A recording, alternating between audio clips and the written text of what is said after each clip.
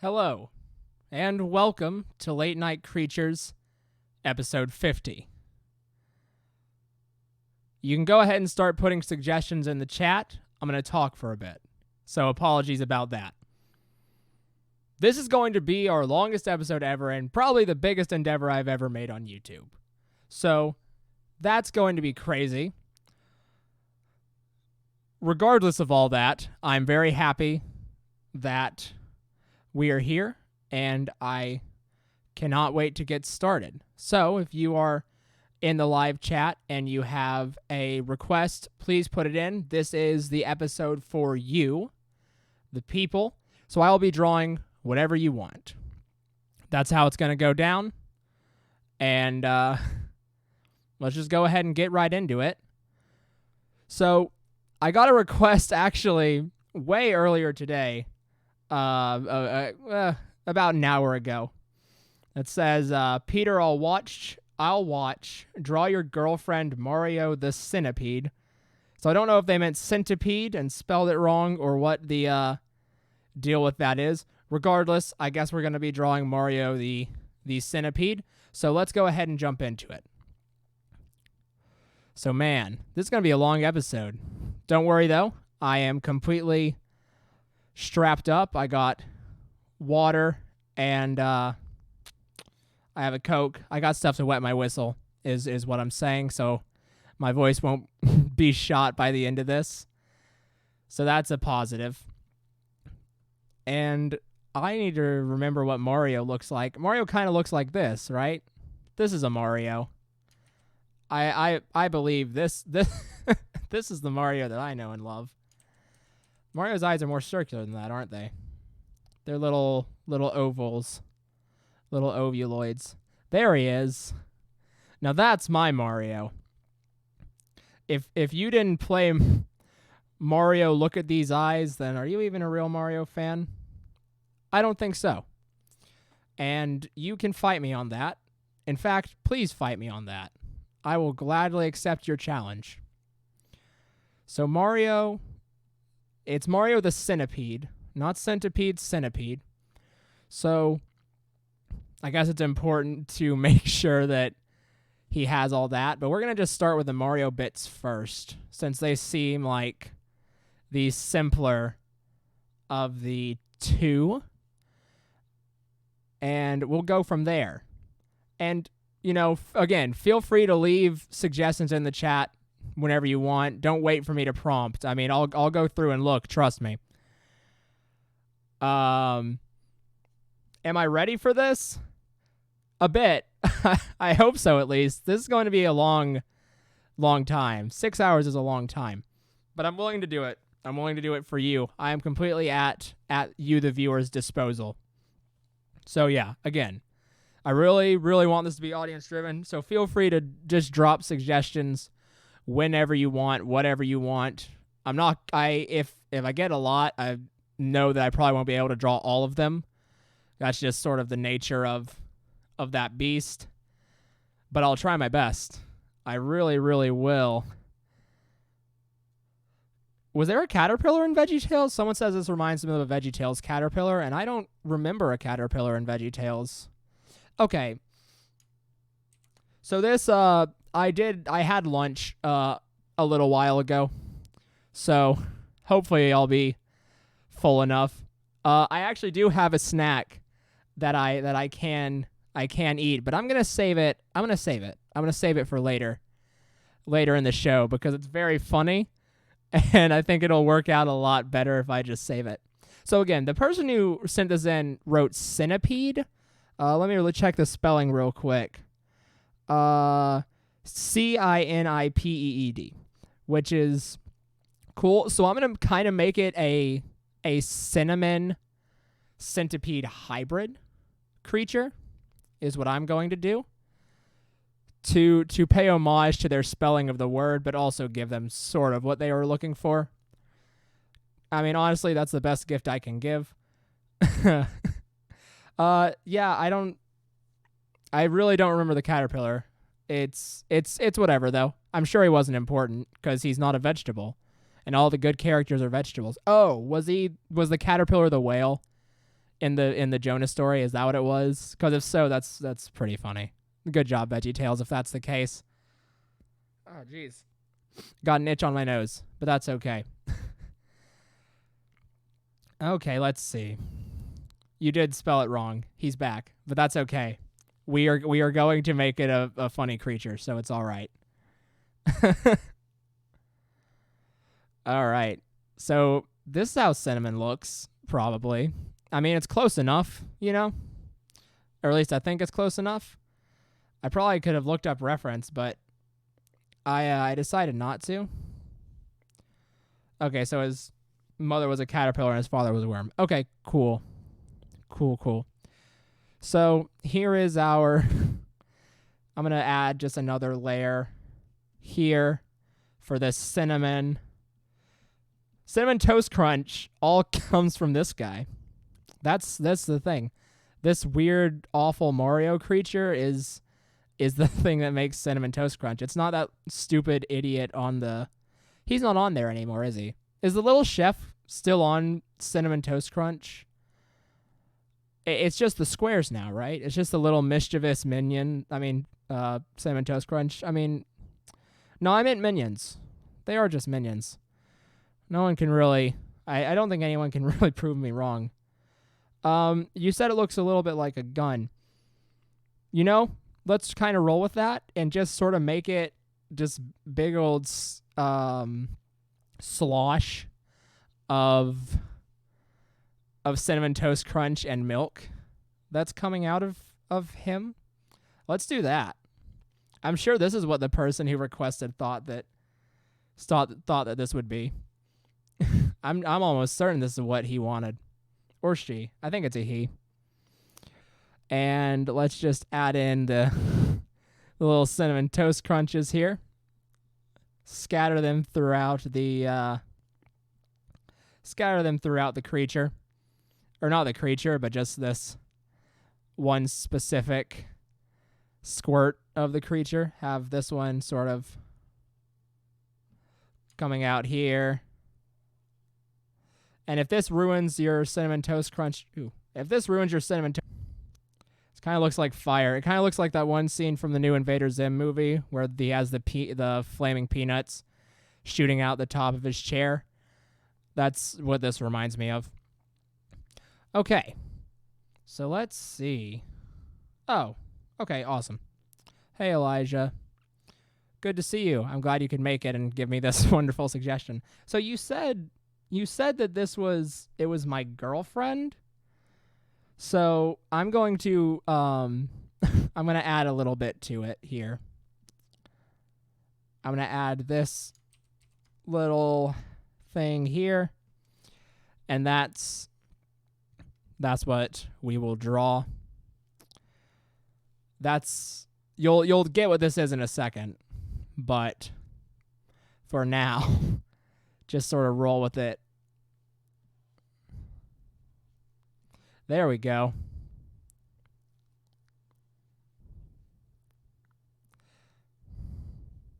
It's me. It's the cube tortoise holding on to the side of this monstrosity.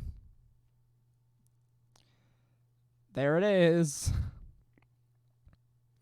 That is the most weird way I've ever drawn his legs. Ever.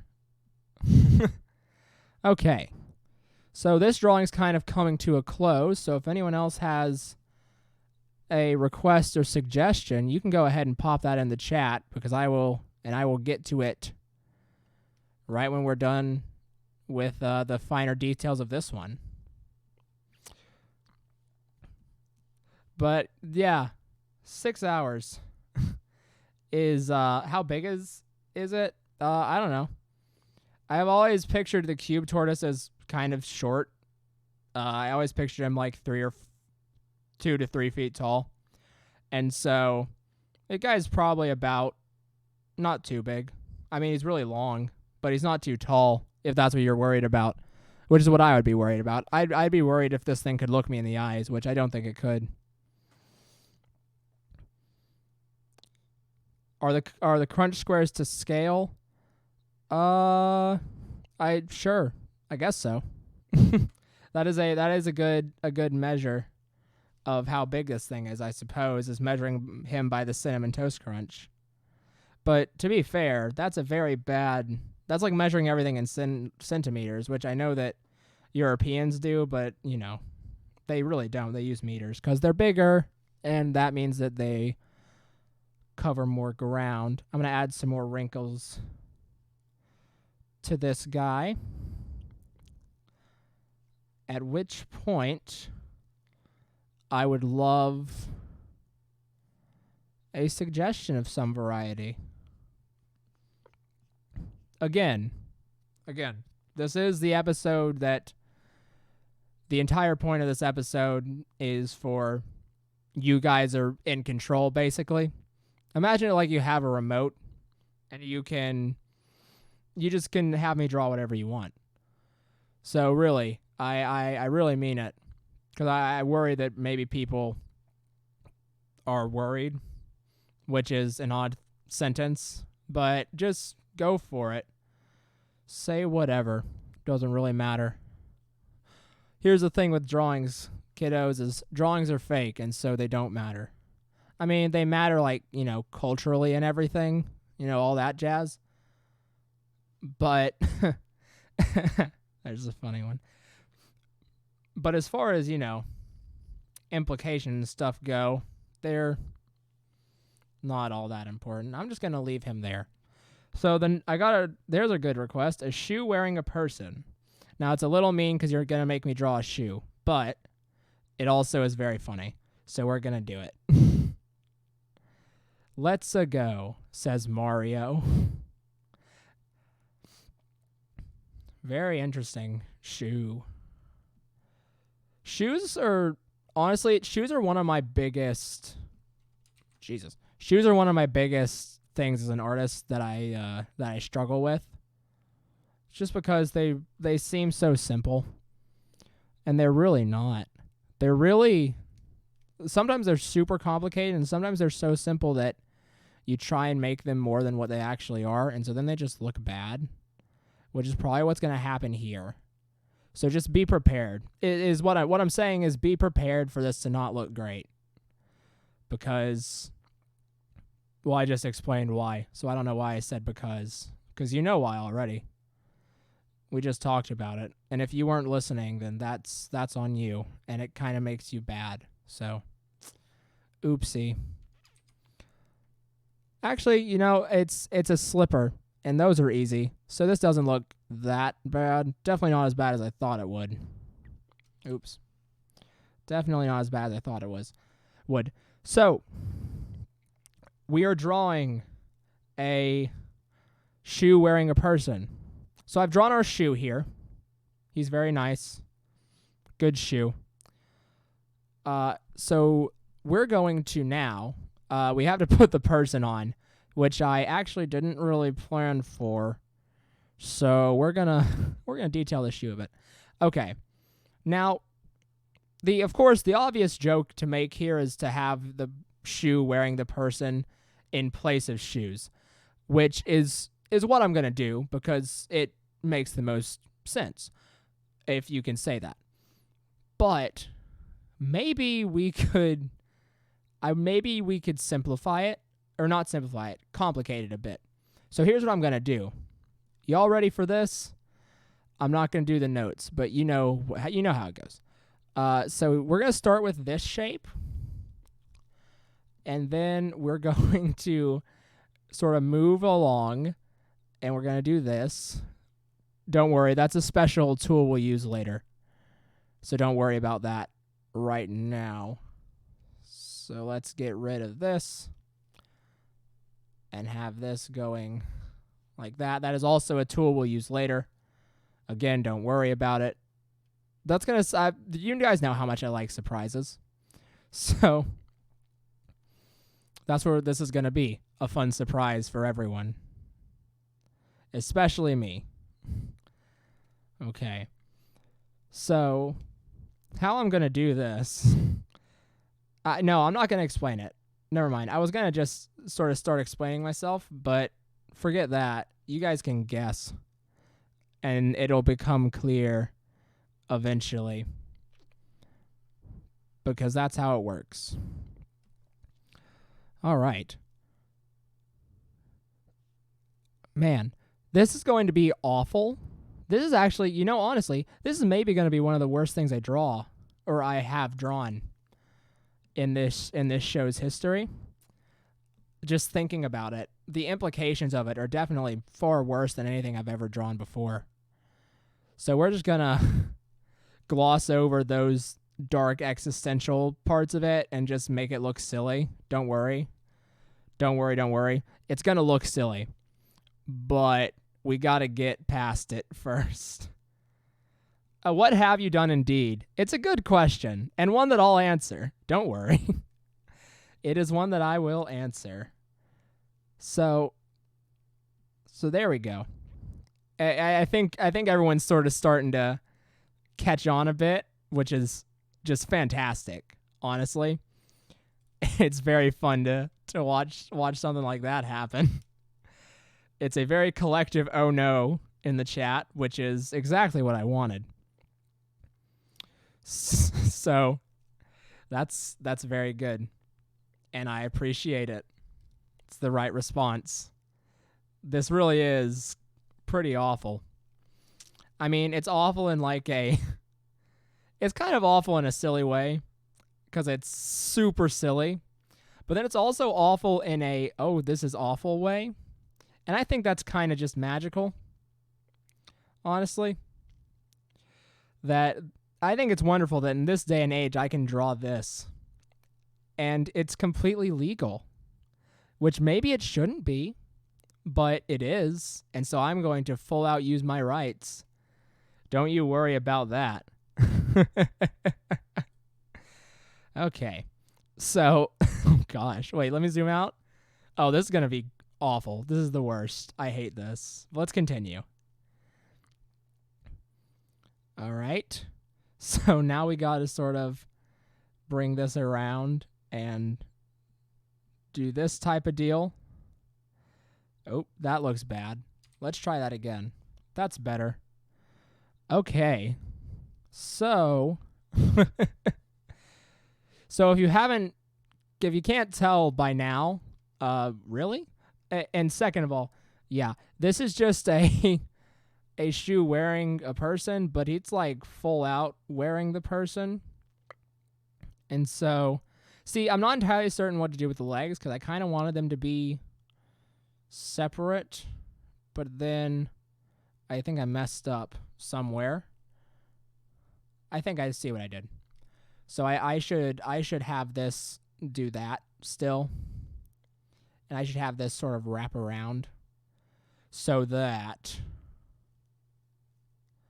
there we go. I think that's the right move to make. Probably. Who knows? I don't think there's really any right move to make with this. I think it's kind of all just awful and terrible. So, yeah, this is kind of the worst. Honestly. This is kind of the worst, and we haven't even gotten to like the bad parts yet, which is devil's really going to be in the details with this one. Don't you worry about it. Wow. This could be less of a point. This is a person and not a paper man. So, oh gosh. Oh no. This is bad. I don't think I've ever really said that something's bad on a show. I think I kind of revel in the badness. But but it's worth it. Don't you worry. It is for sure worth it. Your Bible readers deserve to see this. Don't you worry. I'm sure there was something in the Bible about this, but I don't know for sure. But maybe. And then let's give him just big ol' hands. I think just giving him these really monstrous, awful proportions is really funny. And so I'm going to do that. There it is. Oh my, this is good hands. Oh boy. Oh lordy. This is what we call Hand City. It's where all the hands live. And none of them are that good. All of them are pretty awful, in fact. So, enjoy your stay, idiot. Why'd you come to Hand City? If you're not a hand, the hand gang's gonna get you. That'd be an interesting movie. Oh, gosh. That's not the best hand I could do, but you know what? We take this. We take this for sure. So there's this one hand. Let's see. No, you don't have to not ask for anything again. This was a great suggestion. So please continue to ask for things, actually, is what you should do, is continue. Because if you continue, then, well, simply put, we get more stuff like this, and that's really great. It's really great. I do want to make this like that. And, let's see. I'll do another hand. We got time. See, I think I'm going a little fast, and it's just because I'm used to working under the time limits of the normal show. But this is not the normal show. This is episode 50. Whoop, whoop, turn up. And as such, I have way more time to, like, actually focus on things. So what I may do is if there's ever, like, a lull in requests, I may sort of just go back and try and refine some of the stuff we've already drawn, just for fun. Just for fun. So that's pretty great. I'd like to thank everyone who's here for watching. I would like to thank everyone who's here for sure. Just gonna Nope, that makes it look like an eye. Doop. Nope. There we go. Okay. Very good. Oh, where's the person's head? Oh yeah, I forgot about that. Thank you. You reminded me. I did have a plan for it. Don't worry about that. I had a plan. I just forgot about it. But then you reminded me, and so thank you. And you said you didn't want to say it, but boy, am I glad you did, because I would have forgotten. And none of us want that, really. None of us want that. We want to remember this moment forever, basically. Right? All right. Let's see. That's nice. This is acceptable. This is an awful, terrible drawing, but it's great. I do like it. It's great because it's awful. Okay. And we have that. Very nice. And we have more, because that's how teeth work. There's always more. That's a fun rule for you kids. There's always more teeth. Tell that to your art teacher. Actually, please do, because that sounds like that'd be a really funny thing to just walk up and tell your art teacher. No context, just, Miss Mafferty, there's always more teeth. And then she applauds and gives you a medal. 5 is not a regular scheduled thing. This is our 50th episode. I think I don't know if I explained this in the episode already. I'm sure I did, but it's okay. 5 is our 50th episode, and as such, we are doing a 6-hour stream driven entirely by audience requests. If you have anyone who you think might be interested in that, you feel free to send them down. But yes, so we will be rocking for 6 hours here until 11 p.m. 11 p.m. So let's see. Let's see. That's what Mario Centipede says. And then he looks over and screams out of fear. Look how white this human's pupils are. Is it because they're dead? Maybe. It could also be because... Oh, gosh. This already is an awful monstrosity, but I'm going to do one thing that's going to make it like a million times worse. A million times worse. Don't worry. It's going to be a million times worse. But I got to finish these details. I got to finish the details. It's very important. Very, very important. Don't hate yourself for bringing this into existence. As previously stated, this is great. Look at it. It's adorable. And speaking of adorable, now it's time to draw the actual face. Because again, this is Again, this is very much a shoe wearing a person and not just a monster. And so the shoe is just having a good time because it's Halloween. It's shoe Halloween. And this is the shoe's costume. And so this is the little shoe man. And he's just so happy. And I'm just gonna draw some twitching because the person is not dead. The person's not dead. So don't worry. The person's alive. I know you were all worried, but the person is alive. And he's in use, basically, is what I'm saying. He's alive and in use. So he's chill. Everything's chill. I am a different breed. I am the breed of human who is correct and thinking that this is one of the most adorable things ever.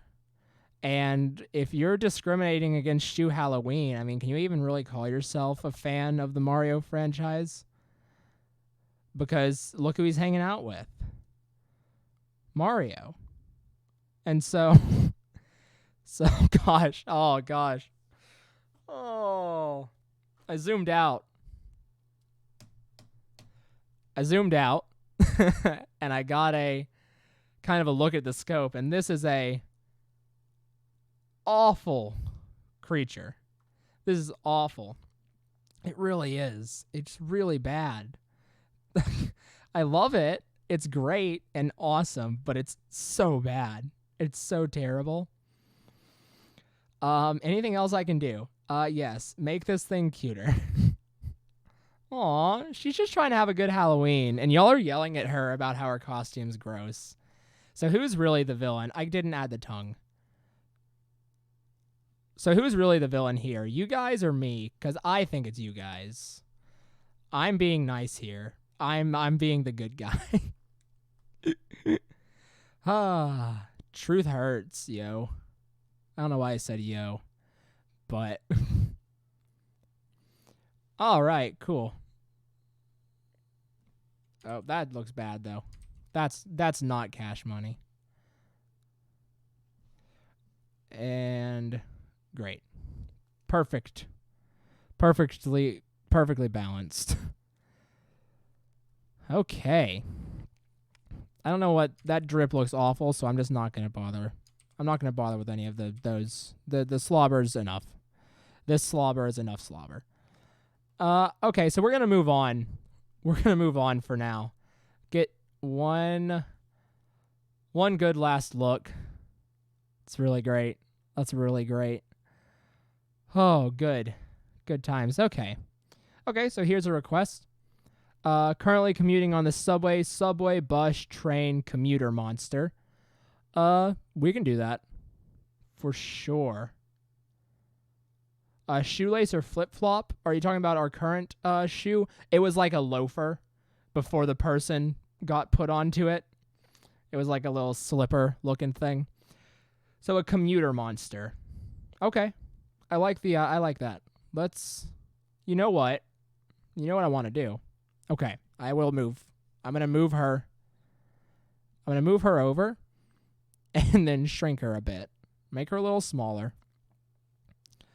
And a commuter monster, maybe she's dressed up for a party.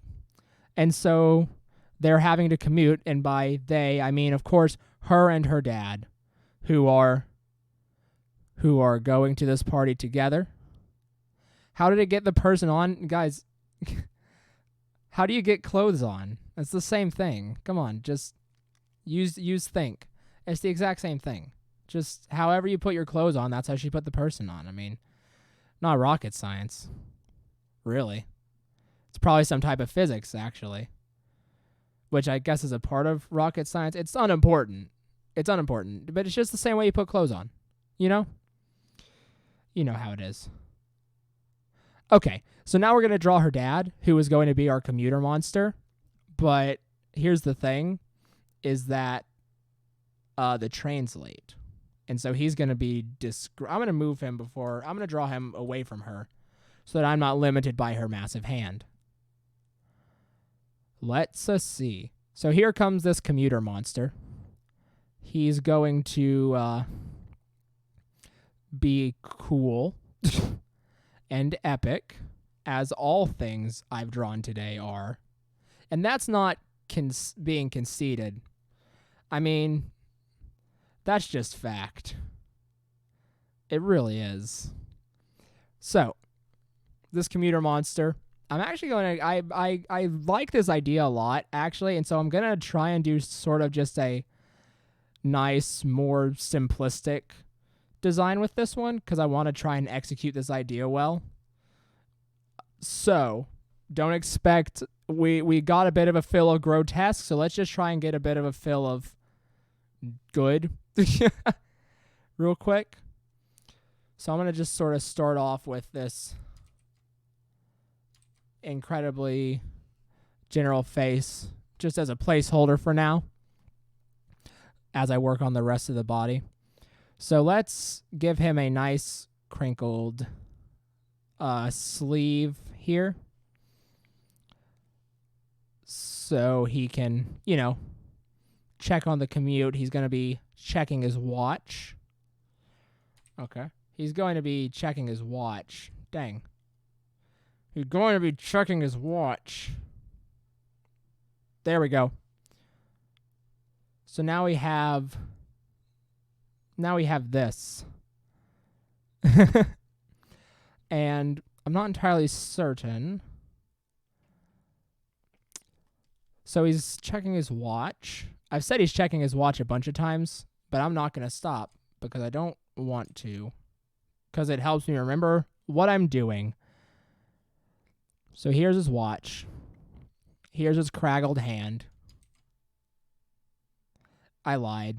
Here's the thing about me, is everything's grotesque. There's no middle ground. There's no subtlety. Welcome to my world. Here's his craggled hand. Nothing nice is allowed. This is the new rule. No more. No more nice. All right. Okay, you go prep for class. I will see you later. Have a good time. So, here we are. He looks fun. That hand isn't the best. I'm going to not worry about his bottom half quite yet. I'm going to just do the jacket. Got to make those lapels. I'm just going to do a single lapel. He's going to be a simple monster. He just wants things to be like they used to be when people did hard work and hard labor. Specifically the hard labor. He's really into hard labor. It's a little weird. Kind of one of those things, you don't talk to him about it, but he's gotten in HR trouble because he works at just an office, like a normal office, but then he yells at the interns and stuff to move rocks around, and it's this whole ordeal. He gets into a lot of HR trouble is the general message of this spiel. I don't know why it was important to mention it, but it's kind of like that thing where you have the right to know who's a criminal and who's not. And so it's kind of like that, except he never did anything criminal. Yeah, I don't know why I'm harping on this for so long. He's a changed man, kind of. It's okay. Okay, so we have him here. We'll have his other hand's behind him. I don't need to really draw it. So his bottom half is a interesting dilemma, kind of, because I'm not entirely certain what to do for it. So you know what? Let's just do this. Welcome to the first thing is, if sometimes on occasion where I have no idea what to do, we'll do this probably a lot this episode, but I'm going to let you, the viewer, help me out. So what should his bottom half be? Let me know in the chat and we'll get there. But I am going to start working on his face now that we're here. So let's see. It needs to be pointing down towards the watch. So the eyes need to be... That's a good start. The eyes need to be there. more or less. He is not on his way to his therapist. Him and his daughter are on their way to a party. That's the lore. Although he probably does see a therapist. I just don't think he's there right now. Let's see. An egg? Okay. An egg's a solid choice for a bottom half. Dang it, no. He doesn't look mean. He looks sad. I don't want that at all. A slug, an egg are both good options. So, someone come in and dethrone both of them, because otherwise the choice will be hard. Okay, well, someone seconded slug. So, that's winning right now. That's how it works. Okay, there we go. Now he looks, at the very least, distressed. And so his eyes need to look right there. Ew, that was bad. Sorry. But there's going to be a lot of mistakes because, 6 whole hours. And so, and if I complain about the 6 hours thing, I'm not complaining. I'm just saying it is a long time. But I signed up for it, and I understand that. And so whenever I make a joke about it, believe me, I want to do it. But it is still a long time, and I think it bears noting. Nope, not angry enough. I really want him. He needs to be livid. He is so late. He's like New York angry, which, as everyone knows, is the worst type of angry. I'm going to give him that. He's going to have just of that. And he's going to be very mad. He's very angry. Rocket, slug, rocket. Dang, I think we'll go with slug. Okay. The person who was on the train is leaving. Bye. It's my sister. So bye. Be safe. She lives in a big old city, and so it's dangerous. That's how big cities work, is danger lurks around every corner. That's why Batman exists, except he doesn't. And he should, because he's useful. But the government won't give me the money to become Batman, and it's a bit of an issue. I think we're going to go with Slug, though. I do think we're going to go with Slug. I do like him. He is fun. He looks very distraught. But I think let's go with Slug. But let's go with sort of a subtle slug. So it's not like big and bold, because that's not his style. It's obviously slug, but it's not like slug. Here it is. It is slug. It's not that. It'll never be that. 'Cause that's not how it works. People are different. And slugs are all different. So don't be racist, is the moral of this slug rant.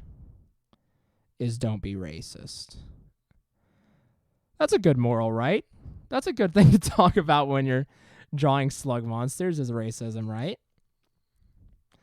Because if we can't talk about it then, when can we talk about it? Is that's all I'm saying, basically. Okay, so he is very much a terrible slug creature. So here he is. And he has, let's see, what does he really have? He has a interesting amount of time, because he's not like running there. He is still waiting for the train. So clearly it's far enough away to where it's worth the wait for the train. So I'd say that it means he has a good, oh gosh, I keep looking at our little shoe girl, and she is really horrific. It's pretty awesome. I'm not going to lie. Okay. So I'm going to just sort of shade this a bit. Make it look a lot more distraught here. There we go. Then we're getting to like anime distraught right now. Is the anime levels of stressed. That last one wasn't as good. It didn't add the right flavor. There it is. Okay. So here we have the commuter guy. You know what? Maybe he doesn't take the train. I changed my mind. And you know what? The whole backstory's changed. Everything's changed Nothing's consistent. I'm going to see how long his arm is supposed to be, because I do that now. It's supposed to be long. He has very big arms. Okay. This looks bad, but don't worry. I'm going to fix it. I know it looks bad right now, but I'm going to fix it. And so he has that, and then he has his craggled fist. He's the craggled fist. And in the craggled fist is what he uses to commute, which is, of course, balloons. It's balloons. Balloons is the answer. He has balloons. I'm going to draw them before I attach strings to them, because that's the smart thing to do. And I am a smart artist, and I know how to do stuff. I do know how to do some stuff. Not a lot, but some. I know how to do enough to do this. To do this monstrosity. So there he is. And the physics on that look awful. But I don't think he's flying yet. I think he's waiting. Oh, I got it. He's waiting for, here we are. Here's what he's waiting for. It is a fast way to travel. It's balloons. Whenever you need to go faster, you just pop one, and then you go, then you fly away. That's how it works. Haven't you seen Pokemon? Team Rocket does it all the time. But he is just waiting for this pump to, fill up his balloons. And so that's why he's waiting. It's because they're almost there, but he just has to wait a little while longer. Okay. So we have all this. It's very nice. All right, so let's see. Did I get any other requests while I was drawing that? I don't think I did, but perhaps I did. No, I suppose not. So, anyone wants something drawn? I'm going to detail him a bit more, actually. I'm going to give him a little nose. Give him a different nose. I'm going to experiment with noses, because I have no idea. Oh, you know what his nose he should have? There's the nose. Okay. And we can make it go like that. Can I draw the physical embodiment of the United States of America? Yeah, I think I can. Okay. So, basically, what I have to do to embody all of America, right, is I have to take every single president and merge them into one person, which would be impossible to do unless you don't actually do it, which is why I'm not going to. But I am going to do something similar. So, okay. I like that scream as you enter the chat. Very much appreciated. Welcome. The physical embodiment of the United States of America. So what I'm going to do is let's just start off with something nice and simple and patriotic. Okay, let's try better. I'm going to do that again. I know how to draw a flag, I promise. Man, why am I having trouble? I know how to draw a ding-dang flag. There it is. I remembered how to draw the flag. This is a very long American flag, but that's okay. It's the one from that one logo. You know the one. I think it's like an air conditioning company or something. Who knows? So there's the flag. We have the Star Spangled. We have the field, the blue field of star. This is the blue field of star. And let's see. What can we put in? Well, let's wait on that. Let's wait on that for now. And so then you have the stripes, and there's a bunch of them. But I'm just going to do like 3 because I don't want to get in trouble for making any jokes about the actual American flag. Because, pistachio, if you do that or whatever, who cares? It's just a piece of cloth. But I mean, people might get mad at me for saying that. Regardless, I'm going to wait and not make it the actual American flag. Huh. Okay. So if I just should go like this, more or less. Did I mess up? I think I did. Let me just try and fix this real quick, because that don't look too good.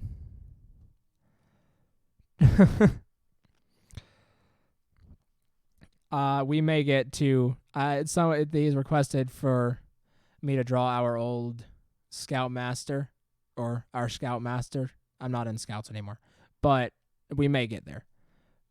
But we'll see. Nope, that didn't fix the problem. What was the problem? Something's not right. Hold on. I gotta experiment with this flag and discover what's not correct. How dare I disrespect our flag? Don't worry. We're going to do a lot more disrespecting the flag here in a second. Don't you worry about that. Okay, so here's the flag. And I'm just going to, okay, here's what I'm going to do. It's America. It's America. It's America. You know, America is a solid country. You know, it's the land of the free, home of the brave. There's not really, I mean, since it's such a melting pot, there's not really anything you can, in my opinion, do to effectively, you know, embody America, because there's not really one like major problem or one major aspect of American life that's really easy to talk about, you know. There's not one glaring thing I can point to and say, hey, this would be a funny thing to put in the field of the American flag because of the implications that it carries within the country of the United States. There's not really anything that I can think of. So maybe we could use this flag from here and we could attach it to a flagpole, right? Because that's where flags fly from. And from that flagpole, we can go in and attach it to the ground, as you do, and put a ball on top of it. And so this can just sort of serve as our backdrop for the embodiment of America. And so we have America, the American flag, but we need something to sit atop this flagpole. And what better than a bald eagle? But I'm going to be funny because, you know, that's partially the whole point of this show.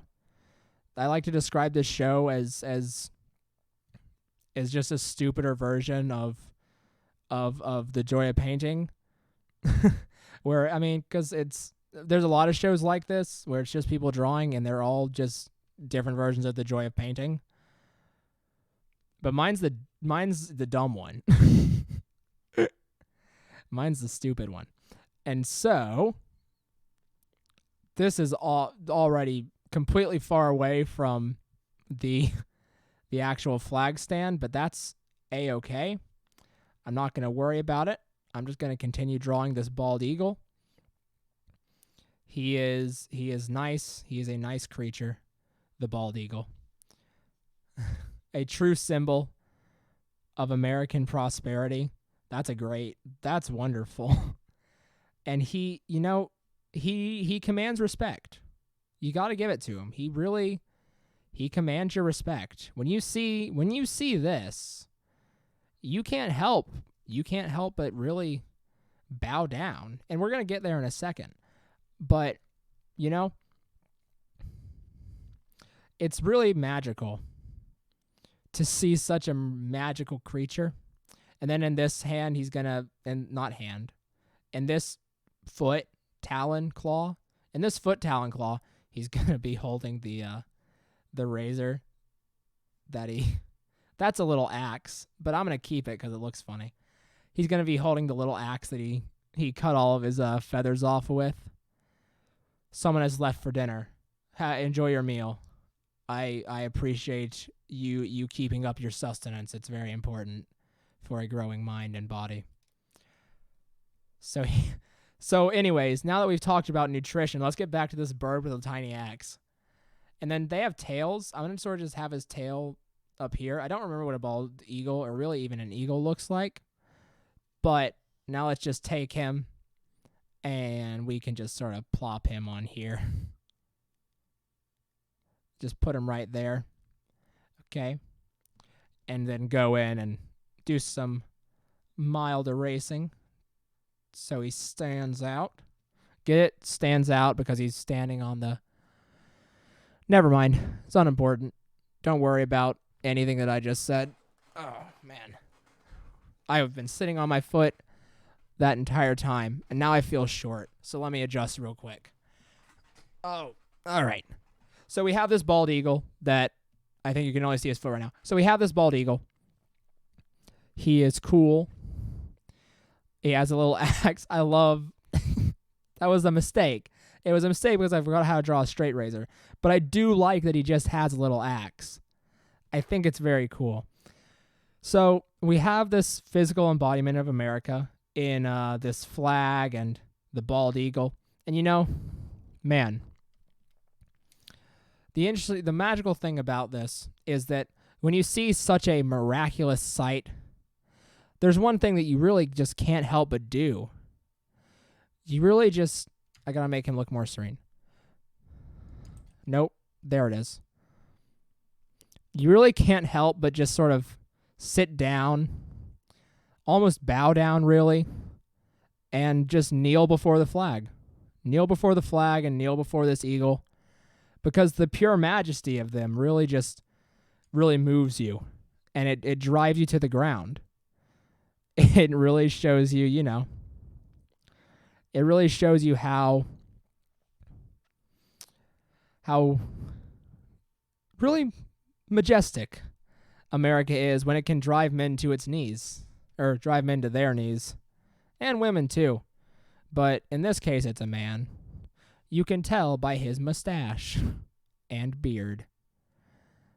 And he is doing his American duty. Duty. So let's take this wonderful scene of patriotism, shrink it down a bit, and move it right here. We're making a floor, making a creature floor. All right, so let's see. Okay. You know, I'm not going to draw our old Scoutmaster. He's a very nice man. So I apologize. I know that this is the audience request episode, but I'm not going to draw our old Scoutmaster. He's a very nice guy. And this is a show where we draw grotesque monsters. So, let's see. Any other requests? Again, your episode. I'm just going to add some details to this eagle. Like maybe he didn't know. Oh no, he didn't know what the little battle axe would do. He had no idea. He just thought that it would make him look taller. I don't know. This eagle's clearly stupid. This eagle's clearly a big old dunce. Just look at his buck teeth. That's very unreadable, so I'm going to try that again. This eagle's clearly a dunce. I mean, just look at his buck teeth. Okay. I'm gonna make this sort of more of a spectacle. I'm gonna just make this man over and over again.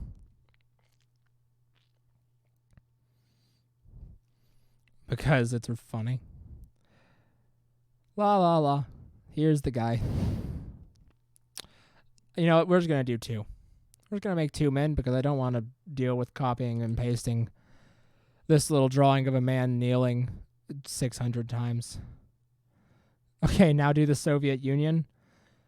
I mean, the Soviet Union's kind of easy because all you have to do is you have to draw like a piece of bread.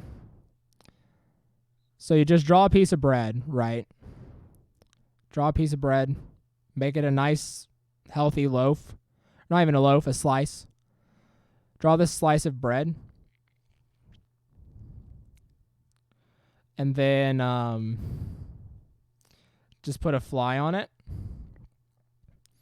But then in the distance, regardless, but then in the distance,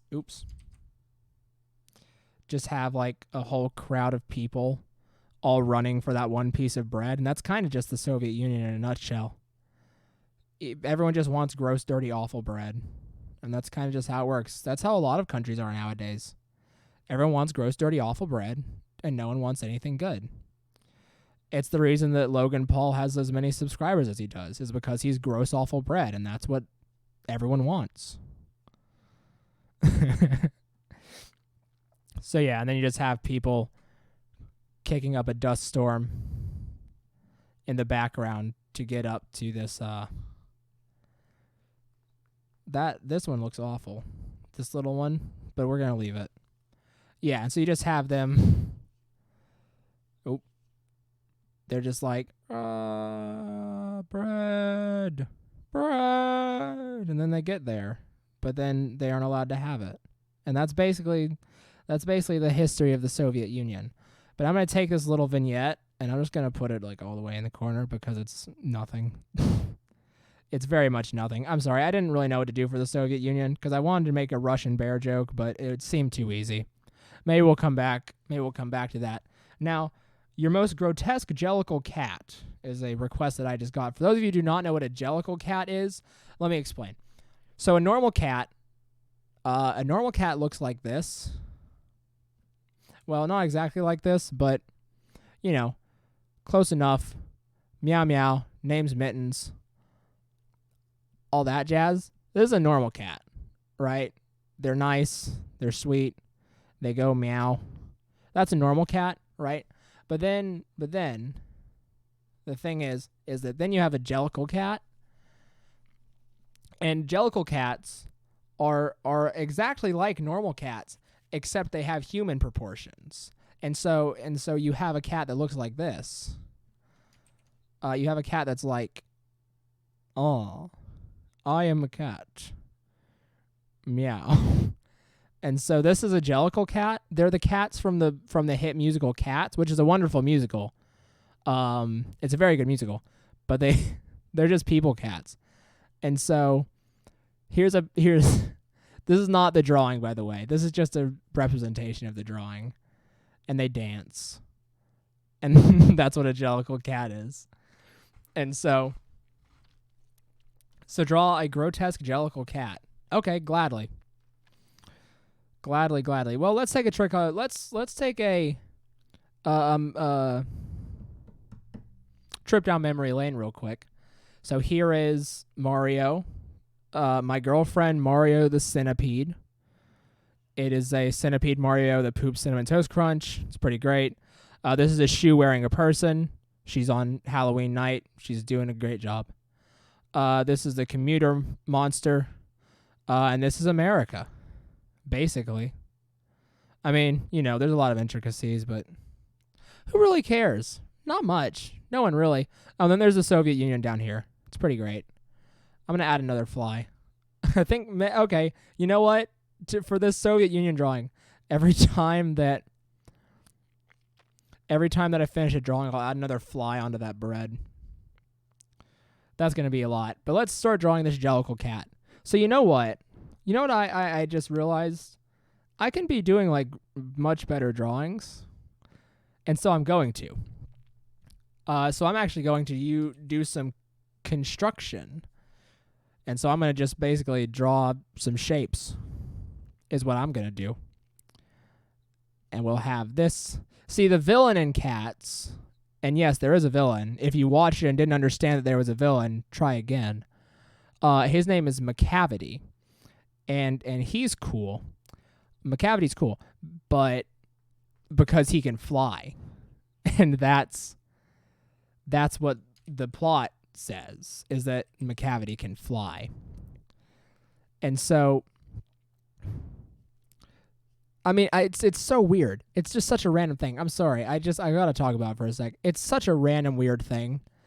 The lyric in the song is something like about like he's broken like all of people's laws, but then also he breaks the law of gravity, and then it's like he has levitation powers, and it's kind of like, why?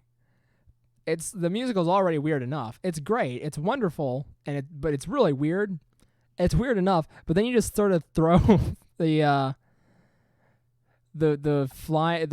flying demon cat in there, and it gets a little, I don't know what the right word is, but it gets a little messy, huh? It's funny, though, so who cares? Okay, so you know what? We're going to save the legs for now. So let's work on this Jellicle cat. So let's start off with a face. So I want to do a nice cat face, very normal and regal. Oh, wait, let me double check the request.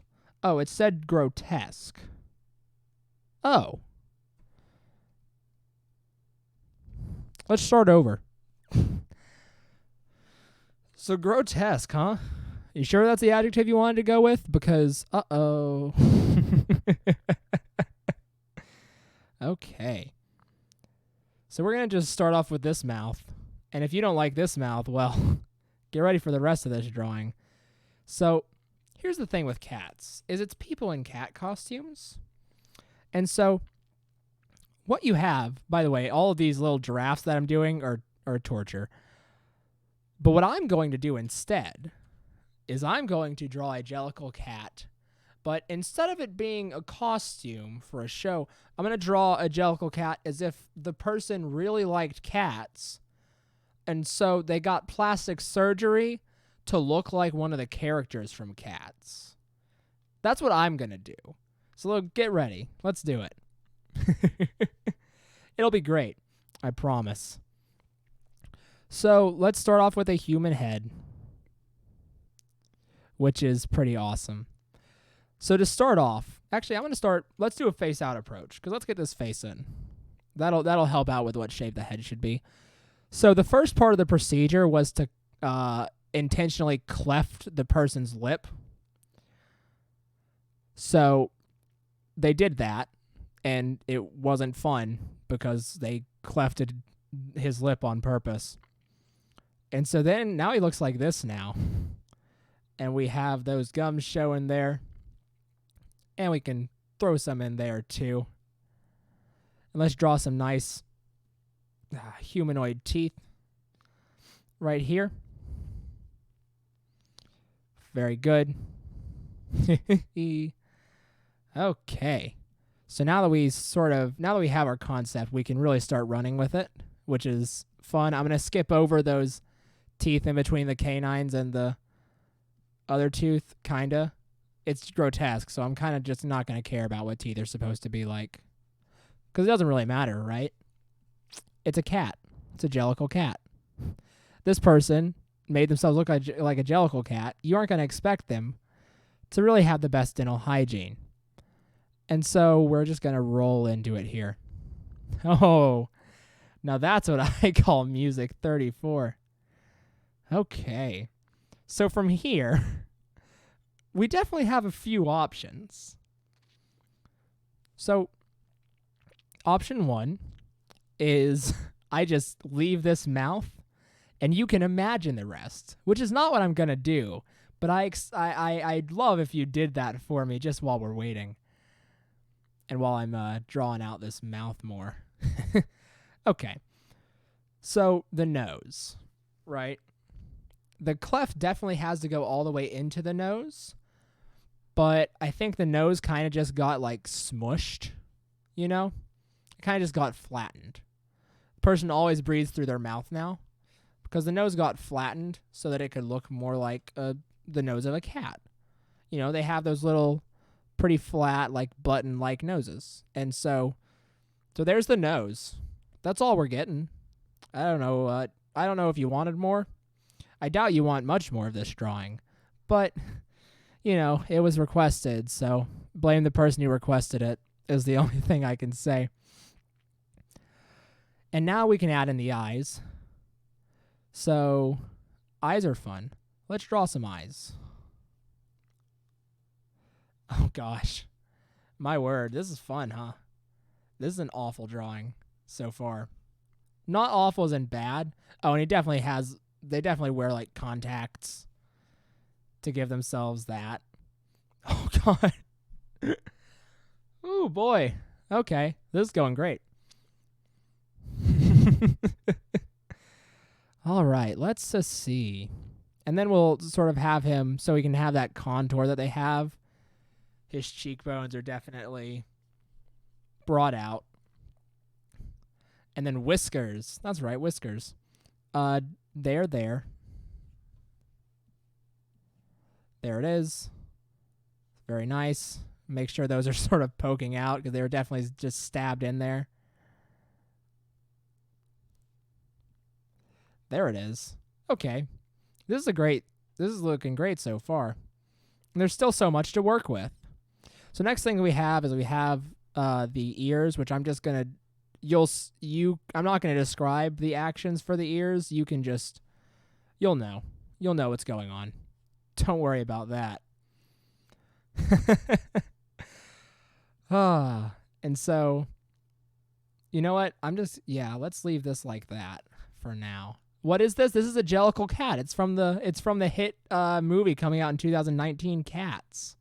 Haven't you seen the trailer? These things are all over the place in it. Honestly, though, if they, you know what they should have done with the Cats movie is they should have like super leaned into the weirdness and had like some super weird director like David Lynch direct it so that it it was just this super awesome but like super surreal movie, just like the musical. Because it looks like with the new movie they're trying to, make it appealing to other people who don't like Cats or haven't seen Cats. But I think you should do the opposite. I think you should appeal to the people who really like Cats, like me. Because I would much rather see like a messed up, awful, like full out grotesque and weird Cats than I'd rather see James Corden CGI'd to look like the Cat in the Hat from the Michael Myers movie. Because I don't think anyone should want to see that. And definitely no one should have to when they see a movie. No one should have to see that. No one should have to see James Corden really ever. But that's a story for another day. Okay. So now what to do with the body. I'm just going to give him a normal cat body, actually. Okay. I'm going to give him a normal cat body. So here's what I'm going to do. I'm going to go away from him, and I'm going to draw just to the best of my ability, because I don't actually think I've ever drawn like a cat before. Draw a cat body to the best of my ability, as previously stated. And then we're going to just sort of see what happens if we just sort of pop that head onto it. We are going to make it into sort of a dancey pose so that it looks like it's from Cats. So it'll be like this. Oop. Oh, I see. No, that looked good. Dang it. There we go. I was about to get really mad if I had lost that curve because it looked really good. Okay. And then I'll have one leg, one haunch, stretching back. Like so. People with cats at home, is this a good cat? Is this cat correct? Hey, hairless cats aren't creepy. They're nice. I like hairless cats. I like hairless dogs too. But all of them are cool. All hairless animals are cool in general. Give it a monocle. I will consider it. No, I think I know what I'm going to name it, though. I haven't been naming these creatures, which is weird, because I almost always do.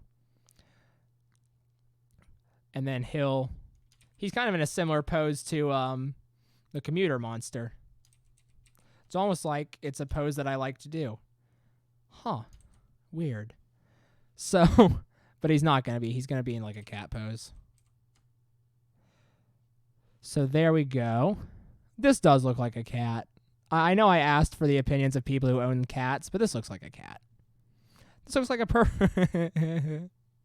It's so awful. This looks a great cat, though. For real. And then we got to add in the tail. Don't worry, the tail will be cute. Look at that. It's a little heart. Just like all cat tails can do. It's heart time. Okay. Now let's combine. Now let's do the fusion dance and combine these two together. It'll be awesome. I promise. Oh my. Where's the right place? There's the right place. Or no, wait. Let's not Okay. There's the right place.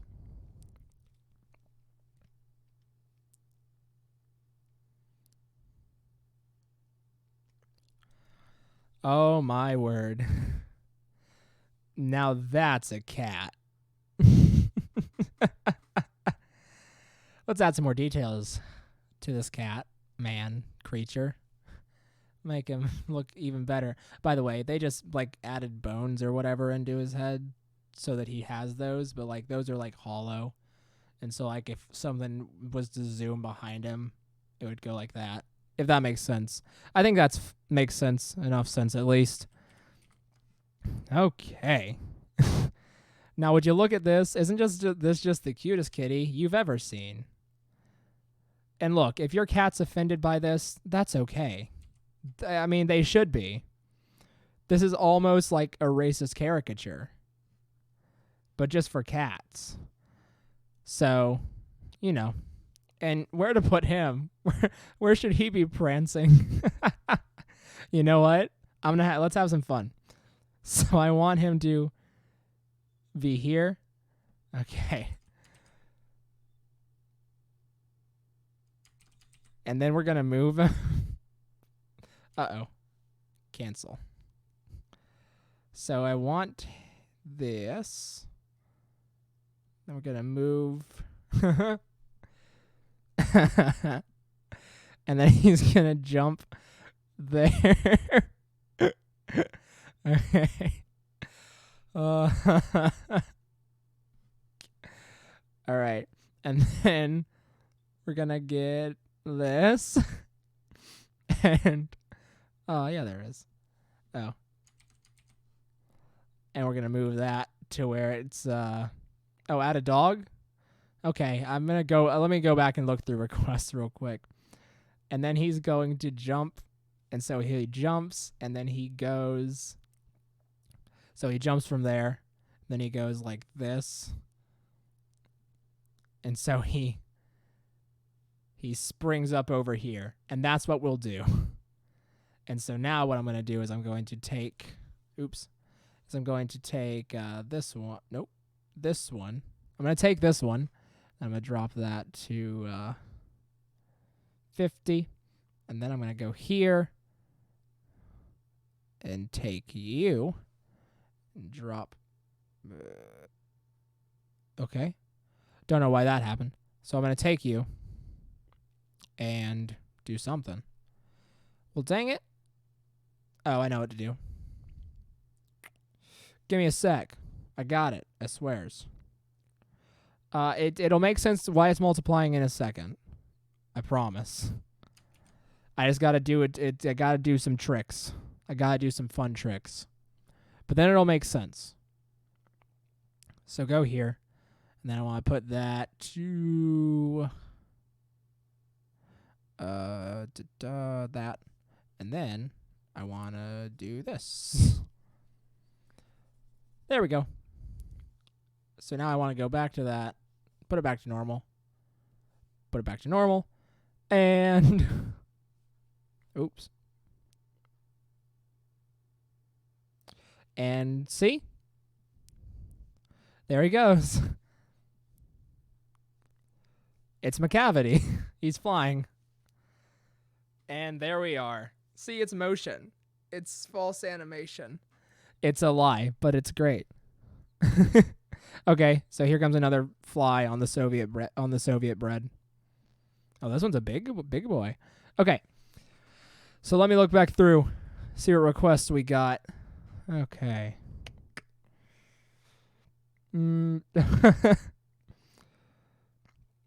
Draw you a friend. That's a very open book assignment. So we're going to draw you a friend, breakaway pack. We're going to draw you a friend real quick. So let's draw him a friend. Okay. So I'm going to just try and weasel the friend into here. So what do you look for in a friend? Because personally, I look for a lot of things. I look for I look for humor. I look for camaraderie and understanding. The episode is not sponsored by Coke, by the way. I just got thirsty. I look for all these things. And what can give you this thing more? Never mind. I was going to build up and then just copy and paste him and put him there, but let's draw you a friend. Breakaway, if you're still in the chat, what do you, or actually, you know what? Chat in general. Give me some qualities that you look for in a friend. So we can sort of narrow down how to draw the absolute perfect friend. Because I want to, you know? We should be able to do that as a society. We should be able to create the perfect friend. Shouldn't be that hard. Okay. So let's see. To create the perfect friend, well, let's start with a simple base. Because if you start with a simple base, then it's easy to build all of. I think a perfect friend would be round. Because that means they don't have any edges. And it means they're not edgy. So they don't like edgy music. And that's pretty cool. Enjoys milk. Okay, that's a good start. So let's work with that first. So enjoys milk. I think that means what I take that to mean, at least, is they enjoy milk like so much.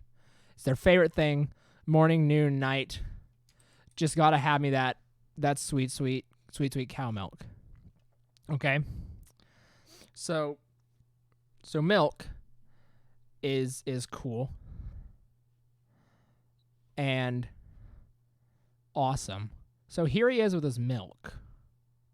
I wanted to try and do something like weird or gross with this, but I think it's just equally as funny to just have him just always carry milk around. So that's what he does. He always has milk. You'll get done with a meal, and hello, welcome, happy 50th episode. Thank you. So you'll be done with a meal, and you'll be like, hey man, do you have a mint? And he's like, no, but I do have milk. And then he'll take out his he'll take out his trusty funnel. He'll take out his trusty funnel, and he'll start funneling some milk into your mouth, as all true friends should do. Okay, we have someone who's lactose intolerant, so I'm sorry, but this clearly isn't the perfect friend for you. But we are making a friend for you. We're making a friend for Breakaway Pack. Okay, so let's see what else. Can drive. Well, we all know who can drive, right? The perfect person to drive is Mario, of course. It's Mario. Mario is the best driver because Mario Kart.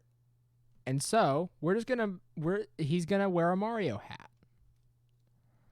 And it's not that this one is also Mario, because Mario's already on screen. But he's a big fan of Mario.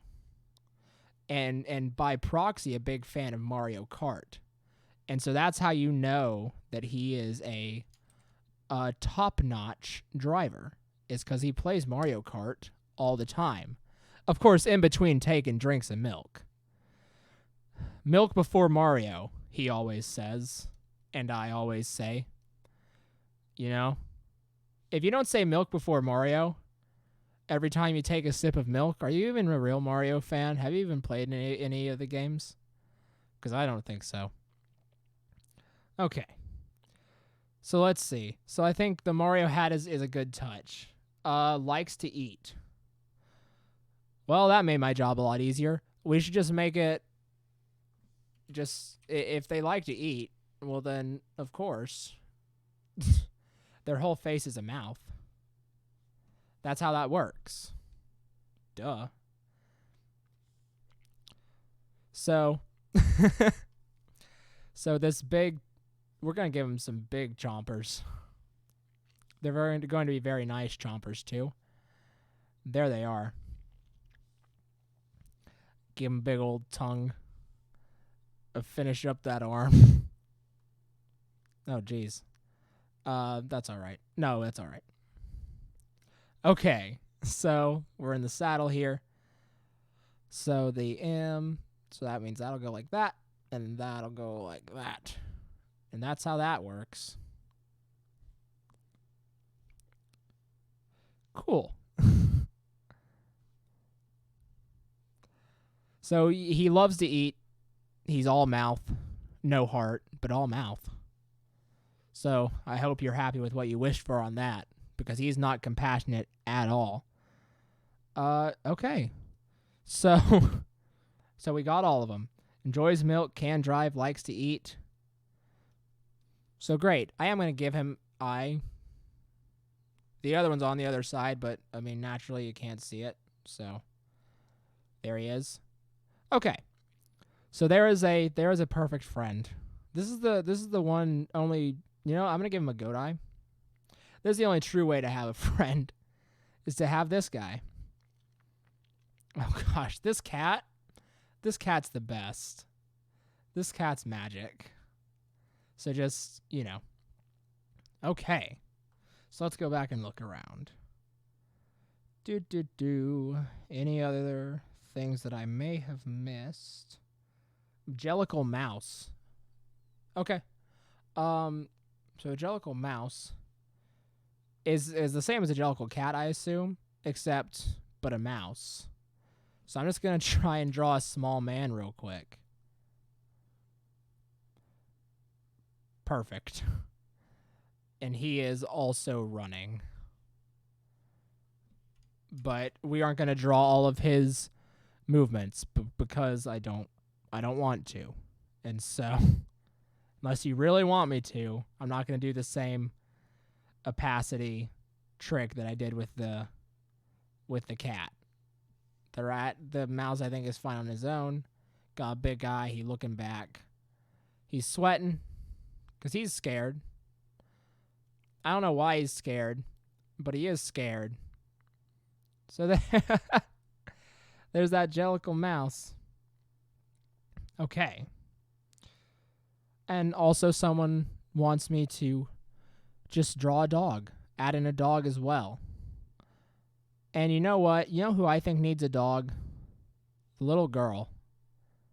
I think she needs a dog. And so I am going to give her a dog. And it's going to be right here. And it's just going to go... It's going to be a perfect little dog. And here it is. It's nice. It's a dog. I just wanted to draw a nice little pup. There isn't really a catch to this one. I just wanted to draw a doggy. You can't always draw terrible monsters. Just kidding. I mean, you can, but where's the fun in that? Sometimes you just want to draw a cute dog. And that's what I did. There he is. His name is Dog. Just in case you forget.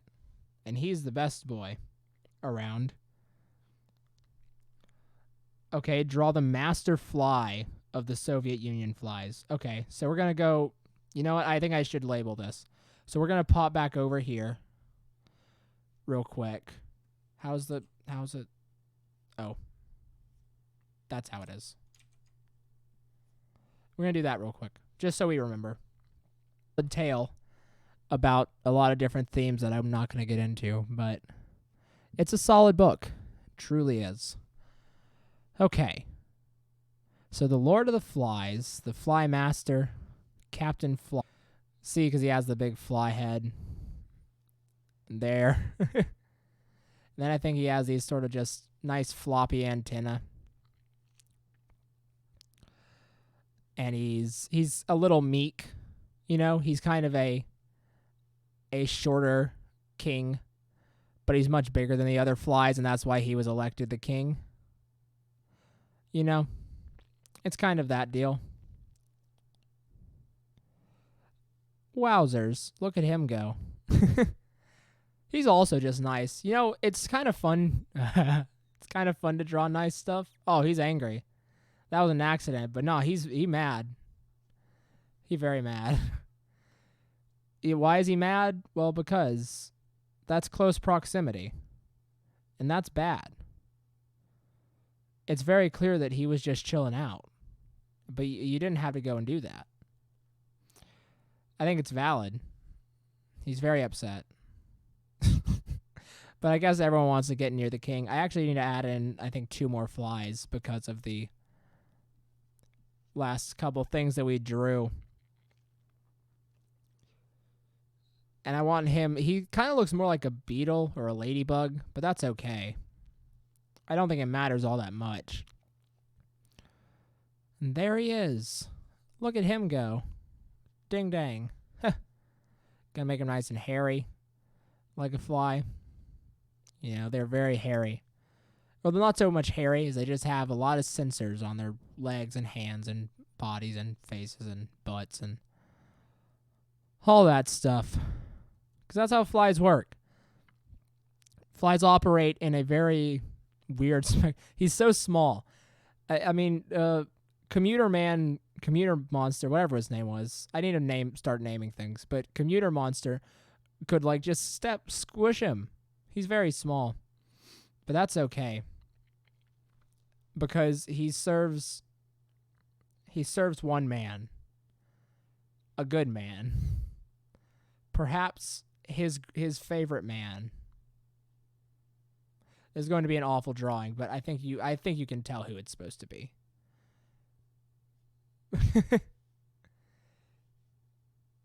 He serves one man. It's Joseph Stalin. There he is. This is awful. But it's okay. He's here he is. He serves Joseph Stalin. Joseph Stalin says hello to all of the viewers. Welcome. So, now that we're here with Joseph Stalin and this fly creature, okay, my girlfriend has requested me to draw her cat as a Pokemon, so let's do that.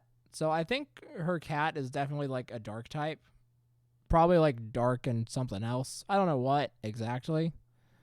Dark and stupid maybe, but let's draw it. So it's definitely start with this.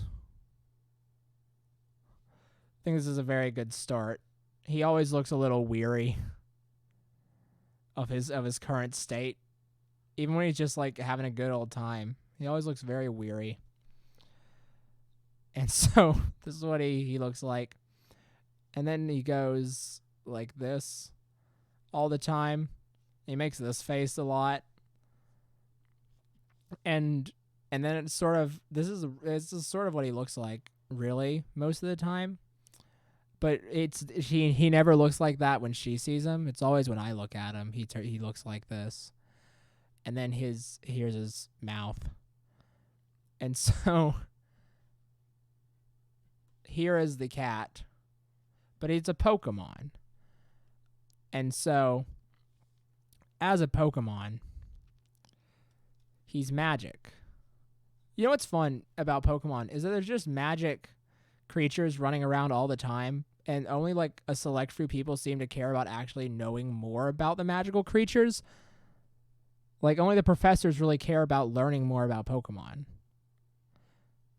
And I think his body, he would kind of just be like, he'd basically just have the same body I drew for Joseph Stalin, but this time I'm being serious. With sort of the newer art direction Pokemon has, I think his body would be sort of along these lines. Although he's a lot more slender, but I think it's funny to make him nice and round. And then his tail would be like this. And I think he would have some sort of little design of some variety right here. And maybe a little something along these lines. And he'd be great. There he is. I think he maybe would have sort of some little stripies up here as well. And you know what? I think that him and the Jellicle cat are working together. They both want this weird looking mouse. They both want this weird looking mouse right here. For sure. And this mouse is like double sweating. Cause Pistachio. What'd you miss? You missed a lot. This mess. Cause that's the best way to describe it, honestly, is a mess. Okay. So here we are in this wonderful space. We're running out of space. I may have to shrink this entire thing in a sec. We're going to lose the Soviet Union eventually.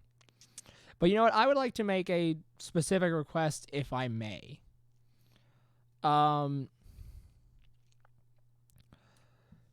This is going to be...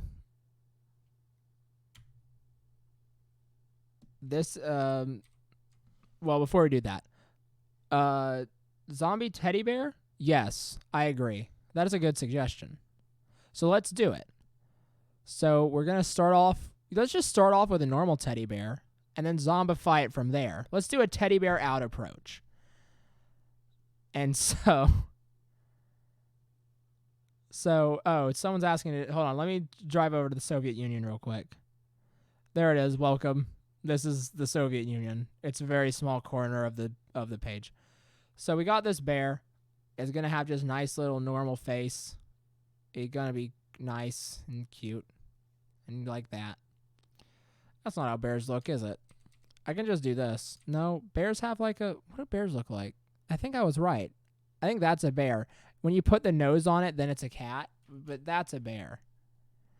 Or maybe... No, if you put a round nose in, it's a bear. There it is. That's a bear. And so I'm doing this nice, very simple bear. And...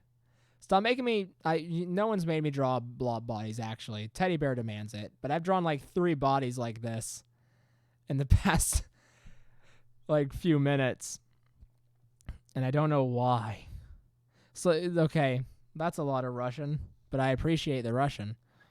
And so now we got to zombify the bear. So let's do that. So to zombify the bear, we're going to just start removing some flesh from it. Because this bear was made with actual human flesh and bone. It's just the nature of it. And so it has that bone in there. And then we can sort of rip open this part right here. And we can have some ribs showing. And maybe even I can try my darndest to draw a heart.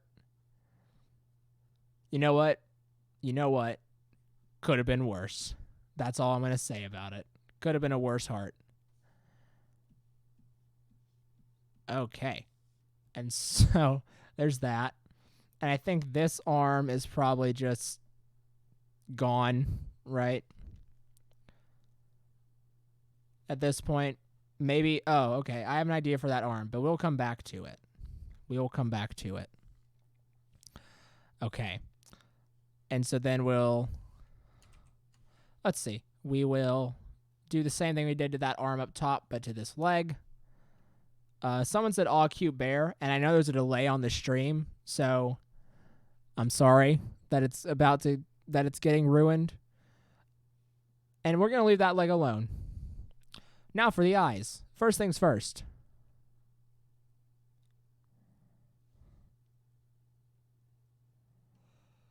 Oh gosh, that did a lot, huh? And let's erase all that. We don't need that no more. But we do need this nose to be up here now. And we do need this. Oh, okay. Hello. Looks like Gluttony from Full Metal Alchemist. I just started watching that. It's very good. I recommend it highly. It's a good show. And then there's the tongue. Okay. And... ear, do kind of a classic looking bite mark out of the ear there. And we'll just add in a little dollop right here. Let's get some detail work in. Very good bear. Top-notch bear. Oh, wait, this arm. I forgot about this arm. And then coming out of this arm is just, You know how it is, kids. Coming out of this arm it's just, some goop. I mean, I just wanted to have something oozing. There wasn't a really good ooze spot, and so I'm just gonna have the arm serve as that purpose. That's a fountain. But the fun thing about zombies is they don't need blood because they're all brain. That's all that matters in a zombie. You can stab a zombie 6 million times in the face, or not in the face, but in the leg, and it'll be fine because it's a zombie. Okay. Where are the brains? They're in its belly. But I guess maybe she wants some brains exposed. So we'll do that. No problem.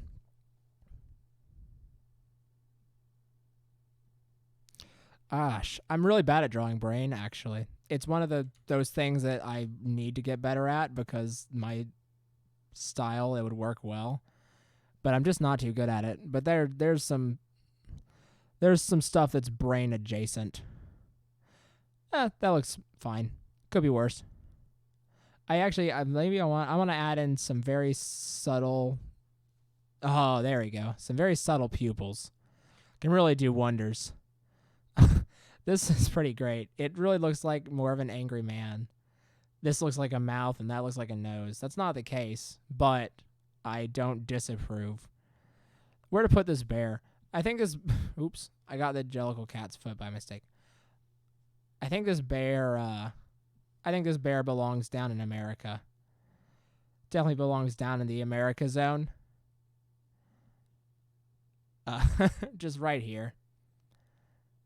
And this is maybe a social statement, but who's to say, really? Okay. So now let's just see. So what else do we have? Draw someone with a ferret in place of their sternum.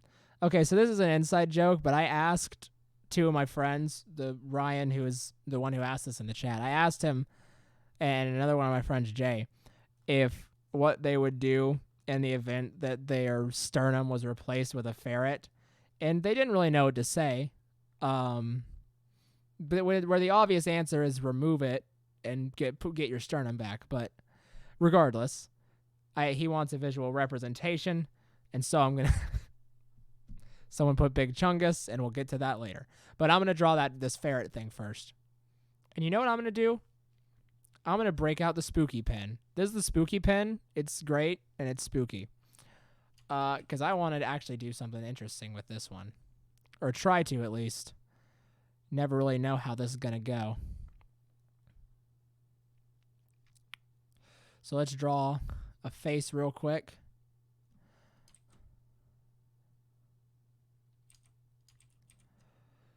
But yes, I'm going to do an action shot.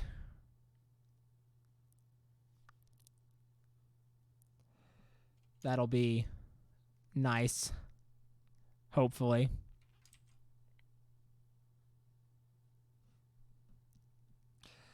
And so we have that eye there. And we have this. This nose is massive in comparison, so I'm going to make that eye bigger. Should have made the nose smaller, maybe. Oh. Okay. We're almost there. Yeah, that looks about right. Now that I know that, I'm going to redraw that so it's better. Because I can draw that better. For sure.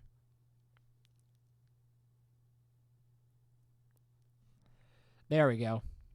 That's better. Ish. That nose is really big. I'm just going to shrink the nose. I think that's what I need to do.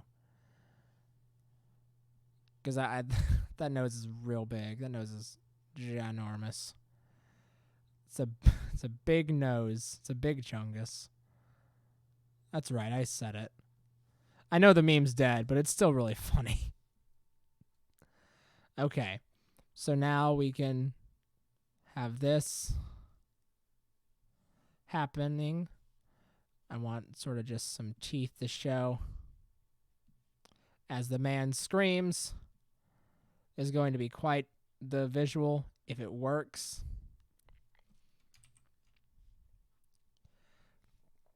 And get his hair, give him sort of a pompadour looking hairdo. I know it looks really weird and pixely when I'm zoomed in, and that's because that's how this pen works. But don't worry. Once I zoom out, it'll be better. I promise.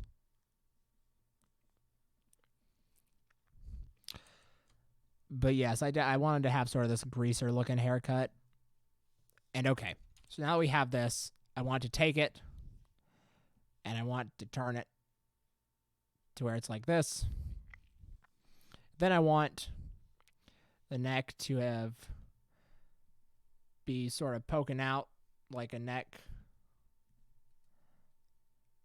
Yeah. There we go. That's better. And I want to have this is what happened to Elvis. Is it bad taste to say that about Elvis? It's not too soon, right?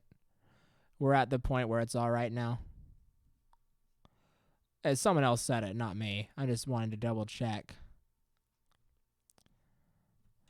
Okay. So then we have this hand sort of like this. And we'll save what's going on around here for a second. So now we can have this moving on here. And moving around to a nice rump. And sternum's right there. And so we can have this. Have this leg coming.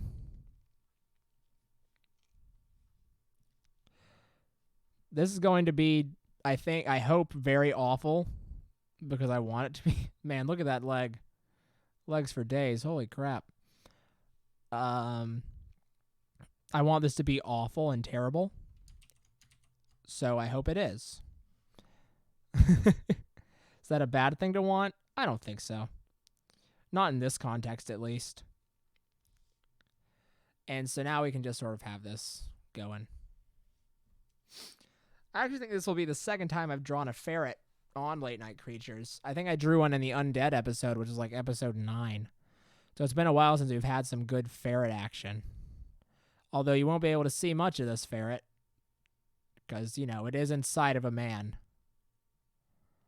So, take with that what you will. But you are going to be able to see this much. Oh, God. Yeah, that's pretty great. That's pretty gruesome, actually.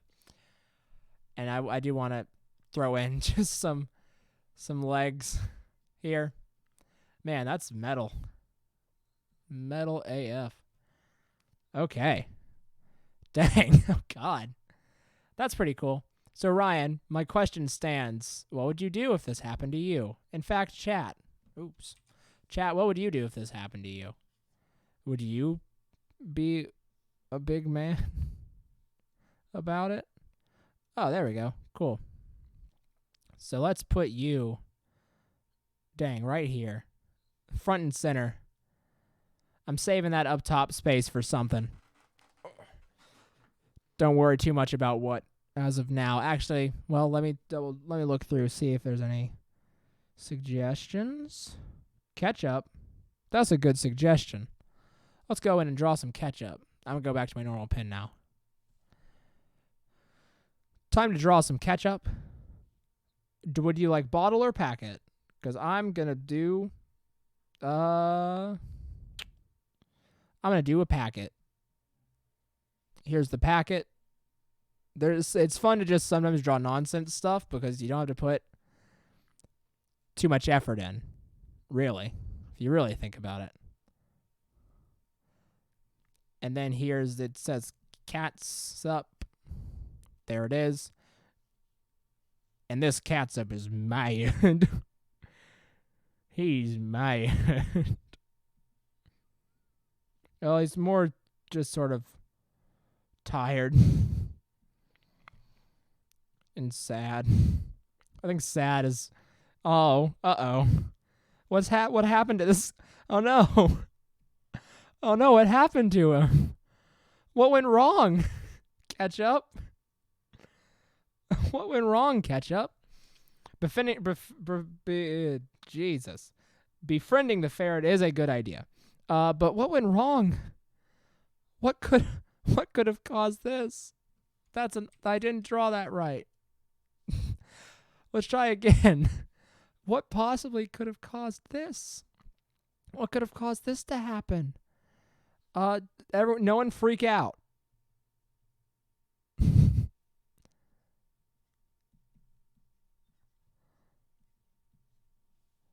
Okay. Everything's all right. I think we're back to normal. Yeah, we are. Oh no. What could have happened to Ketchup? No one will ever know. No one will ever know.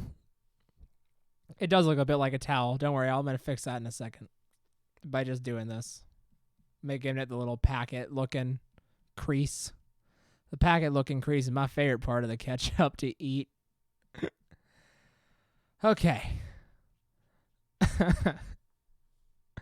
So there's ketchup. Can I just say, oh my gosh, this is... I kind of want to do a recap at the end, but then also I don't. So let's see what else to draw. All right, so where was Ketchup? Ketchup. Big Chungus. Okay, chat, should I draw? I'm going to draw Big Chungus. Let's draw Big Chungus. He's fun to draw. I'm going to reveal what this top zone's going to be. So this top zone up here, this top zone's going to be the just drawing things area. So if it's like an actual thing that exists, I'm going to put it up here. So Big Chungus, for example, is going to go up here. Whoa. I don't know what happened there. That was a thing I've never done before. What just happened? Huh. Oh, I know what happened. So let's see. Okay. It's very good. So we're just going to draw Big Chungus. So he's Bugs Bunny, right? It's Bugs Bunny. But Bugs, he's big. He Big Chungus. And so he has like a rounder face, and he has the Bugs Bunny eyes, but he's like angry. I kind of forget what he looks like, honestly. And then he's looking at the camera. I don't know why. He's looking right at you, viewer, at your computer. How does that make you feel to have knockoff Big Chungus looking at you, viewer? So this is the... And then he has, he goes like this, and he says, "Argh." And then he has the tongue, and he has the Bugs Bunny teeth, and then he big, dude. He big, he doesn't look like, he's not that shaped, but he is Big Chungus. Oh, you know what? He looks like this. Oh, uh-oh. Oopsie. We almost got into bad ground territory there. I saw that. So let's do this. Dang it. Big Chungus. You're not working with me here. There we go. And then he goes, well, it's me, Big Chungus. I'm not going to draw his arms completely. I'm going to do the little stick arms because I want to, and it looks funnier. And then he says, hey, it's me, Big Chungus, and boy, do I love lasagna. And that's how the episode ends. Okay, Ryan, that's a good suggestion. Hopefully I get there. I'm almost certain I'll get there. I'm going to work my way down, though.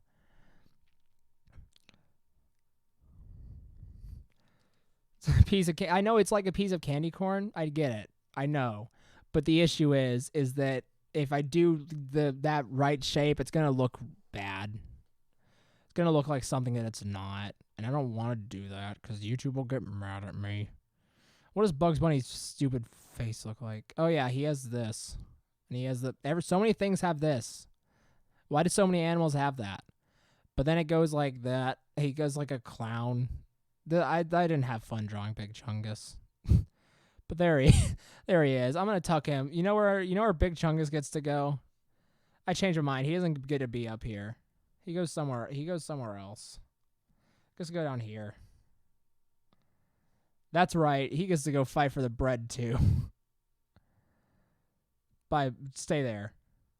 This is our hate zone. Welcome to it. Okay, I haven't been adding flies, but I'm done with that bit. So I'm not going to add them.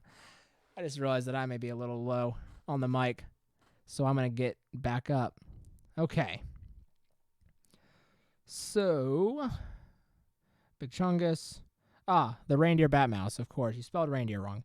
Reindeer Batmouse is another inside joke. It was a scouting thing. It was a creature that was half reindeer, half bat, and half mouse. Its origins are entirely unknown. I think it came from a bad improv horror story around the campfire where the person clearly had no idea what they were trying to do. And so they just made up a story about a kid getting no presents for Christmas, and then it turns out that one of Santa's reindeer is actually a bat, but then it changed into a mouse, and it could shapeshift, but it just didn't like the kid, and that's why it made no sense. It made absolutely no sense. We thought it was really funny, and so it became like a thing we would talk about all the time. So I'm going to draw it for you real quick. The way I always thought of it, and then he had mouse ears, not reindeer ears.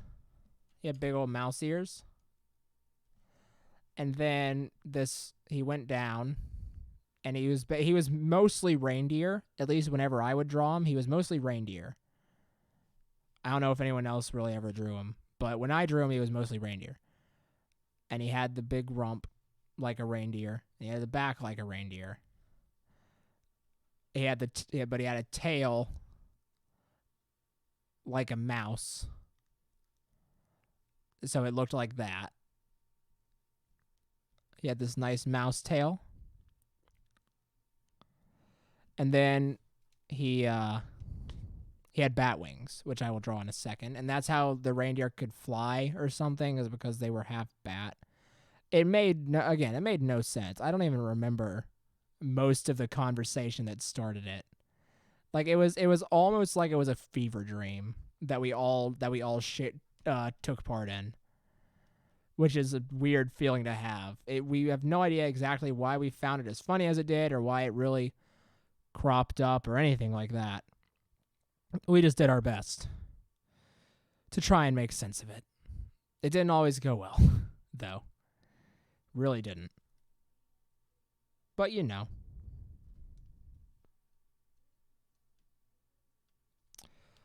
Okay. Oh yeah, bat wings. I was about to move on, and then I'm like, something's wrong, and I realized that I hadn't actually given him the wings, so we're going to do that. Those are awful. I should have done way better than that. Holy crap. That was real bad. There we go. Slunk. Perfect.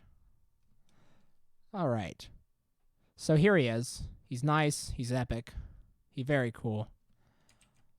He's the reindeer Batmouse, and he's going to kiss your sister.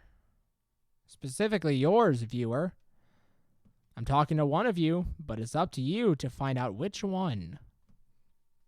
That's how they should do a mystery movie that's like that awful and stupid. Where it's like, I'm gonna do this, but it's up to you to find out why. Like that's what the villain says, and they're like, we don't care about why. If you do that, you're gonna get arrested. And they're like, you'll never know it's me. And they're like, of course we'll know it's you. You just told us. And that's kind of the whole plot.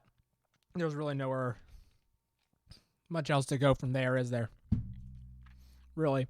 So you know how earlier I said I had a snack, and it was a funny snack, and so I was saving it for later in the show.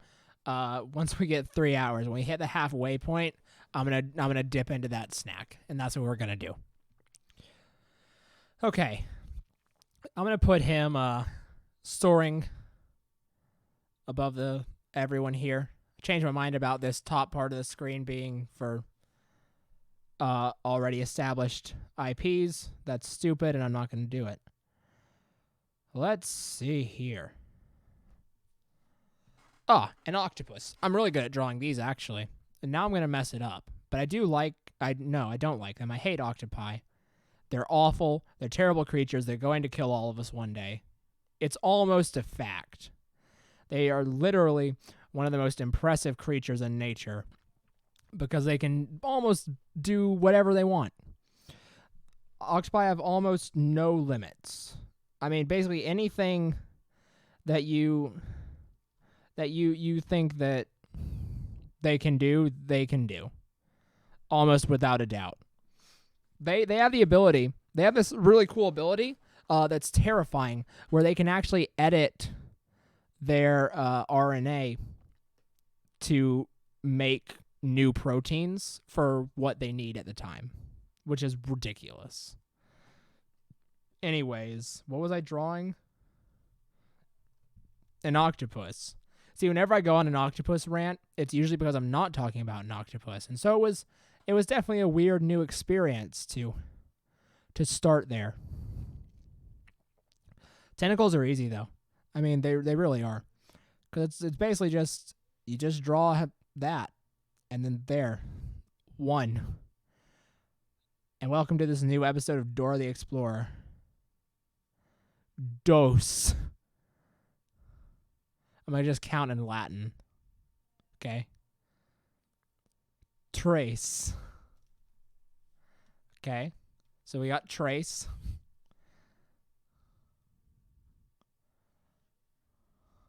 Quatuor. So we have quatuor. Quinque. That's quinque. There it is. So then back here we can put sakes. That's actually how it is pronounced. And then we can put septim right here. And I guess we can throw octo back around here, which is where the thing gets its name. Cool. So here it is. Now to show how evil it is, I'm going to make it look really evil. And it'll be easy because it's an octopus and they're evil. No one can convince me otherwise. Look, they really are really evil. They know how to suffocate sharks.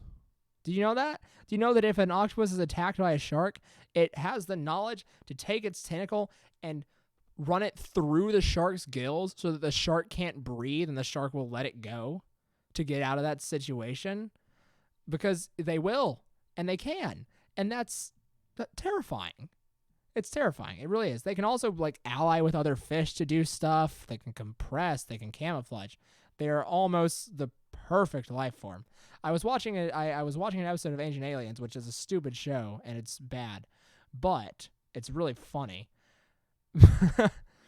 and they were talking about how they thought that the octopus was an alien. And honestly, it was the first time I ever somewhat looked at that show and went, you may be onto something there. They're like, the octopus is a genetic experiment from the stars that they sent down to test in Earth's oceans. And I'm like, you know what?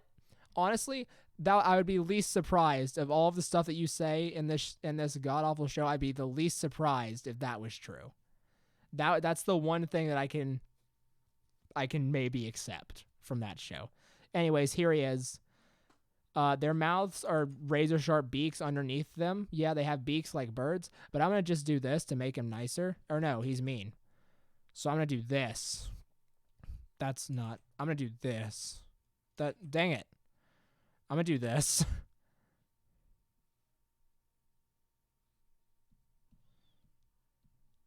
That's better, I guess. It's hard to make him. There we go. No. That's good. That's good. That's all right. That's all right.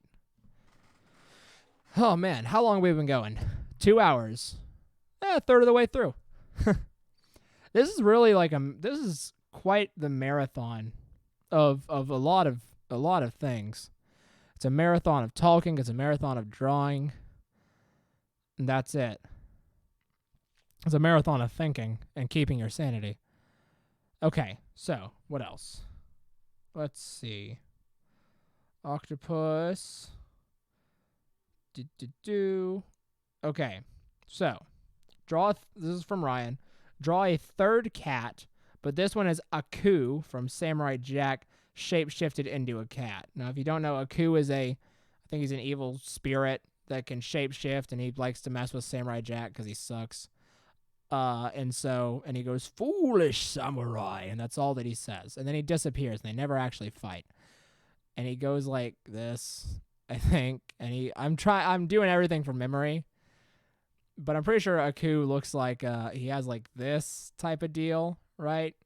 And Ryan, you're the one who suggested it, so if you're still in the chat, okay, look, a platypus cannot beat an octopus. No, they couldn't. That's a dirty lie that you just said. No way. No way that's the case. And then I think Aku sort of has this, and then he has sharp teeth, and he goes, it was me all along, Aku. And then Samurai Jack's usually like, yeah, I know. You're really bad at that. And Aku goes, oh, shucks. And that's the episode. Samurai Jack, I never actually watched Samurai Jack. I just know stuff about it because I like animation, and so I try and keep up to date. But it's so hard sometimes, you know? There's so much good stuff coming out. You want to watch all of it. I think that's actually not bad. I know he has, like, horns. I think he has eyebrows or something. Ryan, if you're still in the chat, please let me know if I'm drawing Aku right. Or if anyone wants to just look him up, let me know if I'm doing a good job. And so he screams all the time. It's Aku. And then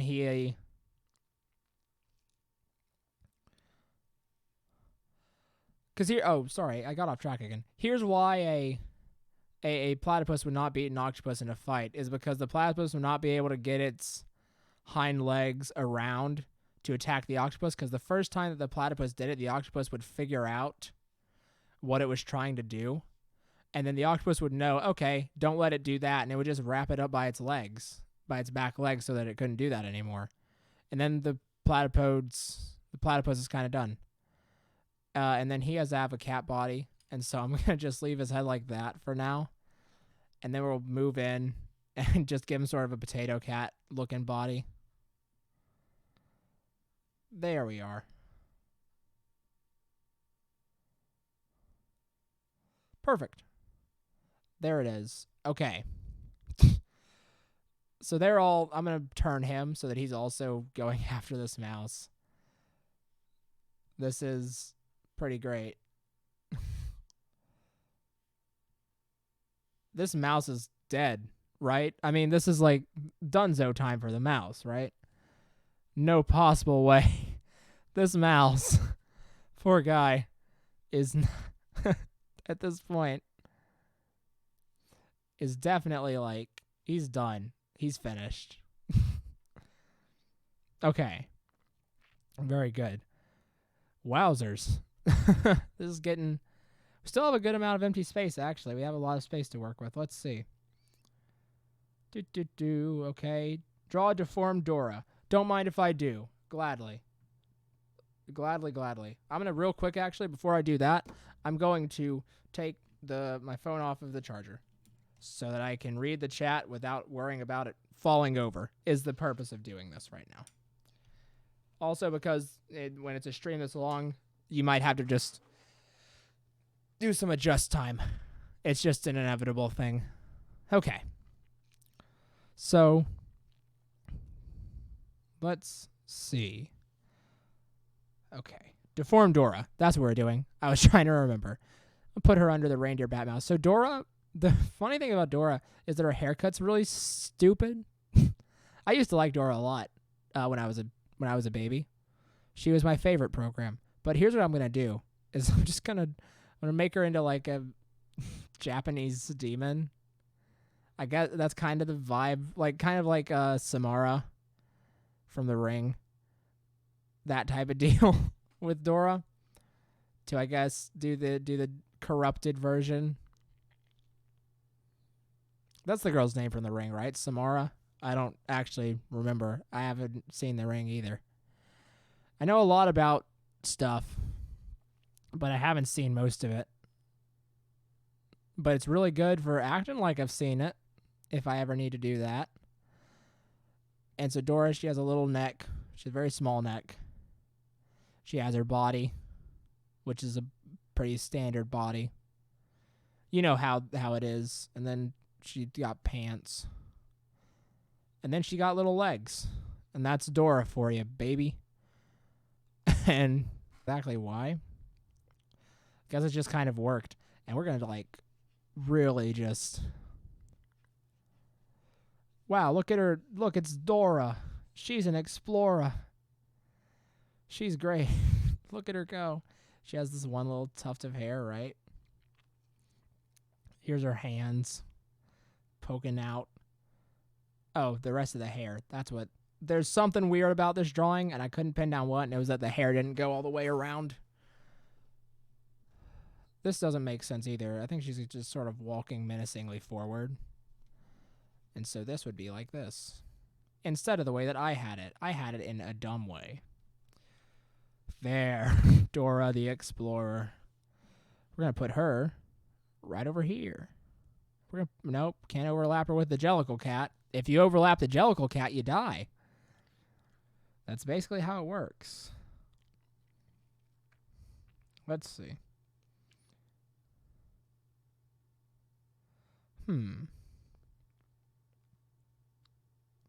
Let's see. What's next in the rankings? Someone retracted a message. I don't know why, but I'm sure it was for a good reason. Draw deformed Dora. Deformed version of your favorite Minecraft mob. What is my favorite Minecraft mob? It's a good question. It's an important question. Reporters need to start asking Trump what his favorite Minecraft mob is, because then you'll know what type of person he really is. But you know what? I think my favorite has probably got to be everyone's favorite, really. And it's none. Just kidding, of course. I do like Minecraft. I just don't know. So I'm just going to go with a classic creeper. So that's what I'm going to do. So let's start off here with kind of this rough shape. It's kind of a nice rounded creeper. So he looks a little more realistic and a little more deformed. Round him off there. And then we got to get that creeper, that classic creeper face, which looks like this. And you see, here's the thing, is when you ask me to draw something deformed that's already a villain, you know what that just wants to make me do? Is make you like them. Because that's what it really should be in that situation. Because if they're deformed, then they aren't their normal selves, meaning that they are actually the good guys. And so what I'm going to do is I'm going to just do something. I hope you're ready. He's looking up at the sky and saying, why? He's got tears in his eyes. You know how it is.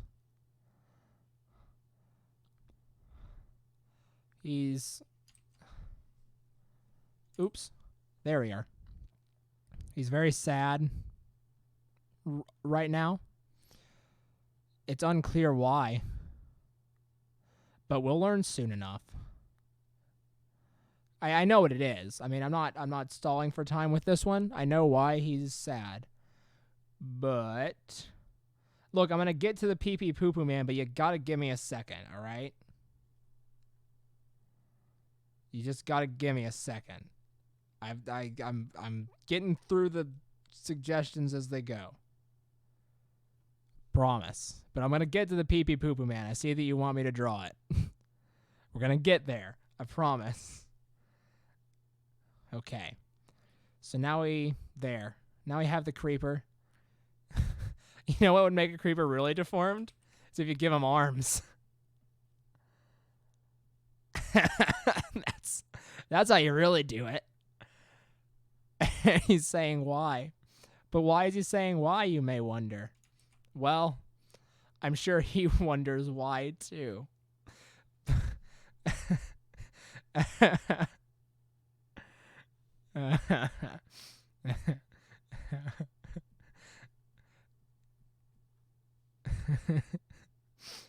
Okay. Oh, guys, please stop. Creeper. Oh, man. All right. There. There. It's the same joke. It's the same joke. It's the same joke, and I want to say I'm sorry about it, but you know I'm not, because it's funny. But it is the same joke. And as such, just kind of put him. Oh, wait. Oh, dang it. I messed up the writing by flipping it. But it was them. They were married.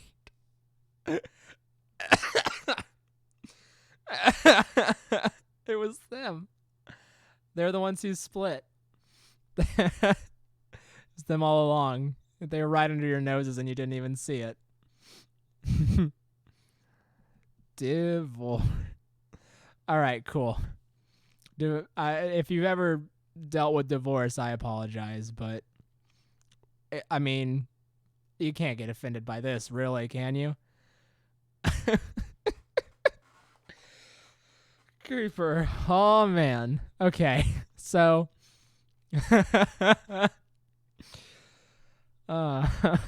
that's great. Okay. What's next? Is Pee Pee Poo Poo Man next? Because I will draw it. But I just gotta get there. Yes. Okay, Pee Pee Poo Poo Man. You know what? Let's stop drawing for a sec so I can take a break. On the subject of pee pee, so I have this. It is urine for a treat.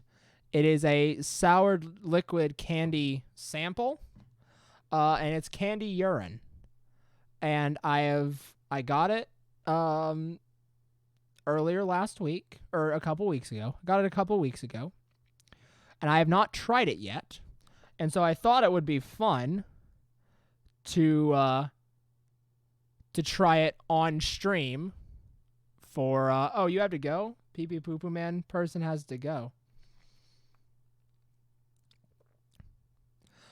Well, Pee Pee Poo Man, I am going to draw your suggestion. Don't worry about it. We're friends, so you can talk to me and I'll help you find out where it is in the episode if you aren't back by the time I start drawing it. But yeah, so I have this fake pee that I'm going to try on stream real quick, if you don't mind. And if you do mind, I'm sorry. But let's do it together as a family. I actually don't know how to open it. I feel like it has something to do with this little thing that says sterile until peeled. There it is. Okay. All right. Oh boy. So I'm gonna give you a full house review of it. It smells like I don't know what it's Gamer Boy. I don't know what it smells like. It smells familiar. I think it smells like the syrup for a snow cone. You know how that smells? It kind of smells like that. Okay, I'm not going to drink this whole thing because it says it's sour. But I will try it for you, the viewing audience, real quick on stream. So, bottoms up. Oh, dang. Oh.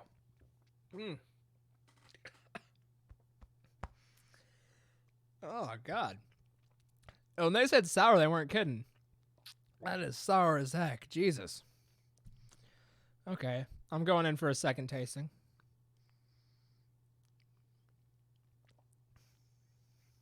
Okay. I know what it is now. Jesus Christ. Ah. Okay. So you know how you know there's the there's the things. There are the things where okay, here. I'll chug it at the end of the stream. I'll end the stream by chugging this thing. That's a gamer's promise. It's the gosh, what is it? Juicy Drop Pop. It's just juicy drop pop juice, but it's yellow and urine. But that's all it is it's just drinking the juicy drop pop juice straight. I'm pretty sure if it's either that or another candy, but no. No, it's not juicy drop pop. It's God, I cannot. Hold on. No, we're solving this mystery. What does this taste like?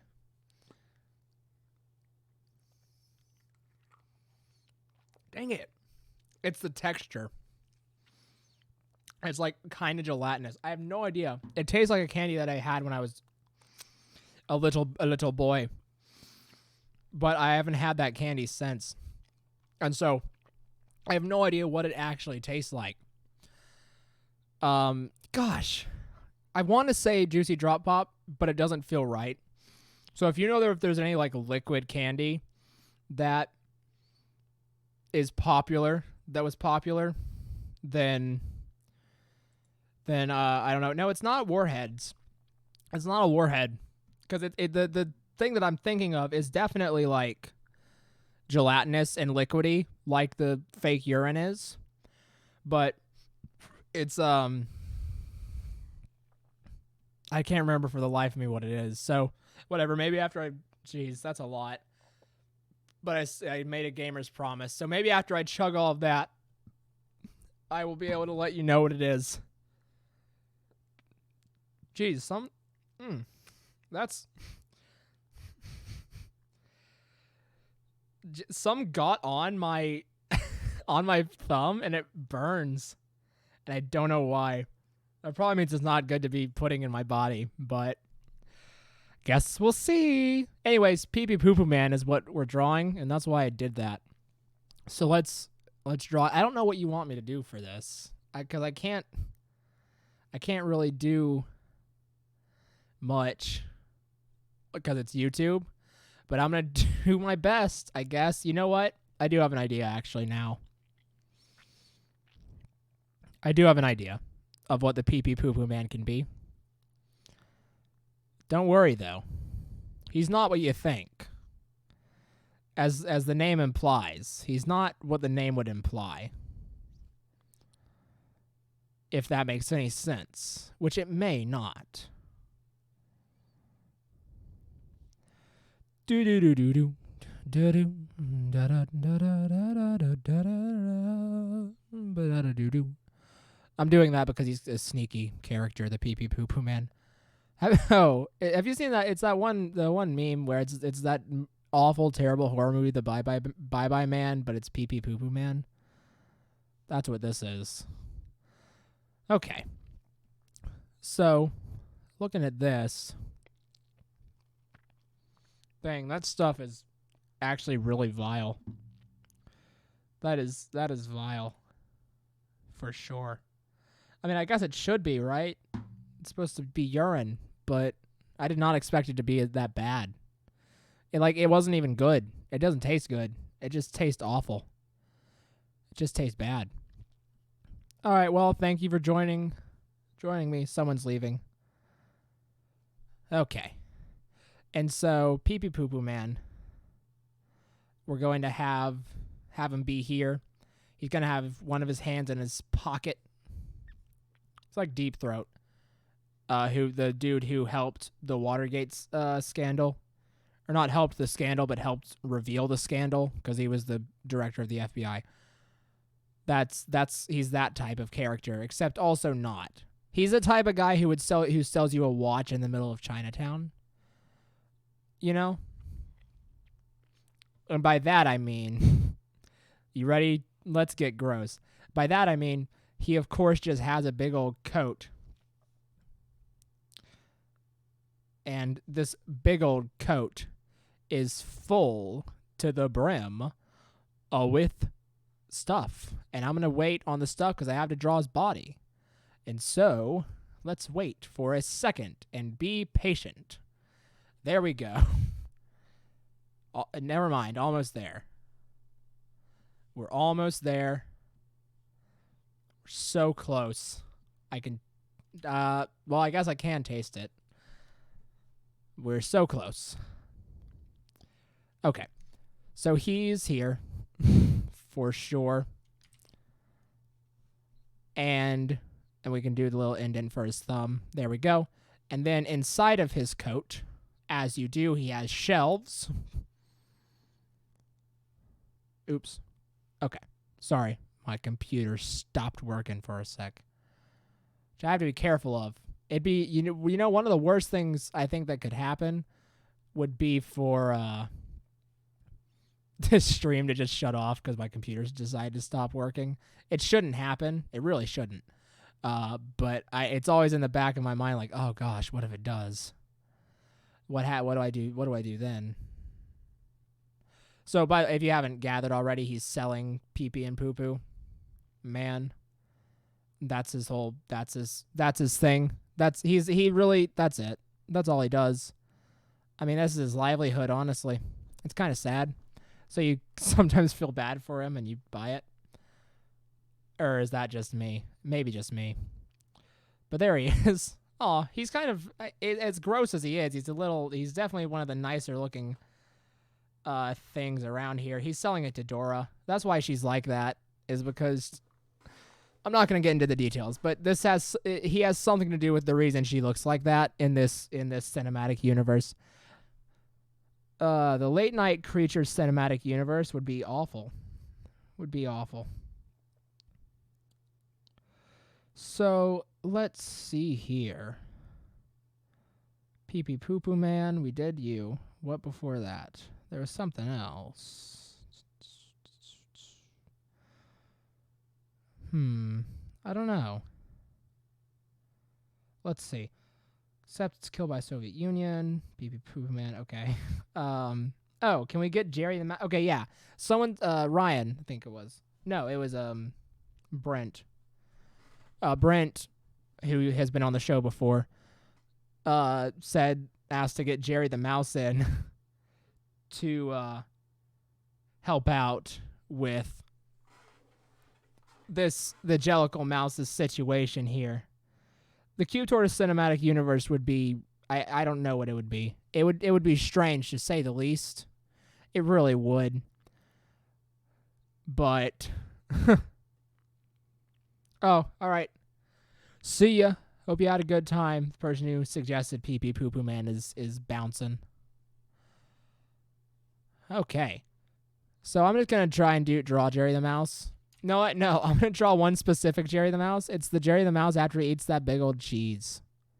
You know that episode? He eats a big old thing of cheese, and so he looks like this. And it's really funny. It's a great visual gag. And he looks like that. And his eyes are here.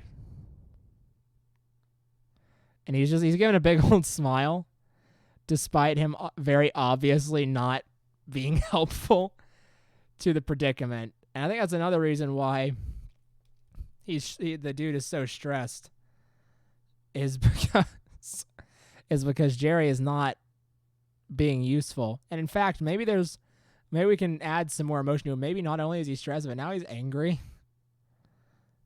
Now he's mad as well. Because of Jerry being there and not being able to do much.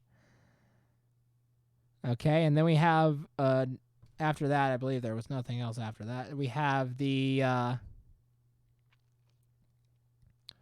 Duolingo bird. I think his name's Duo, isn't it? I don't know anything about him because I never did Duolingo. I never tried it because I didn't really care. And so I'm just going to draw him to the best of my ability. The only thing that I do know is that if you don't practice your words, he'll murder you. I do know that. And so I'm just going to draw that. I'm going to make him look grizzled. He has a 5 o'clock shadow. He's going on like a Taken type of quest to get all the people who don't finish their words. I think the Duolingo owl, he kind of looks like this, right? He has this kind of shape. I think this is somewhat close at least. I don't know for sure.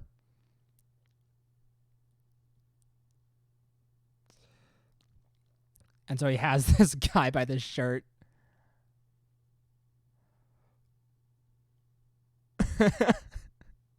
This is a good drawing.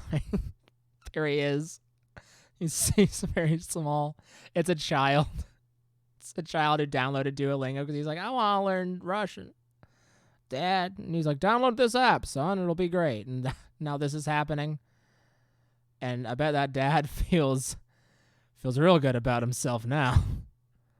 This is just Taken. Sorry, I covered my mouth. This is just Taken. This is the start of Taken. Except I'm also gonna give it a bit of a Killing Joke vibe as well, or not Killing Joke. Jesus, whatever this storyline was, you'll know it in a sec. It's just gonna. There it is. That's good enough. And he's gonna say, should have practiced your words.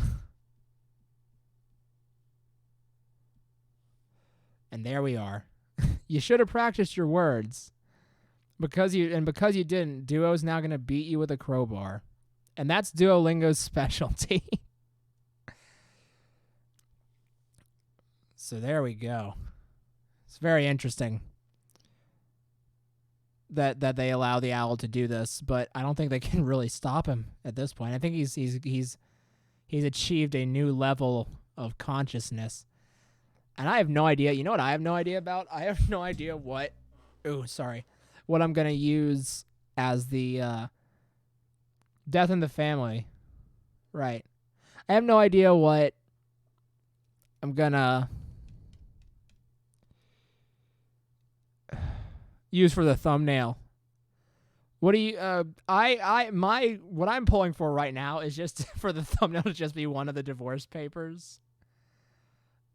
That's what I'm pulling for right now. But if you have any thumbnail ideas, feel free to leave them. Okay. Let's look. Okay, so we did Duolingo bird. Okay, so a snake, owl, raccoon. I got a request to do any of sort of the native wildlife. So I'll draw a snake. Snakes are fun. So I'm going to draw a snake real quick. He'll be cool, crisp, and ready for action. So here he is. I'm just going to try and draw like a normal snake. See, snakes are easy to draw. I don't know why animal artists act like it's so hard. Look at this. It's easy. It's just a snake.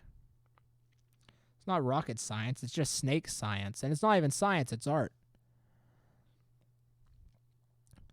And so there he is. And he has the that. And then he sort of just goes like this. This is a big snake. I kind of want to just keep him this size so he's more intimidating. Yeah, no, I don't know why I wanted to, but I'm just drawing a normal snake. So epic. It's a normal snake. He's really cool. Here he is. Give him that awesome snake eye. And wow, snakes have noses. Yes, that's a snake. It's the Pokemon. If you just do this, then it's Ekans. Now it's Pokemon. There we go. I'm going to just take him, and let's see, where does this snake belong? This snake belongs here. Oh, sweet. Perfect fit. Snake does belong there. Okay. Very good. So, here's the snake. Snake goes, and that's his whole deal. Oh, now it kind of looks like he's mad at the snake. Commuter monster. Dang, it's been hard to believe it's been basically 2 hours since we drew the commuter monster, isn't it? That's a very, very weird thing to believe. Very odd. Okay. So now, what else do we have? beach monster. Okay, we can do that. So first off, let's get a beach. Sort of just some nice coastal waters. The horizon out far in the distance. A waning sun. Waning isn't the right word. A setting sun. It's very peaceful. It's nice. Small waves crashing. It's very beautiful. But uh-oh, look at this. It's the awful sand creature. I don't know why I'm putting so little effort into this beach monster. I think it's because it makes sense, because it's sand. And so he's made of sand, and therefore his form is extremely malleable and grainy, and it doesn't really need much of a form. And so it looks like this. And looks like he got would you look at that? It looks like he got your kid. Oopsie, maybe shouldn't have let Timmy go play in the sand, huh? Because now the sand creature has him, and you better believe you ain't getting him back, because that's a one-way trip to the void, isn't it? Wow. And then I think that he likes it. This is good. This is a good day for him. He succeeded. He's won. And he will always win, because no one thinks that he's real. But he's very real. Watch your kids, parents. All the parents that are watching this, I know you're out there. Watch your kids. Be careful. It's time. Yeah, and then, of course, all the sand around Bobby's fist. There we go. See, that's nice. See, that's a good image. That's a wholesome image. That's the type of image I want in my movies. It really is. And to the person, and I'm not going to name names, but to the person who said I should not make the snake menacing, that's not how snakes work. Okay. And we're going to put the beach over here. So it looks like the reindeer bat. Oh, wait. Yeah, let's do that.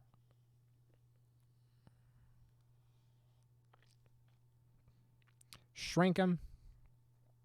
Turn him. Shrink him. There he is. Cool. There he goes. He's flying away. He's heading off this mortal coil. Okay, Ryan, I see that. What are metaphysical alignments? And then maybe I'll consider that bonkers request. Okay. Bigfoot. Bigfoot's cool. Bigfoot looks like this. Let's see. How do you draw Bigfoot? Okay. Bigfoot is fun. Here he is. You know, he looks like this. That you got to get that. He kind of is just a pillar at first.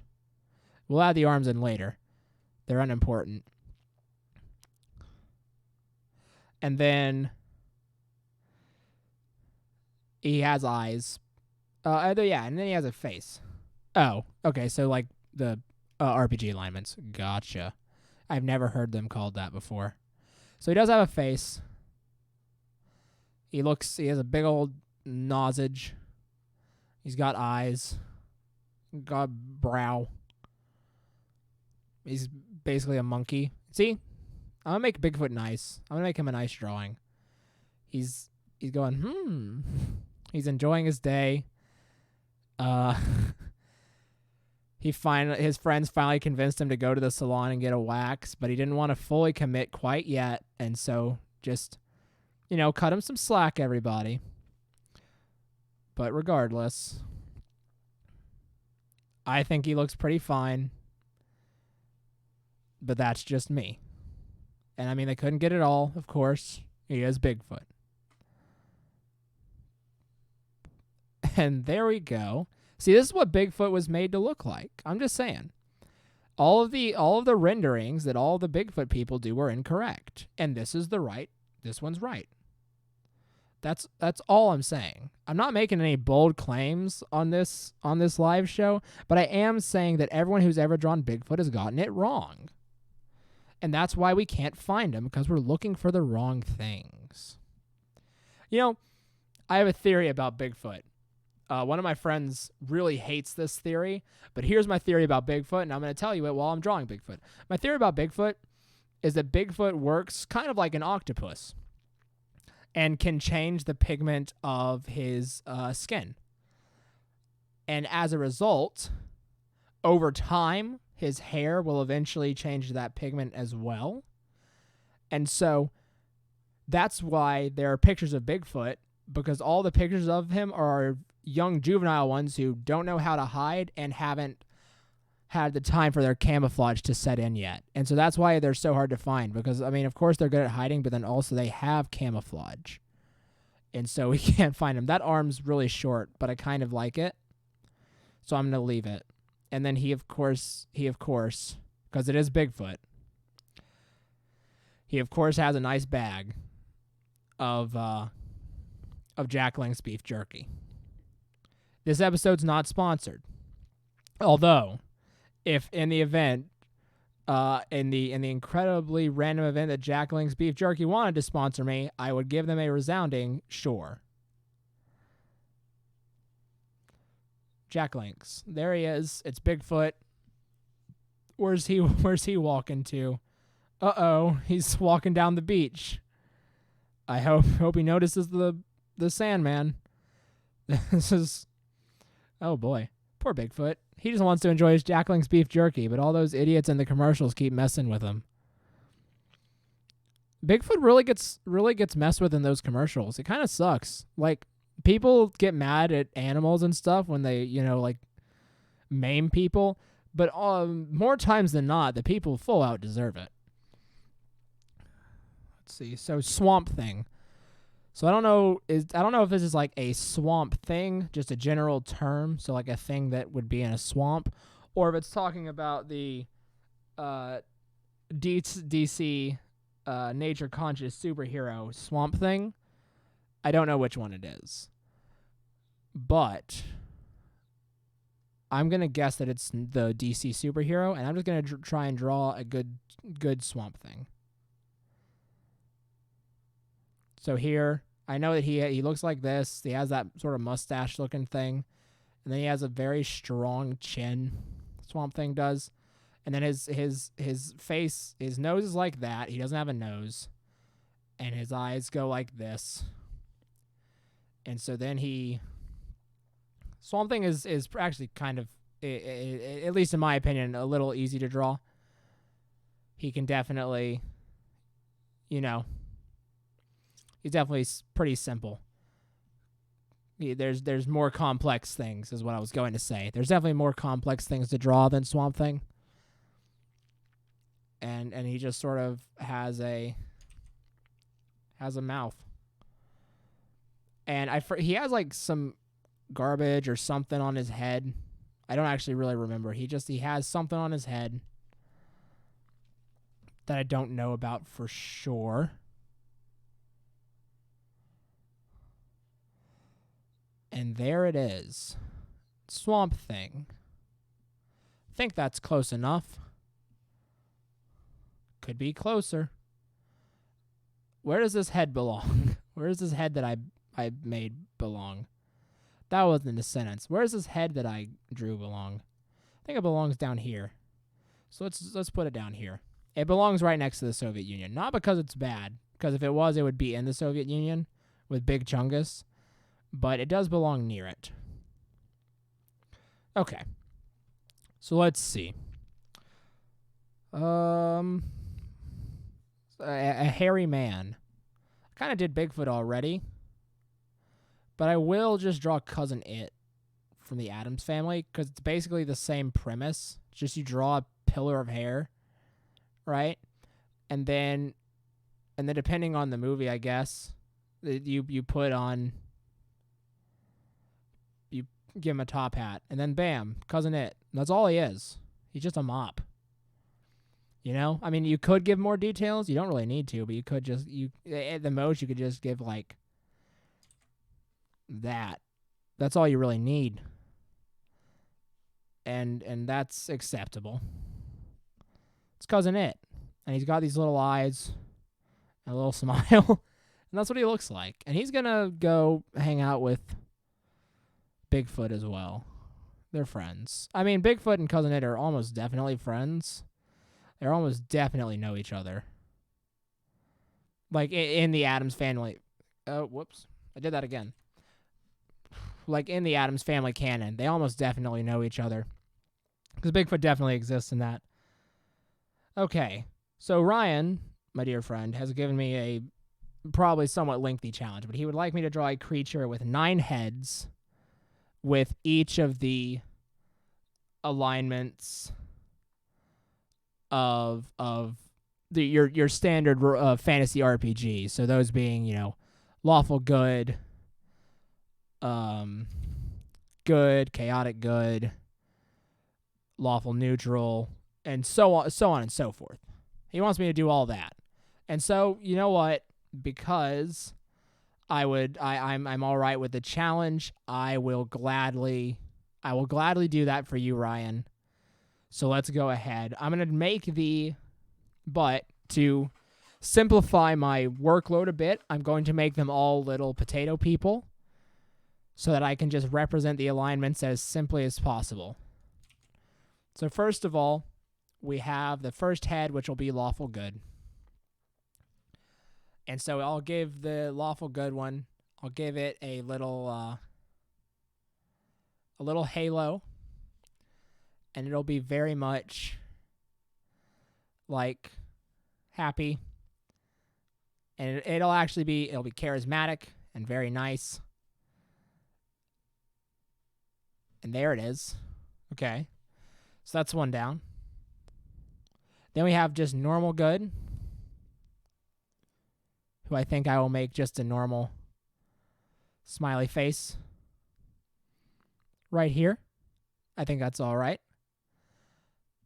And then we have then we have other things. Chaotic good. Took me rotating the canvas to remember what it was. So we have chaotic good, who will sit over here. And he's good and all, but he's also nonchalant. So he doesn't care about any man's laws except for what's right. And so he's like, okay, whatever. I'm going to do whatever because I'm chaotic good. Then you have chaotic neutral, who does just whatever's best for them. And so they're just going to be like, okay, who cares? Then you have normal neutral, who's normal neutral. And they're just going to be like, okay, who cares? Nope, that's too expressive. Who cares?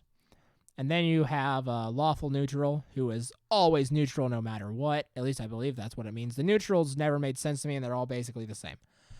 So then we have lawful neutral, to where he's always neutral. So he is like mega stoic, but he has to try really hard all the time to just make sure that he never has an opinion or anything like that. So he has to try really hard. And then we have the evils. So then we have lawful evil, who is evil but follows a set of rules. And so what I'm going to do is I'm just going to have them have a halo, but I'm going to have it be like cocked to the side. And then they're going to be like, oops. And they're going to be like, heh. No laws can tie me down except my own. And then they're getting smaller, but that's okay. And then we're going to have neutral evil, who's just evil. And he's going to be like, okay, time for some evil. Why have you been here for 3 hours? Because you're enjoying yourself, I hope. But it's also, I mean, if you need to go get food or something, I understand. Okay, and then we have the lawful good. Hold on, let me check something. I think it looks a little bright. Hold on a sec. I'm gonna just mess with something real quick. You will give me a second. Oops.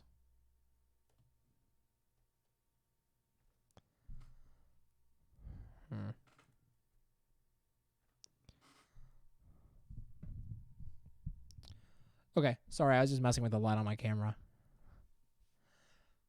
I just look a little bright, but that's okay. At least you can see me well. So, chaotic good. Yeah, I mean, this one's just like, I'm going to literally kill everyone and everything, and I do not care why or how or when. And there you go. There they all are. They're all drawn out, which I think is the hardest part.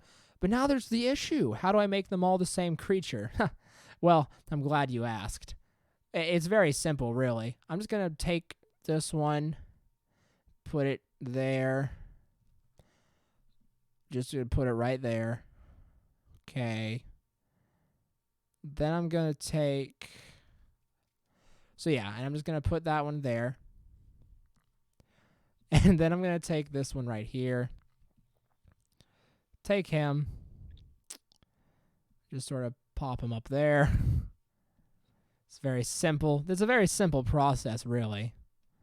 It's just like a skin graft you get at a hospital, but with multiple donors and to create a monstrosity. You know?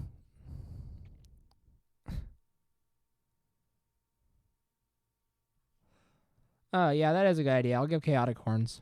That is a good idea. There he is. Some of these actually look like the little doodles that you get whenever you die in Binding of Isaac. Some of them, not all of them, but some of them do. Then I'm going to take this one. This one can go and just sort of chill out right here. He's all wishy-washy anyways. He doesn't really care where he goes.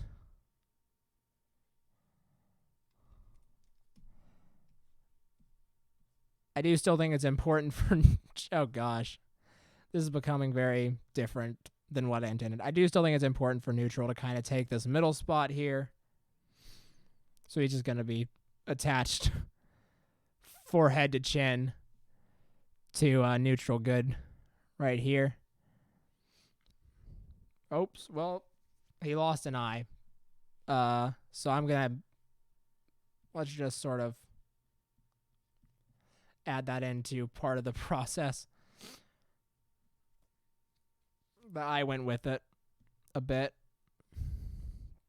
And then we will attach Shaky Man right here. Scoot him on into position. Let's just slap him on there. No, where to put him? Yeah, that works. Cool. All right. So, erase that. The bright side of this, I didn't have to erase any of his stress lines when I put him right here. Okay. Oh, gosh. This really is just like this weird, gross amalgam. But it's okay. It's all right. So we'll take him, put him here. Welcome to moving faces around the show. We will get back to our normal stuff in a sec. I promise. But I liked the challenge, and I think it's an interesting concept, and so I'm going to do it this way and do it. This is the quickest way I could do it. I may actually go back and make a more detailed sort of version. Maybe even later in this stream, depending on sort of where the stream heads. And then Chaotic Evil. You may think he's so different, and you're right, which is why I'm not going to have him do the normal thing. And so the reason that this guy is shaking is because he really wants to stay completely sound and neutral, but he did just sort of get stabbed by one of Chaotic Neutral's horns, or Chaotic Evil's horns. And so that's kind of the situation that he's dealing with. Hold on a second. So that's the situation that he's dealing with right now. And there we go. There's this alignment gaggle, as they are now called, because I just said it. And there we go. Can't overlap the Jellicle Cat, overlap the Jellicle Cat, and you die. That is the rules. Them's how it goes. That's how it goes. Sorry about it. I really am. Okay. So moving on. Bill Clinton. Yeah, that's a good one. Let's draw Bill Clinton. I actually do not remember for the life of me what Bill Clinton actually looks like. If I remember correctly, he kind of looks like he kind of has like a Tic Tac head. And that's not like a dig at Bill Clinton, but I'm pretty sure he just has he has this head shape. Maybe a little squatter, but I don't know for sure. So what I'm going to do instead is I'm just going to draw, well, let's go down to America for Bill Clinton. And I'm just going to add in another guy right here. And he's going to be here. He's going to have a saxophone, of course, because Bill Clinton could play the saxophone. And yeah. And he's just going to be a good saxophone player. And that's going to be what I draw. Because I don't really remember anything about what Bill Clinton looks like. Don't know why. But I do know that much. So let's see. So we have this Bill Clinton here. He's got the hat. It's a very good hat. And then he's got to play. So he has to have arms. As those are somewhat necessary to play saxophone arms. I'm sure there's probably a way. I've always wondered if there's a good ways for people who are like amputees or stuff to still play instruments if they did originally. And I really don't know if there is. I hope there is. Because that would stink. That would really stink if you put all that time and effort into learning an instrument and then poof, now you can't play it. That would stink real bad. It really would. So I hope there is a way to remedy that, but I don't know for sure. So yes, this is Bill Clinton, the saxophone man, except, just kidding, it's not. It's Jazzy Jake. It's Jazzy Jake. That's right. I pulled it on you. It's Jazzy Jake. He's he's technically the second, but he's in the first Late Night Creatures episode. That's right. I worked in a throwback. It was from an audience suggestion, but I did work in a throwback to the first ever episode, which is fun. So here he is. It's Jazzy Jake. He's back, baby. He's back, baby. He's in America, and they're kneeling for him. They aren't kneeling for the flag. You kidding me? It's Jazzy Jake. He's back. That was the reason. That was why. That was why. Do a gray alien. Okay. Gray aliens are fun because they're very much the baseline alien. You know, I don't want to say like cookie cutter, but they're what you think of. Although a lot of people think of green ones, but for the most part, you think of a gray, who are fun to draw because there's actually people think there's not a lot of leeway with it, but there really is, because we don't know really. The descriptions of them are very basic, just big eyes, big head, and that's kind of as far as it usually goes. And so you can really do whatever you want with that. And gray skin, of course. But I assumed that was kind of was packaged in with the name. So, you know, that's sort of just the thing. Okay. And I'm going to give him sort of a more gross mouth. So he kind of just looks more like a grotesque alien, less like a stuffed animal. Because the Greys are cute, right? I mean, in most depictions, they definitely aren't like horrific monsters. But, oh, dang, this one definitely is. Holy crap. And it's weird to me that they're usually depicted as, like kind of endearing. At least in my opinion, of course. But, I don't know. It always seemed weird because they always just seemed not that scary to me. Especially when, like, they're using stuff like this. They have this type of firearm. And it's like, okay, cool. I mean, it's obviously deadly because you wouldn't be pointing it at me if it wasn't, but it just looks so adorable. And then they have the legs. And they got legs, and that's cool. And then look what he's doing. He's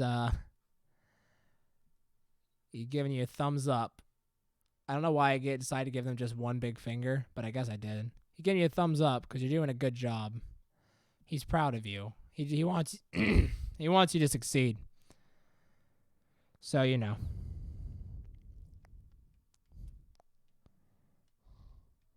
There he is.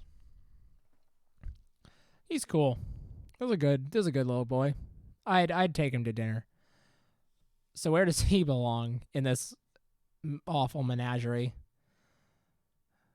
Man, where does he belong? Oh, he can fit in right here. Very cool. Okay, and then I think the next request is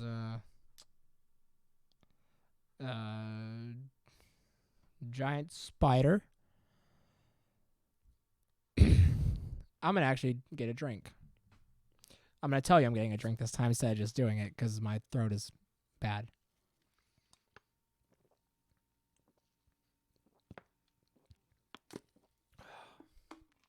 Okay.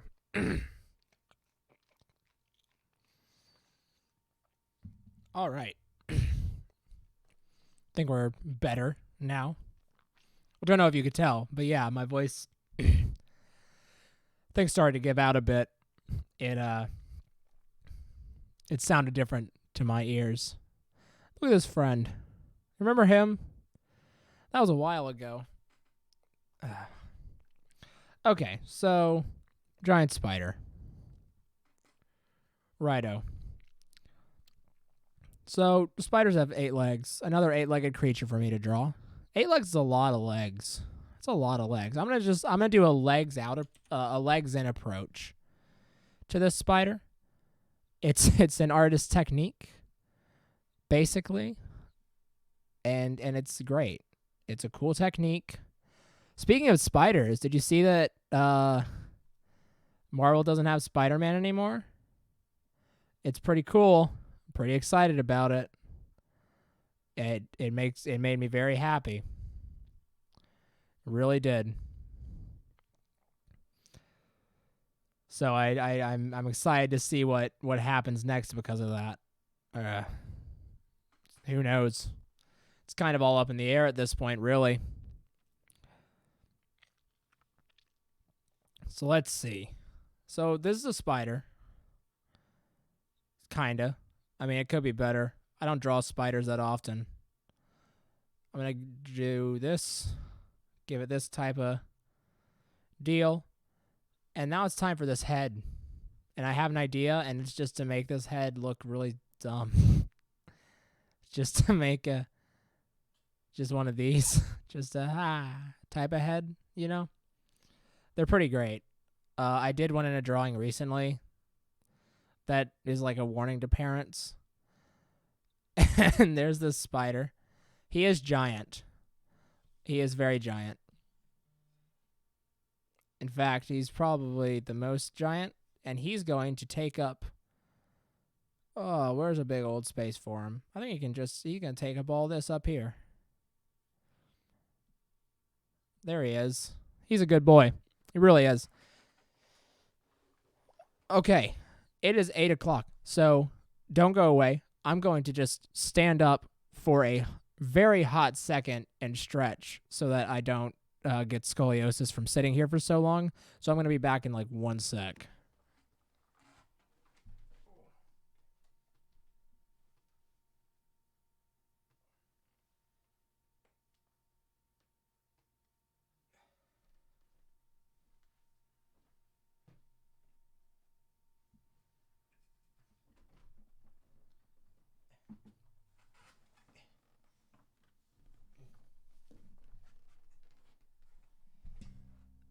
I came from the other side this time around. Okay, so now we're back. Very sorry about that. But I really did need a stretch. My back was hurting. So now we are back in. Okay. So go ahead and start shooting some suggestions my way. I do still have Danny DeVito, but my well has one of suggestions has run a little dry. So again, if there's anything you want to see drawn, then go ahead and throw it down. And I'm going to try and draw Danny DeVito from memory, which is going to go awful. But I know that he looks like this, basically. I know that he has a nose. He got glasses. Does he have circular glasses? No, he has these. He's got glasses. And then he's got the hair. He's got the hair. I think this could be worse. Could be a worse Danny DeVito. But, I mean, it could be better for sure. Could be worse, though. I think that's for sure.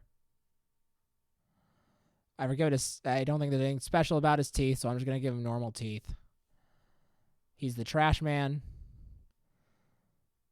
So,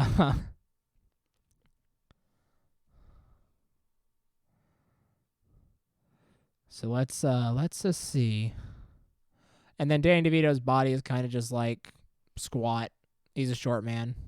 It's kind of just like this. This is basically him, right? I mean, I'm sure there have been worse Danny DeVitos drawn. I don't know. I may be able to recognize this in like a show or something as a caricature. Maybe not, but maybe. Where does Danny DeVito belong? Where can he bring the most joy? Oh, I know who needs some comedy right now. These two. You know, it's been really heavy over here, but I think having Danny DeVito around would really just sort of help lighten the mood. Because he's a comedian. He's a good guy. He really does care about people. He cares about his fans. And he is just their divorce lawyer. And there is no levity to be found here because this is just a serious meeting about who's going to get to take the kids. Okay. Very cool. Very good. Okay. I really thought it was going to get better for them. I really did. But it wasn't supposed to work out that way. So, sorry about it. I really am. Okay, so let's see. So, have an evil bat. Evil bats are kind of just vampires, right? I mean, there's nothing super inherently evil about a bat. It kind of just does its thing. Bats are nice. So he's evil. He is. Don't worry. He is cute.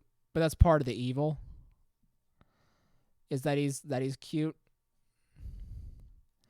The other part of the evil is in fact that he is currently running WikiLeaks. That's his current job. Said this rat is running.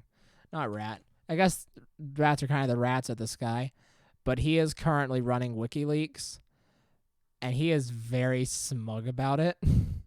And that's where he comes from. He actually doxed the mouse, and that's the reason that he's getting chased by the cats in the first place. So he's actually tagging along behind the Jellicle cat. And that's what he does. He is a very bad man. Okay, and so then we have a corrupted Volt Boy from Fallout, if you don't know. So I'm gonna, the thing with Volt Boy is he's dead. So let's just make him dead. Here he is. I really think that it's... I don't know why I can't draw a skull today. I usually can. They're usually not that hard to draw. I mean, they're hard to draw. Like a good skull, but like a skull that's cartoony and mediocre is not that hard to draw. And so I'm just going to leave this here. There it is. We're getting there. And then there he is. And yeah, but Volboy is definitely dead. And so he's standing there still. Because he went to look at the fallout. Check it with his thumb. See like, hey, am I going to die? The answer was yes. He stood much too close. And so the answer was definitely yes. And so that's where Volt Boy is now. He's dead. And that's sad. I mean, it is, but he's also a video game character. So who cares?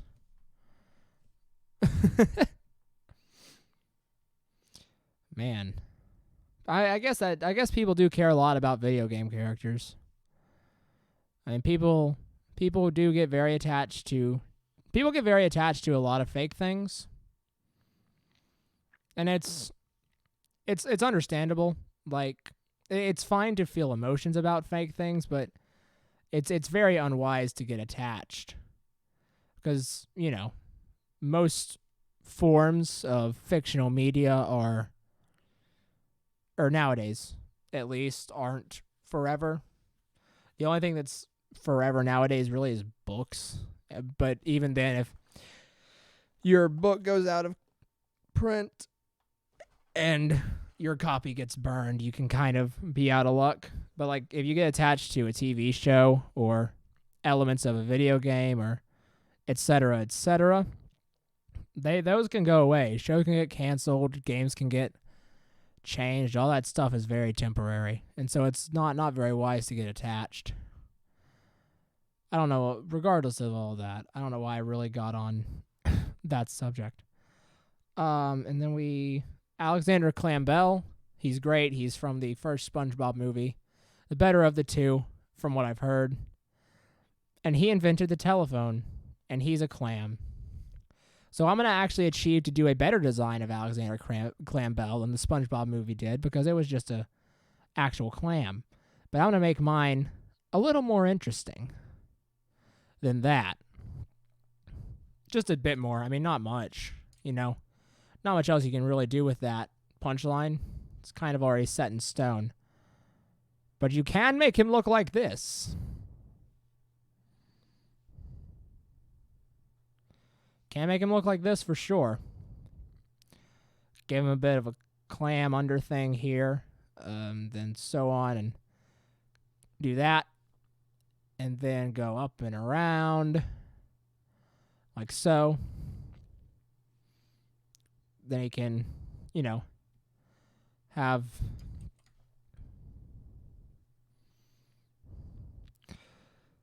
this sort of stance. It's that classic 1800s stance that all the men did back in those days, where you like held your coat with one hand and then you did something else with the other one. I bet in this universe it's called the shellophone. Am I right? Probably not, because tele comes from like telegraph, right?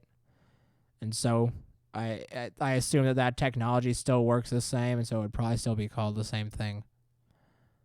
But that doesn't matter. It's a funny joke.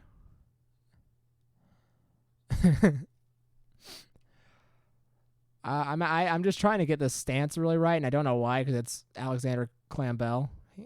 But regardless, I am just trying to get it right. And here is the phone, and it's going to just be a normal phone. So there's, again, not everything has to be a fish pun.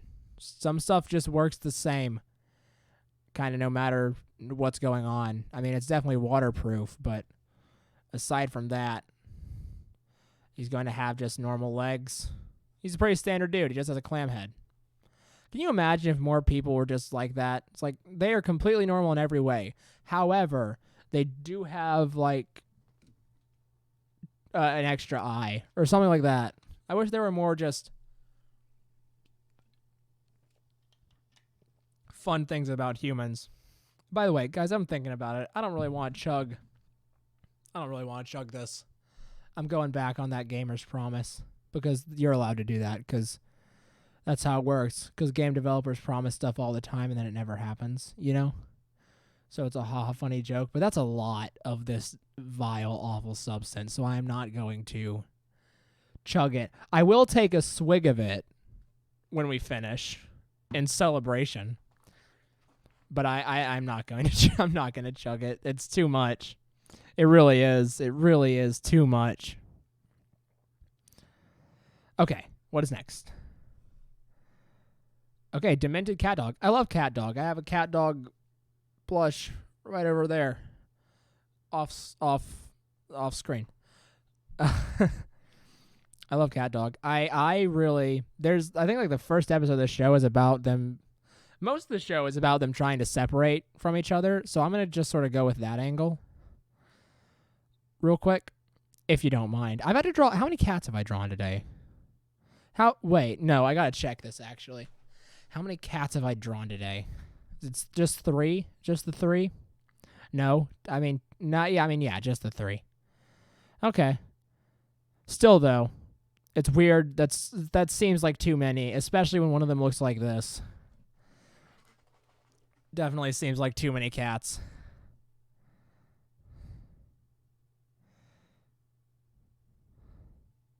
So let's see. Oh, by the way, if you just saw me hold up that thing that clearly looks like a urine sample and you weren't here when I first explained it, it is a candy urine. It's called Urine for a Treat. It's a funny pun. And I got it at a candy store, and I had not tried it, and I tried it on stream, I think at around 7:30, and it was awful. It was super vile, really bad. Do not recommend it. I really don't. It's not, the novelty's fun, but it's not worth it, really. It's not worth it. Okay, so he's gonna have sort of this, like, obvious delusion in his eyes here. I just want to go ahead and sort of get this squared away. I'm making my arms shake to make these lines wobbly because that's spookier. It's very good. It's a good trick. Just tense your muscle and then your arm will shake around. And so it'll make everything look wobbly. It's actually not a good tip. It's really bad technique and you probably shouldn't do it. But for certain effects, boy, does it work. Phil. Okay. So, oh gosh. Cats can get really scary. I never knew. This is a whole new world for me. It really is. It's a new fantastic point of view. So we have the cat. We'll get to the dog in a second. This is actually going to be another one that's pretty awful and terrible and grotesque. What's up? Someone just jumped in. What's up, dude? So this is pretty bad. It really is. This is going to get worse, though. Don't worry. I do intend for this to get much worse. So if you're squeamish, you may want to look away. but it's going to be fun. So let's just get this bar real quick. Here it is. It's very cool. Very good bar. And now we can move on to the dog, who is unconscious. He looks like this, right? I kind of forget. I have a plush because I like this show, but I do not actually quite remember exactly what he looks like. He looks kind of more or less like this. I know he has these he kind of looks like a Disney character. And he's like that. Yeah, that's basically what he looks like. Yeah, and he has these teeth. There we go. But no, he is definitely unconscious. Worry not. And yeah. And he has been taken. Not the movie, but just taken. You know, just like the normal thing that is a thing that happens in life, getting taken. He has been... Oh, cool.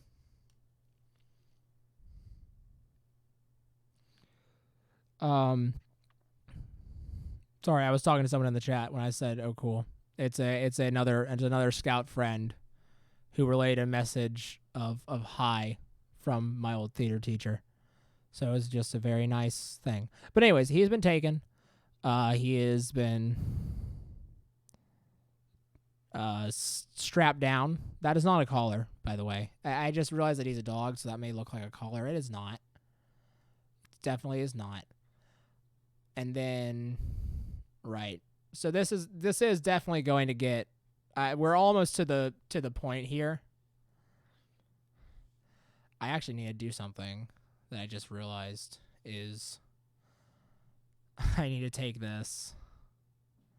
I need to take this right here. I need to scoot that down.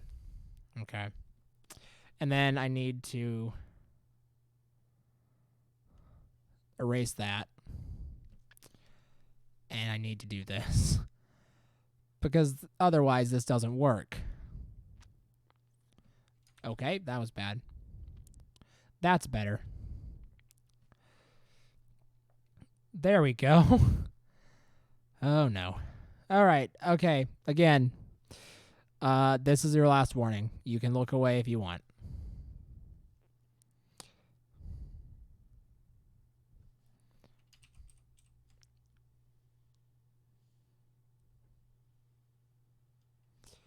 And then we can have just this. La la la. Just going to do all of this stuff real quick. It's nice and simple and easy and fun. It's all of those things. It's pretty cool. Oh, and I need to strap that as well. This doesn't look as bad as I thought it would, which means it looks bad, so I'm going to fix it. Okay.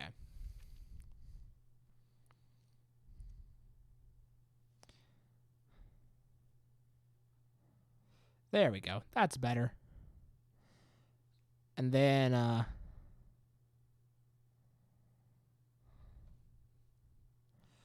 we go in like this. And that's definitely broken off at this point. So then we have a connector right here. It's very nice and simple. Oh, yep. This is more what I was looking for. There it is. Haha. Epic. There it is. That's perfect. And so then we can start having sort of this is definitely bad. I mean, this is really bad. But it's in like the right way, you know? It's bad in the way that it's supposed to be bad. Let's have some of this coming out. Oh, and then we can also just have like pressed up against the, or no, maybe even snapped up against the floor here. Can have this going on. Demented cat dog. Very good suggestion, by the way. Then we just have that broken off and Very cool. Very cool. Very good. And then we can just do this.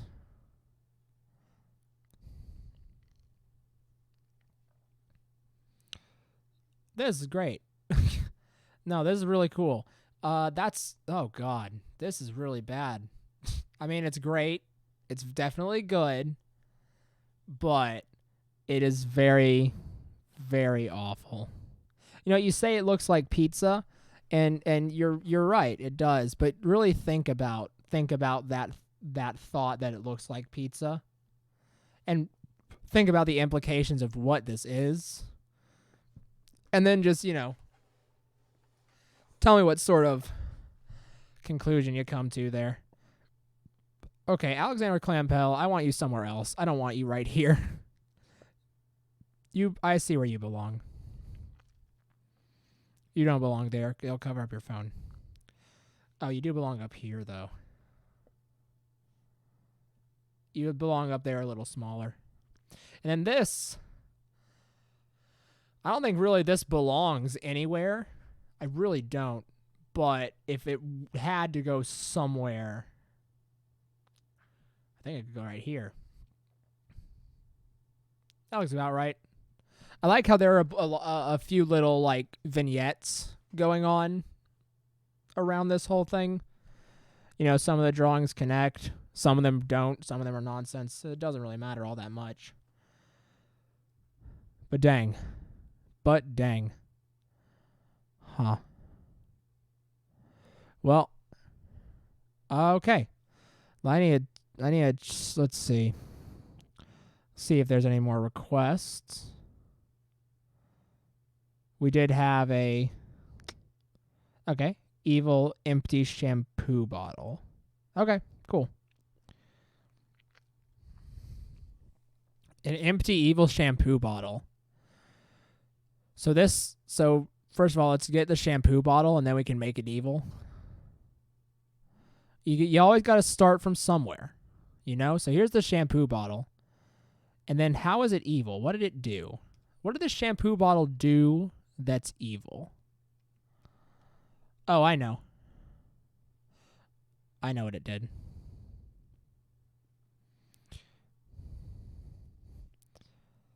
Now, this probably doesn't look evil right now. In fact, I'm almost certain that it doesn't.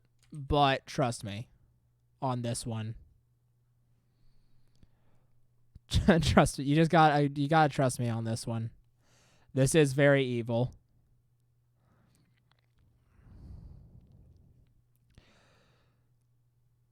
So, again, I know that it doesn't look evil right now. In fact, it probably looks like the opposite of evil. It probably looks, again, it just looks nice, right? This is a nice shampoo bottle. It's just sort of out and about, just enjoying its life. But we'll get to the but. I know that it definitely doesn't seem evil, though. I just understand that I understand that. And this will be a great reveal, though. I promise. Just give me some patience here.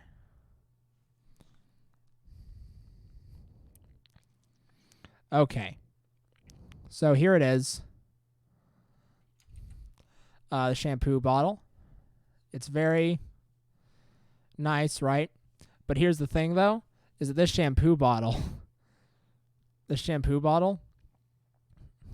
that's right. That's right, guys.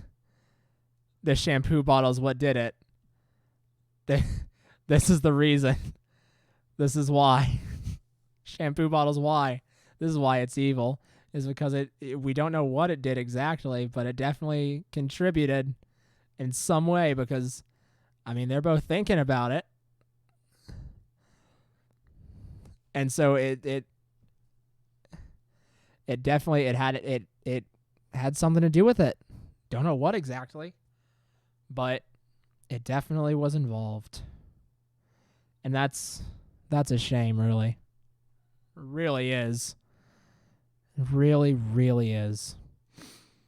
Well, let's go on to the next suggestion, I guess. I saw Amish electrician, which is funny. I mean, the issue is with that, though. How's Mario doing? I didn't see that either. You guys talked a lot. Cool. Okay. Well, Mario, let's check in with Mario and me. I think we're great. For those of you who are newer, this is what we started the stream with. It's very humble beginnings, compared to what we have now. This is maybe still my favorite drawing, but I honestly don't know. I really have no idea what it is. But I did see Amish Electrician, and that's pretty funny because here's how I just see Amish Electrician.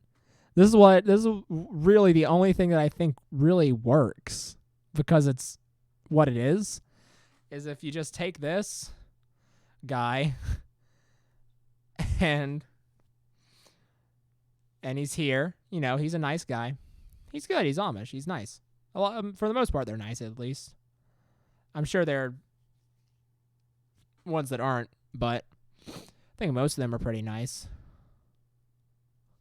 And then he's going to just sort of be limply holding a tool of some variety. And he's just going to be really sad. Because and confused. Because he just doesn't get it. He just doesn't get it. He has no idea. He just does not understand what he's supposed to do. And the funniest part of it is that the light bulb's fine. I mean, it's glowing. It's perfectly all right. But he feels the need to. You need to describe what you need to tell me what the, I don't even know how to say the acronym girl is. You need to tell me what that is, and maybe I'll draw it, but I have no idea what it is. I really don't. And yeah, so here's the Amish Electrician, and I'm just going to attach him and his light bulb up to the ceiling here. So there he is. I just want to take in what we've done for a sec. 3.5 hours into the stream. Just want to take a good look. Wowzers. Jeez. Look at all this stuff. Really cool. I wonder what else to do. Okay. This is very specific. It's a very specific thing. But it's funny. So, it would be draw Garfield holding a Deadpool Funko Pop dressed as Bob Ross. Now, is the Deadpool Funko Pop dressed as Bob Ross? Or is Garfield dressed as Bob Ross? Because it matters. And I'm not sure which you mean. So I'm going to assume that you meant Garfield. And let's do it. Let's go, John. That's how Garfield talks, right? Probably not. I actually don't really remember what Garfield sounds like.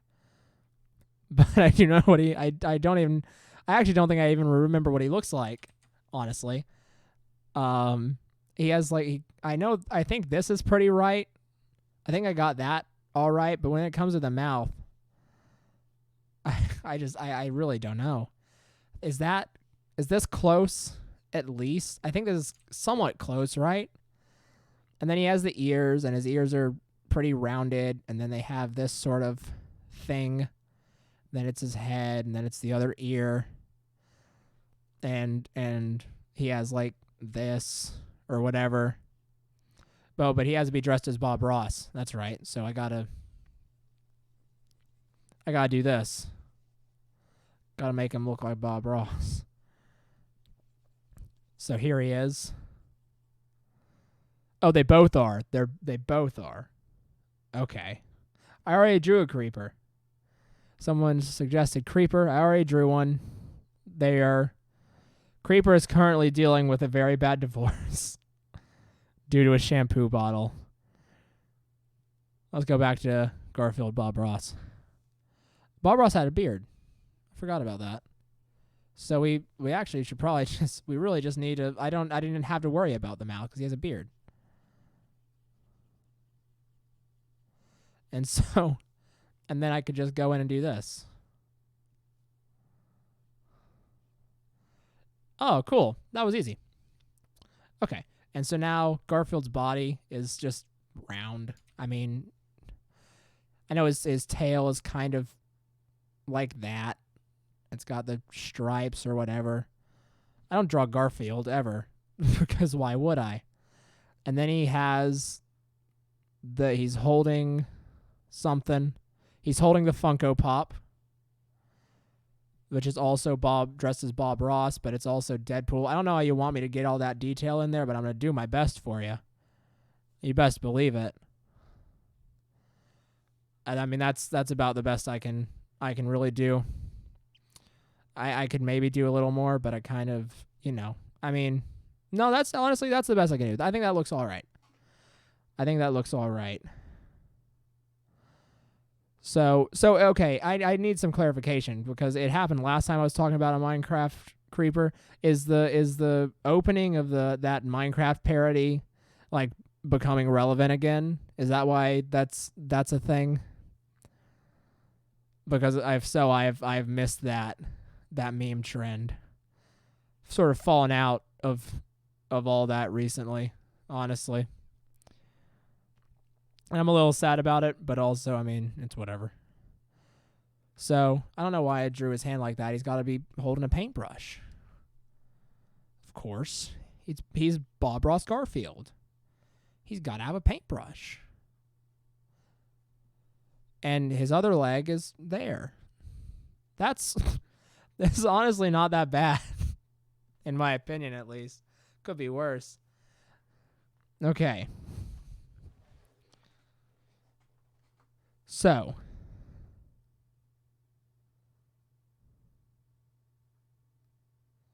Okay. Cool.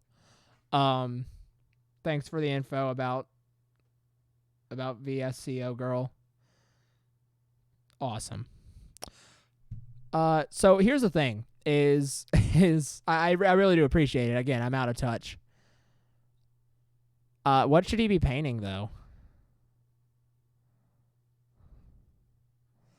Cause he's got to be painting something, right?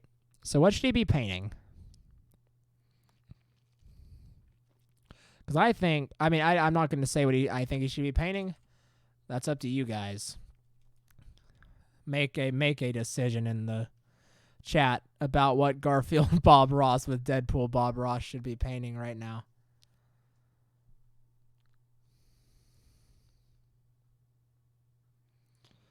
So we'll leave the canvas for now, and then we'll come back to it when we got some painting ideas. Let's see what else.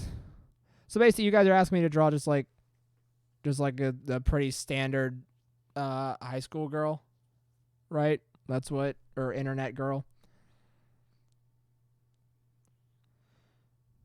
Draw Inception. Okay, gladly.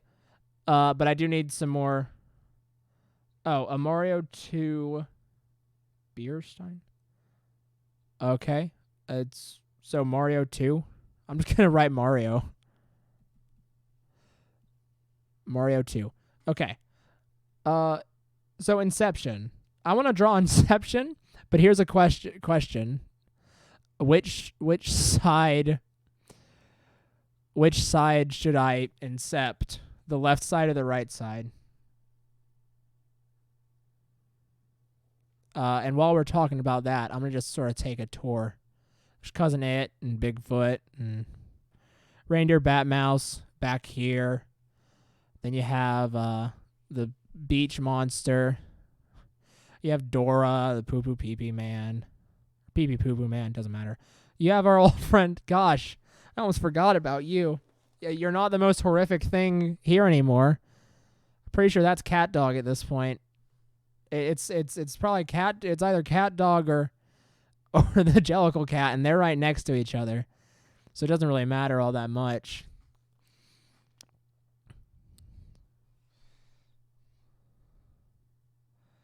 Okay. So let's see. Okay, so the left side, incept the left side. I'll do my best. Really will. I actually don't know if I can do this, but I'm going to try my best. I really am going to try my best to... I think there's a way to where I can basically just switch out the color palette. And my dinner just got here, so that's fun. I actually don't know how I'm going to eat it on stream, but that's all right. We'll figure it out. Give me 1 sec, real quick. I gotta discuss dinner.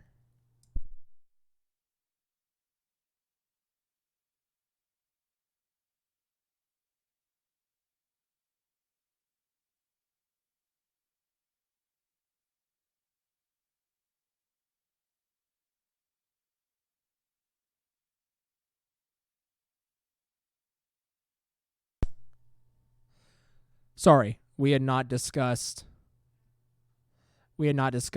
food, and so I was brought food, because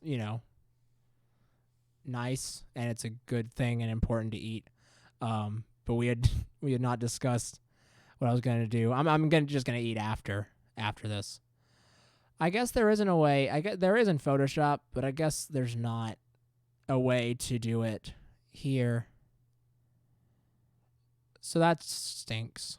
I was gonna just switch out all the white with black and all the black with white, but I guess we can't do that.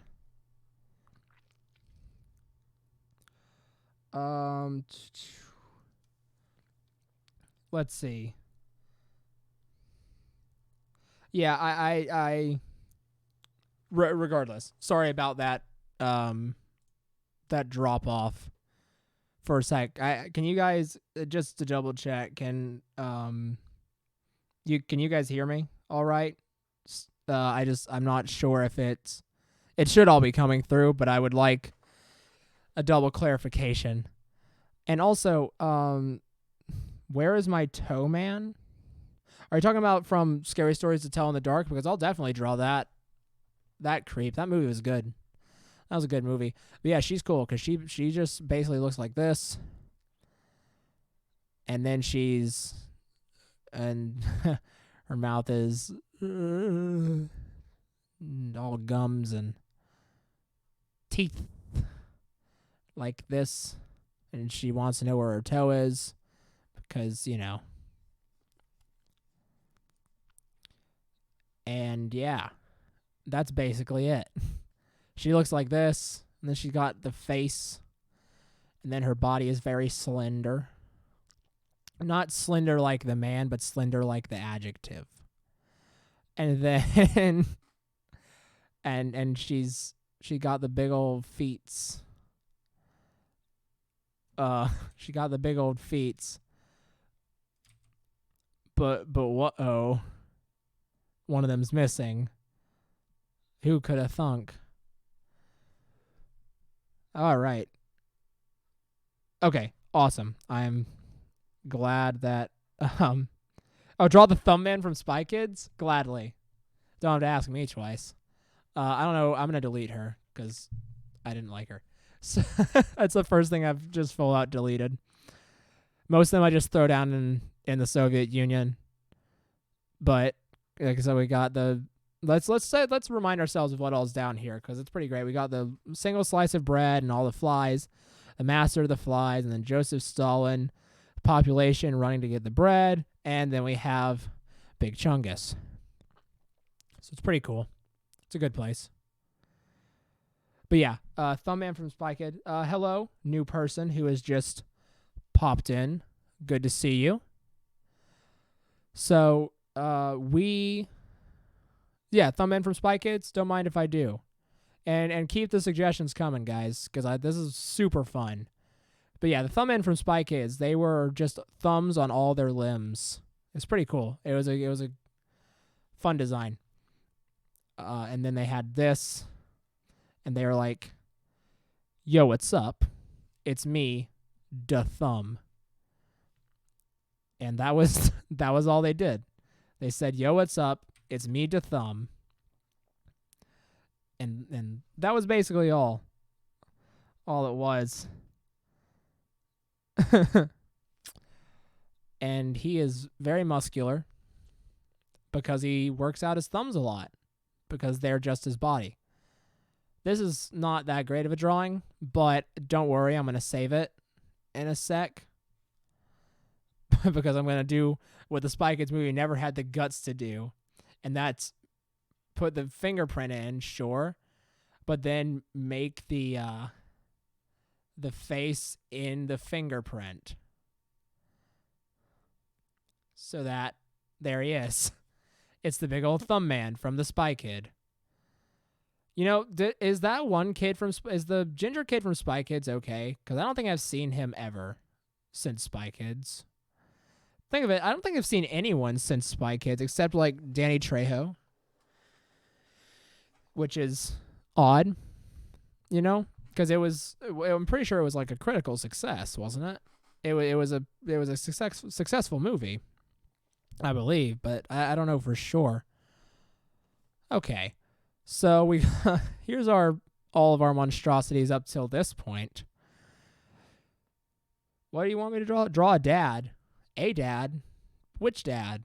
I'm just gonna draw the most standard dad.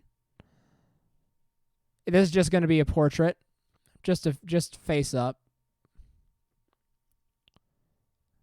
And he is very kind. He's a very kind dad. I don't know why you guys are so bent on me drawing a dad, but here he is. I mean, I'm doing him.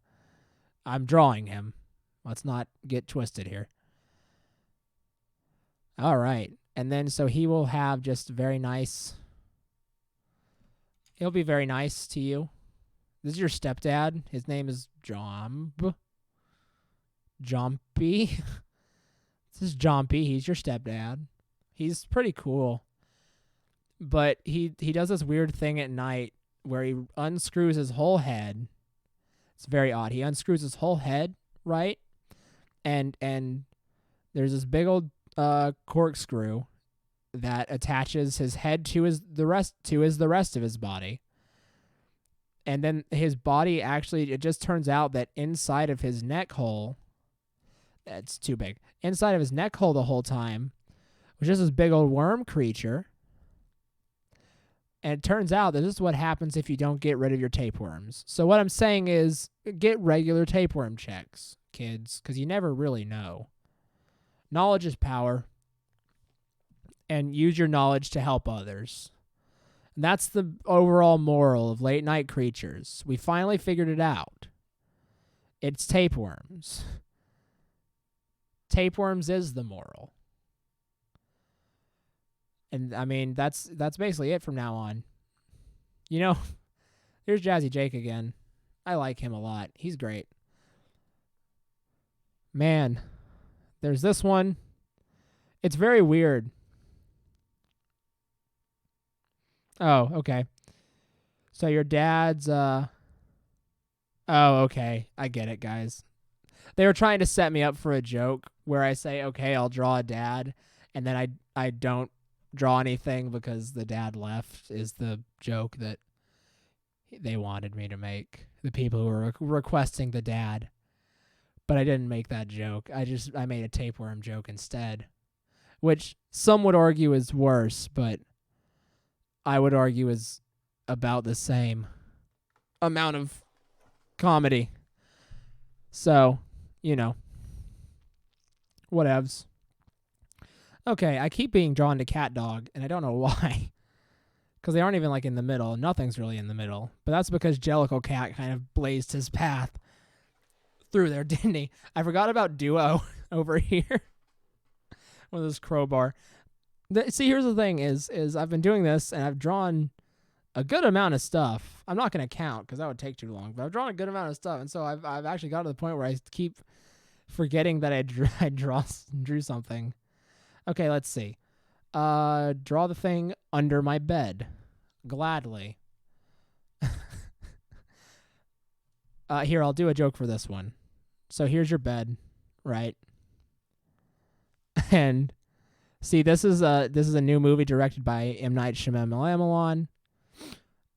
It's all about this boy has something under his bed, and he's like, I don't know what it is, but I don't want to check because what if it eats me? And then his parents are like, you're a stupid idiot. And he's like, I'm not. There's something under my bed. And they're like, no, there's not. And he's like, yes, there is. And it's pretty typical movie garbage. But then they check under the bed. And what do they find? So this is going to show you what's under the bed. You were under your bed the whole time. It was you, but it was all of your anxieties and your fears hiding from the world. And it's really philosophical. And if it wasn't done by M. Night Shyamalan, it would have been done really well. But it comes off as really hokey and stupid. And as a result, your acting career is over. And this is a sad story. You know what else is a sad story? Who cares about your stupid movie thing? Look at this. I mean, can't really compete with that, can you? Just saying. Just saying. This bed's going in Russia. This bed's going Russian. It's too far away. There it is. Big Chungus can sleep here, I guess. Big Chungus's bed. And you're underneath him. So, you know, enjoy yourself is the best advice I can really give. It's the best advice I can really give. Okay. So the next thing that got requested is Stone Cold Steve Austin accepted is a stone. So, you know, it's kind of a dumb joke. But here's the other thing that you could do is you could draw I can draw Bad the Rock because I don't remember what the Rock looks like. Or I guess I'm just drawing bad cliche wrestler. And he's Scream. And bad cliche wrestler Scream. Because who just got the drop on him? I don't even know what that was. Jesus. Because who just got the drop on him? Well, who else? It's Stone Cold Steve Austin, who's just a big old rock. That's all he is. He's just a big old rock. And so the man has been crushed, and his spine is broken. He will never wrestle nor walk again. And Stone Cold Steve Austin, of course, takes the belt, because why wouldn't he? I mean, right? And here he is. It's Steve Harvey. Did a bit of a switcheroo, but don't worry about it. It's really unimportant. Don't look into it, really. This is the advice I'm giving. Yeah, no, but it's just like this guy is donezo to the max, so. And yeah, and he wins the big belt. That's what wrestling's like, right? A man jumps on a man, and then he gets the big belt.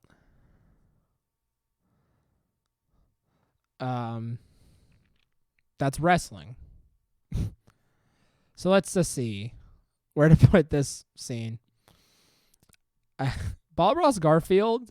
You know what? I made a decision. Bob Ross Garfield is definitely going to be the thumbnail for this one. Bob Ross Garfield. I love Bob Ross Garfield. He's pretty good. He really is. He really is. Dang, I have no good place. Oh, there he is. No, dang it. Oh, wait. Can I put him by duo? Goalie fit by duo. He will. Okay, cool. So, there he goes. Look, he's eating some Cinnamon Toast Crunch as he's dying. At least he's going to be a little happier than he would be otherwise. This is still pretty great. Okay. So let's keep looking around these stinky suggestions. Just kidding. They're all pretty good. Stone Cold Steve Austin, Furby. I'll draw a Furby. I used to have a Furby. it was weird, and I never knew how it worked, and it wasn't like annoying or creepy because I just didn't know what to do with it. And mine never went off in the middle of the night. It never did anything wrong, and I think it's just because I was a dumb kid, and so I had no idea what I was supposed to do with this little mongrel. I just thought it was a fun friend. I would just stick my finger in its mouth all the time, and that was literally all I ever did with my Furby. Was I would go in and I was like, "Oh no, it's a monster," and I would put my finger in its mouth, and then it would go like, or whatever the sound the Furby makes, and that was it. And that was all I ever did with my Furby. No one ever helped me understand how it worked, and so I never actually got the experience, and that's saddening, and it's the worst. Also, it's done. Furbies are easy to draw because they don't have arms. People complain about hands, but like it's the whole arm section, the whole arm. Like hands plus is difficult. I'm gonna just put, oh, you know what? It's another fuzzy guy. So he is also hanging out with Cousin It and Sasquatch up here in the fun friend corner. I will say these two, Bigfoot and Cousin It are nice looking. They're one of the few nice things around here. Okay, I know Mac is a character. Oh, Mac's the big old truck. I'm not gonna do the big old truck. I fine. Okay, I'm gonna draw Mac. He's the big old truck from Cars. You know, he's the one that leaves Lightning McQueen behind like an idiot somehow. I mean, honestly, here's the thing: is like you're a car, so everything's attached to your body. And so why would you not be able to at least somewhat feel when this thing goes off? I mean, like what? Were you See, the most obvious answer is that it was on purpose and Mac was really mad. And so he just drove real fast. And then Lightning McQueen just flew out.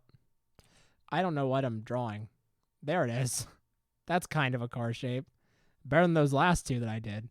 And yeah, and then I guess Lightning McQueen kind of just like flew out.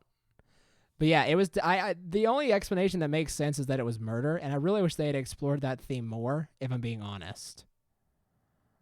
I really wish so. Your head spins every time I zoom out. I'm very sorry about that. It's because of the massive amount of nonsense that's on screen. But no, and then you have yeah, and then Lightning McQueen just like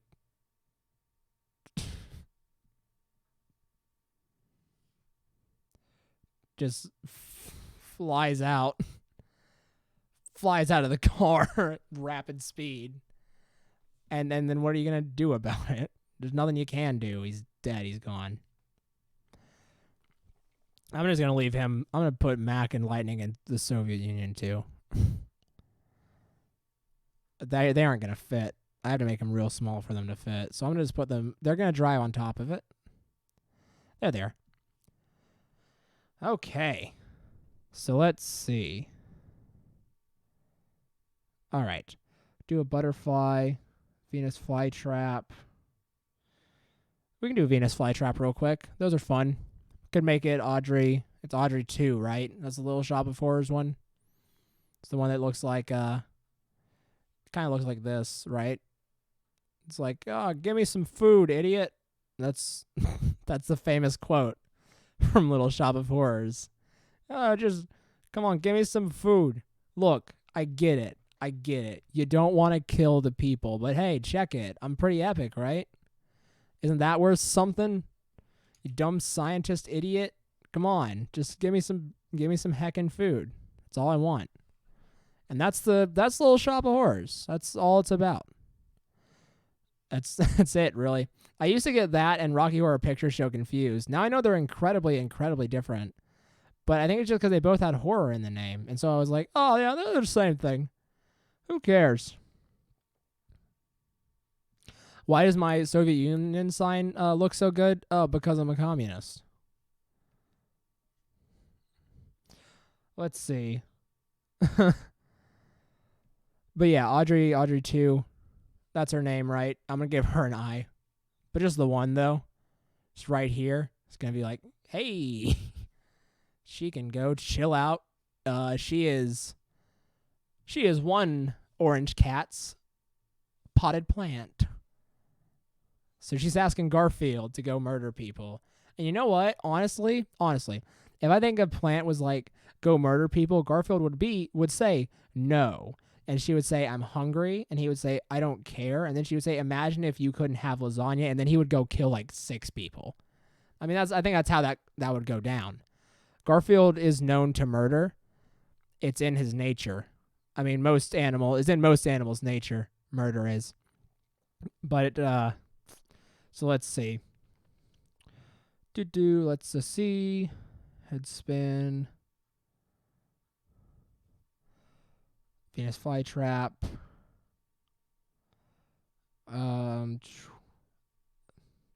Lucifer from the Adventures of God. I don't know what the Adventures of God is, actually. So if someone could tell me what that is, that might help inform my drawing a little bit. But I will just try and draw a quick Lucifer. I'll draw him from the show Lucifer, because that's got to be close enough, right? Because in the show he's just like, hey, what's up? It's me. I like piano and jazz, and that's me. That's me, Lucifer. And there he is. That's what he looks like, right, in the show? And he says, hello. I'm Big Lucifer. What's up? It's me. I'm watch out, because I'm a demon. I'm a demon. It's me, Lucifer. Hello. He's going to have one of these too. Hello, it's me, Lucifer. And I'm here to tell you all about my new show, Lucifer. What are you sending? Oh, okay. It's the Soviet Union. Gotcha. Let's see. Okay. Recreate the famous documentary of the Italians attack first. I have no idea what that is. How did I miss Garfield Bob Ross? I don't know. You missed Garfield Bob Ross because, yeah, I guess you weren't here when we drew Garfield Bob Ross. But he's probably the most accurate drawing of any, like, I mean, look at this guy, of anything out here. I'm going to put him down with, he's going to chill. Okay, here. He's with oh, wait.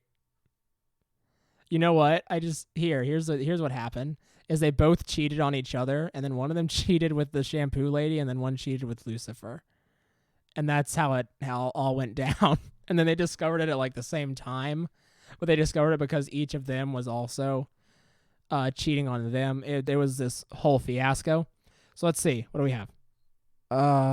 Nermal, world's cutest kitten living behind McDonald's. So just homeless Nermal. Nermal's weird because Nermal's just Gray Garfield. He really is.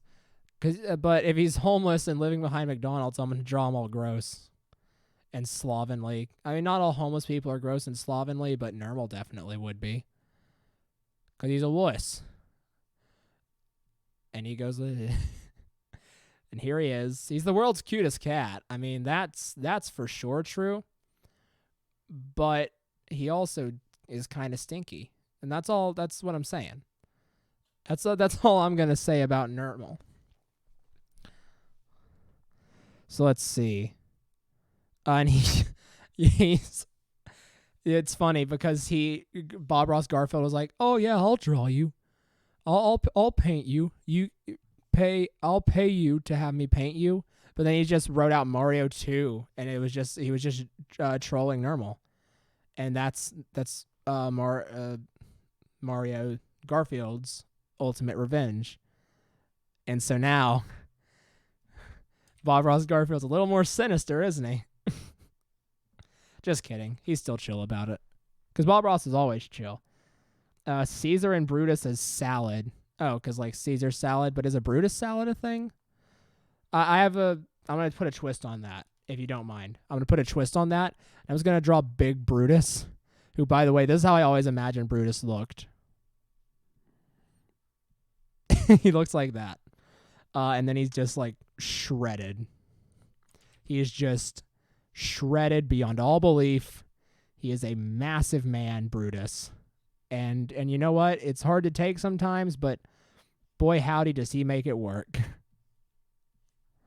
So we have Brutus, and then I'm just going to have a bowl, and it's a salad, and it's a Caesar salad, and it's him with the fork.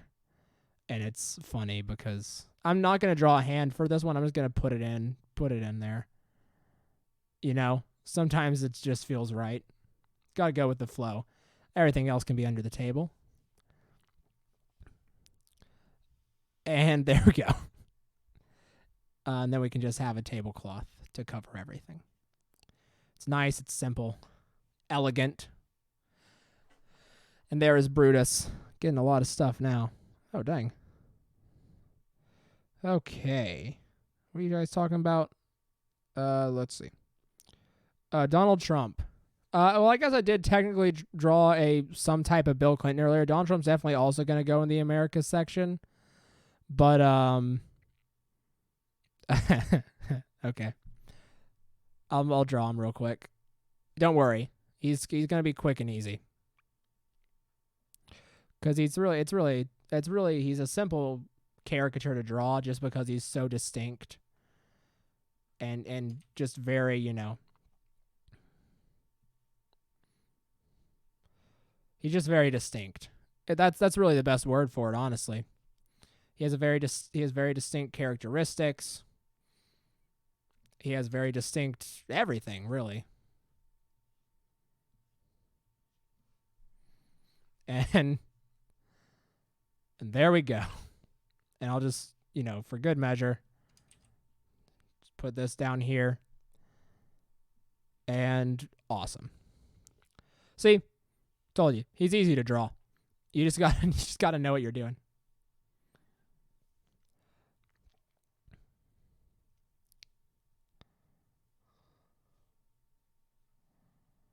All right. So let's see. What's next? Fortnite, but it's a good game.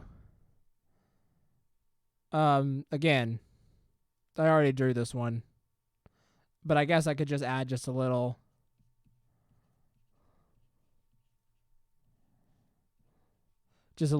you know, note so that it all sort of comes together. I'll just make Danny DeVito say it.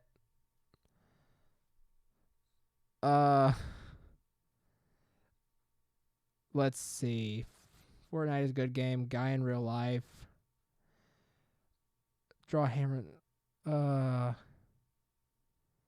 Wait, hold on. Didn't someone say, can you draw me a girlfriend that isn't imaginary? Yes, I can. Are you ready?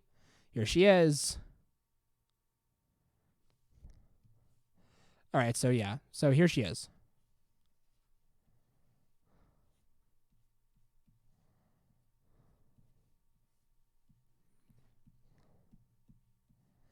And there you go.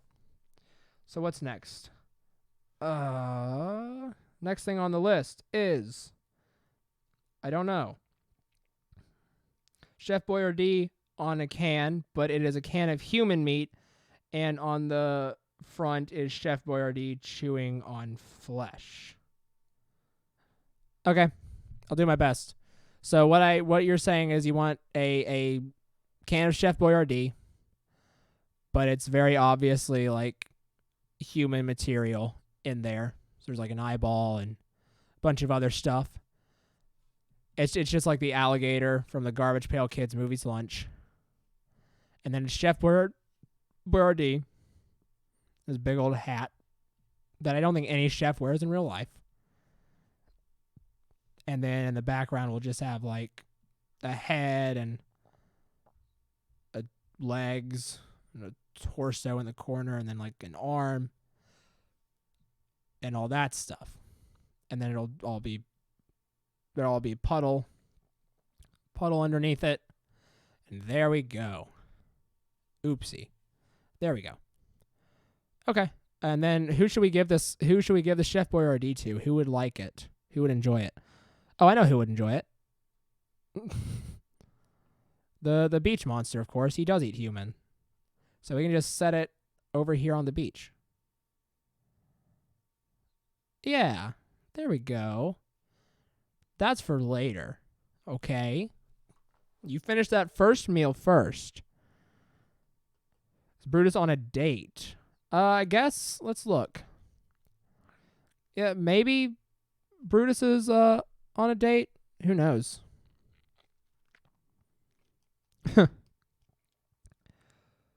Let's see. Okay. I don't know who you're saying is hot. I really don't. Who did I draw that was hot? Someone said she's hot, but I don't know who they were talking about. Okay. I really don't. That's weird. Anyways, draw John Madden in Smash. Gosh, that would be such an awful pick. That really would be. I mean, maybe not. It's not really up to me. I just want like something cool.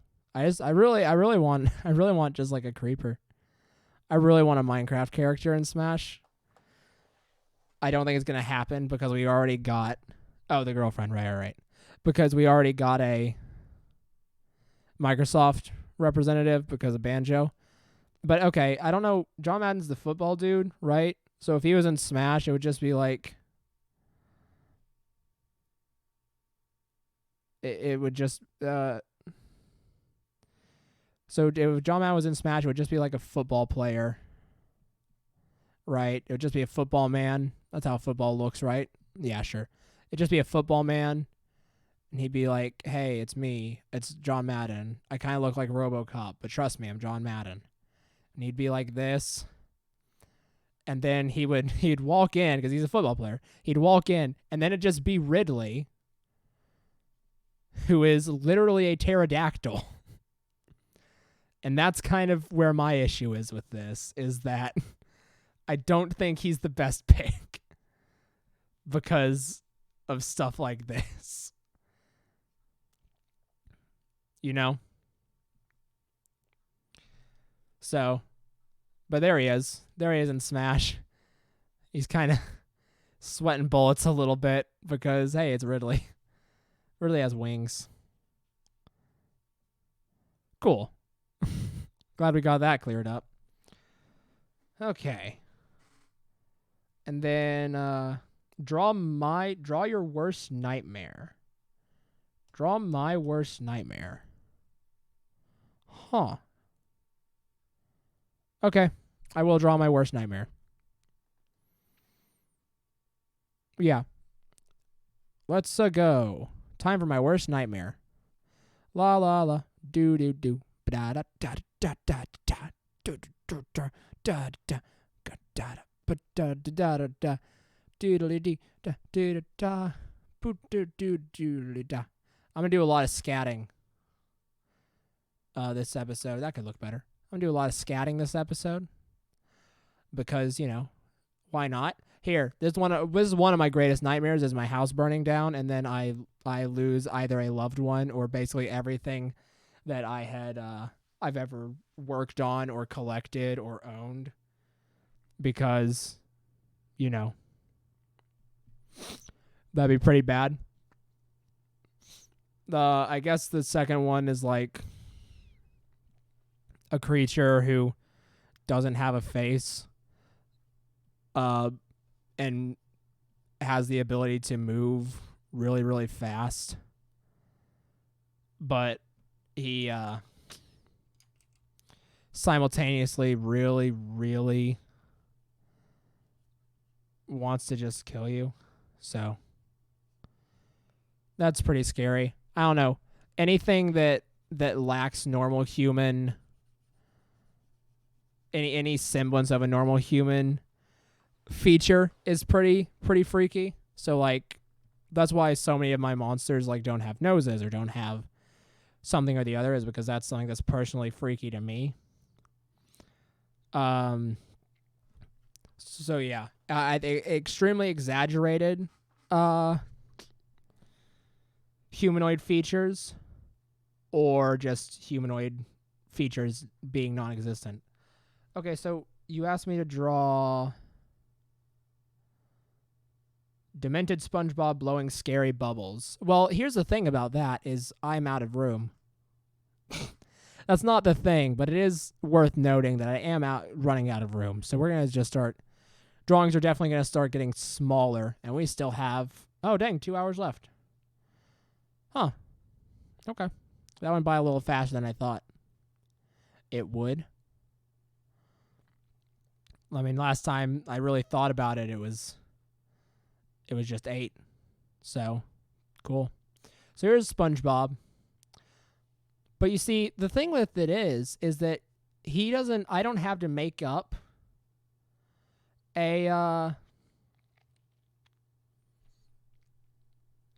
I don't want to make a new page. And here's why. Because I don't want to. And that's the reason. Welcome to Late Night Creatures, where I don't want to do that. It's a great show. It's a great show where I changed canvases in like a few of the earlier episodes, and I haven't done it since, and I like that track record. So there's SpongeBob. I drew his tie under his pants because who cares? And then I'm just gonna, do this.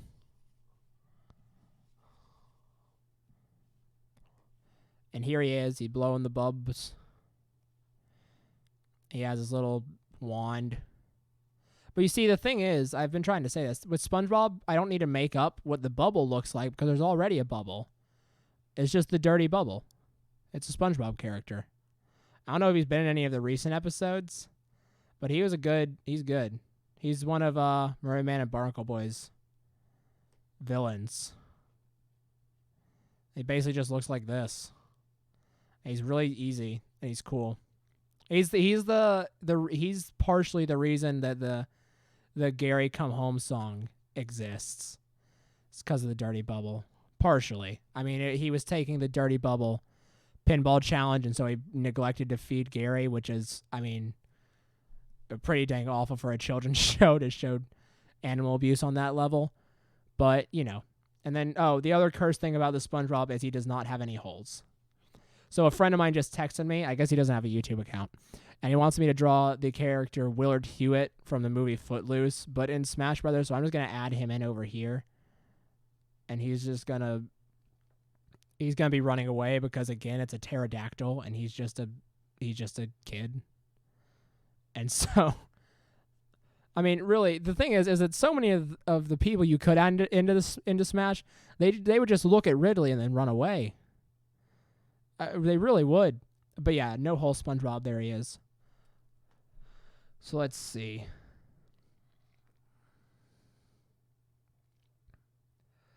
Grandmaster Oogway, but he has a straw in his nose. So Grandmaster Oogway from Kung Fu Panda? Okay. Let's do it. He's a tortoise. So right up my alley. Here he is. He looks like this, right? And he's like, "Hey, I'm old and I'm dying, but who cares? It's Oogway time, baby. Ha-ha." Oh, wait, no, he's nice. He goes, "Hey, it's, yeah, there he is." That's Oogway. And so he's, oopsie. And he's like, "What's up, y'all? It's me, Oogway. I'm a turtle. I knows it. Tortoise, who cares?" And, here's what I'm up to lately. Being real cool and being a tortoise. And that's all Oogway does in the movie is be real cool and then be the animal that he is. That's all he does in the first movie. That's it. And it's really funny. Because in the third movie, he does something. I got to draw a straw in his nose. I'm going to do it this way. Because that just looks like it hurts more. No. There he is, Oogway. I gotta make this more panicked. There he is. He's very distressed. Okay. Caveman. He's going over here. I'm almost certain.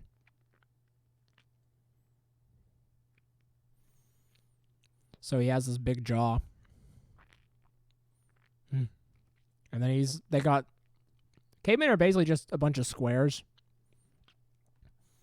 Even their fists are like blocky. And so here he is. It's a caveman. And they have the cloth, whatever's. And he says, "Hello, it's me, a caveman. Welcome to my Let's Play channel. Today we're going to be playing Minecraft." And that's pretty cool, right? Isn't it great that Minecraft's back? I'm happy Minecraft's back. Hopefully everyone will stop caring about Fortnite now. Fortnite's not a bad game, but it's just boring. Like, I don't get it. I really don't. I don't get Fortnite. Because it's a game where you could build, but you have absolutely, at least in the Battle Royale mode, it's a game where they kept the building mechanic in, but you have almost no incentive to really do it if you're good enough at the shooting part of the game.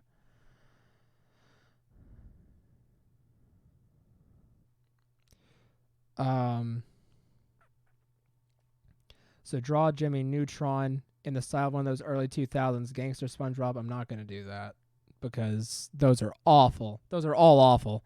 They really are. So, you know, I already did a creeper, and now a bunch of people are going to say, "Oh, man," but I did already draw a creeper. Creeper was part of the divorce. Can you draw Unikitty tied up by a bomb, please? Yes, I can. I can draw that.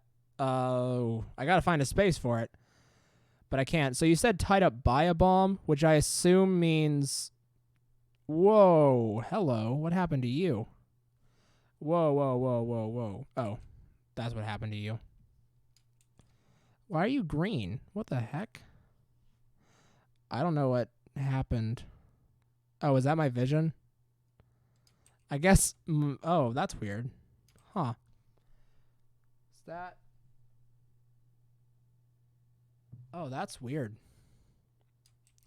I don't know why this is happening, but like everything looks like it has a green outline to me right now, which is odd to say the least. Okay.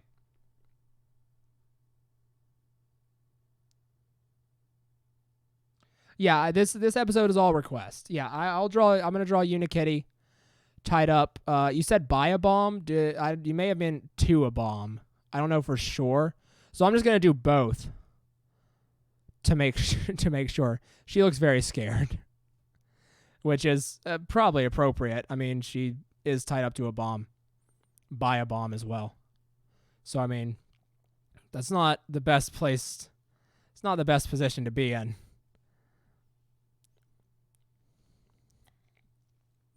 So there, Unikitty is. And, oh gosh. Then we got the big old bomb.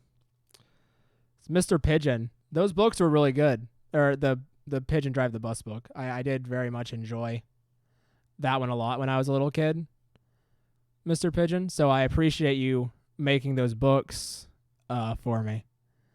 Or at least helping. It was very, very, very useful. So there we go. Attached to the bomb here.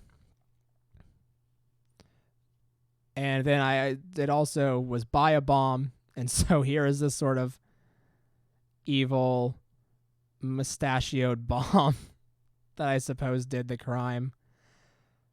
I suppose that what probably happens is his fuse gets lit and he explodes and dies.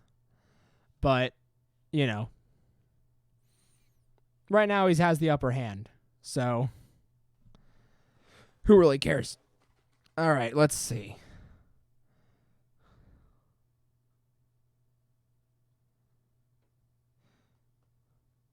And then Jake from Adventure Time. They put giant, but I'm just going to draw normal Jake from Adventure Time because I don't have the room to do anything giant. He's cool. He's just this.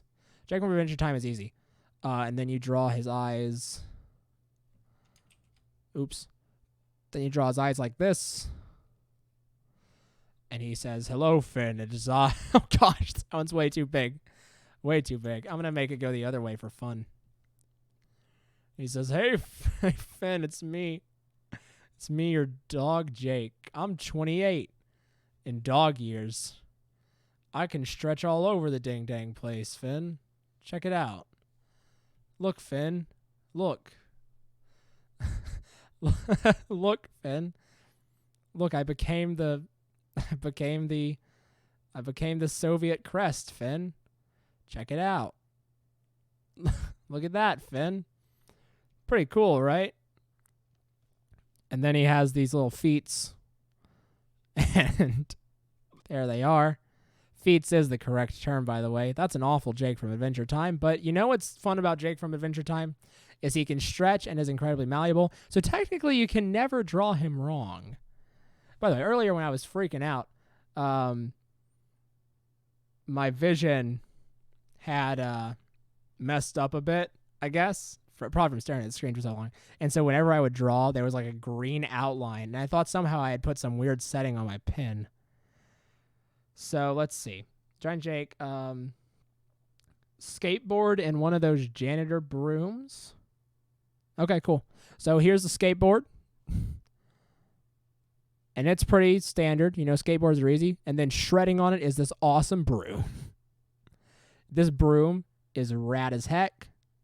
He's awesome. And boy howdy, does he love to skate. There he is. Very cool. Okay, so then after that, Shaun the Sheep and Spider-Man. Okay, I'm going to actually, let's mix those two together. So you know there was Spider-Ham in the movie? But let's just do a sheep Spider-Man. I don't know if there's a good, I guess Spider-Mutton is the right thing. That's actually probably a little better than Spider-Ham because it at least starts with the same letter. But, you know, that's not how Spider-Man's mask looks. Whatever, what do I know? Spider-Man's mask kind of looks like that. But I don't really know for sure. So we're going to do our best. And here it is. I'm glad you aren't in the MCU anymore, Spider-Man. I hope you have a good time, Tom Holland. And then I guess since it's a sheep, he would try his very, very hardest to get into the Spidey costume, but his fluff would probably still be a little too much. And so he would do his best, because of course he would, but he would always have this amount of like stuffing coming out the top. And it's pretty cool. And then he would do the I had to remind myself what the thwip looks like. He does the thwip. I don't know if the thumb is supposed to be in or out. I don't think it actually really matters as far as functionality of the web slinger goes. And then he goes and he attaches to the cat, and he attaches to the wall, and he's Spider-Man. He's Spider-Mutton. And I think his legs are kind of just all fluff. And so then he gets the spider, and then he has little side pieces. And there we go. It's very cool. Very good. He's a good boy for sure. Okay, so he can chill there. So let's see. What else can we draw? All right. Killer Bee. Killer Bee. Okay. Well, this one's pretty easy, right? It's just a bee. It's pretty standard, except he's a killer. He is a killer. And he knows it. But he doesn't want to be. Doesn't want to be. Not anymore, at least. Oh, gosh. He looks very distraught. Oh, no. He's coming to grips with the terms of his own reality. So, just give him some time, I suppose. I'm sure that the intention was for him to be killing someone, but I really just like the idea that he is a killer, but he really He really does. Oh, I erased a bunch with that on accident. He really just regrets his actions. He is a killer, and he always will be. All right, cool. Let's see what else. Where was that? Soviet Russia.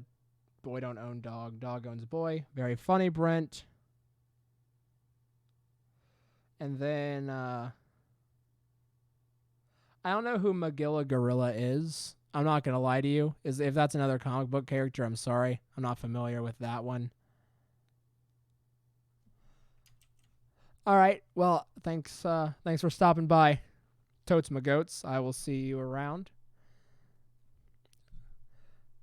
Let's see. I guess since I did draw Shaun the Sheep, I'll draw. Yeah, we can draw that dog that's in the movie too, who I don't remember anything of what he looks like. We'll do our best though, as Captain America. Kind of looks like that, right? He's a pretty standard dog, I'm pretty sure. So he's stern, and he's kind of just a human, but just a dog.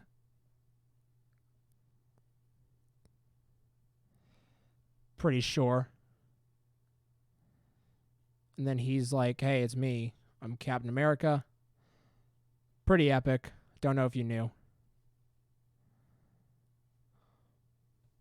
Oops.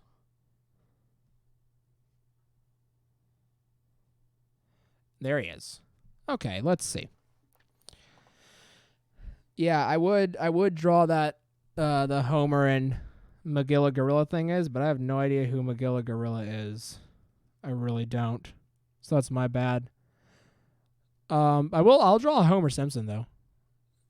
He's another one that's just sort of pretty easy to draw. And this time I actually mean it, because he's basically just this.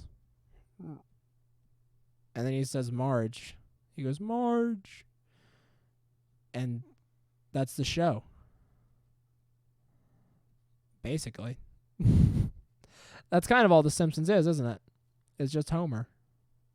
And he says Marge. There he is. Homer. All right, cool.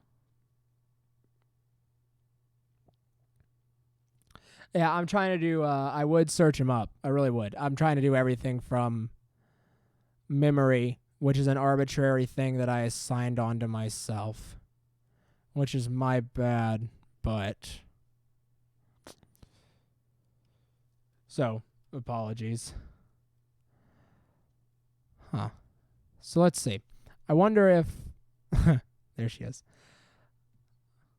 It's interesting. Oops. I accidentally opened up my Amazon store. So, well has run a bit dry again. Are there any other requests? Maybe let me see if there's anything I missed. Brent, you got anything? I know you're chilling out in there. Draw a hammer and Cycle Man. Someone put draw a hammer and Cycle Man, which I assume meant draw a hammer and Sickle Man, which is... it would have been funny, but I've actually already drawn 2 of those, which is a bit... It's a bit to my limit. I don't want people to think I'm actually, like, a Soviet. Although I don't know how anyone could possibly think that. So let's see. Okay. Well, since we've... Oops, I did it again. Since we're kind of getting to a wind down, at least as far as... Oh, okay, Brent, you want a donkey made of bread? Yeah, Brent, let's draw a donkey made of bread. I don't know how I'm exactly supposed to dictate that, but let's just do it, I guess. I guess maybe just start off with a donkey, right? Just a basic donkey. That's what donkeys look like, right? That's more of a mule, maybe. Anyways, start off with a basic donkey and then, I guess, add some details to make it obvious that it's made of bread. I don't know if you're thinking the joke that I'm thinking, Brent, but I have a very good plan for this donkey. Very good plan for this donkey. I'm going to not do the tail yet. I'm going to wait on that tail. Brent, you don't want to... I don't think you want to eat this.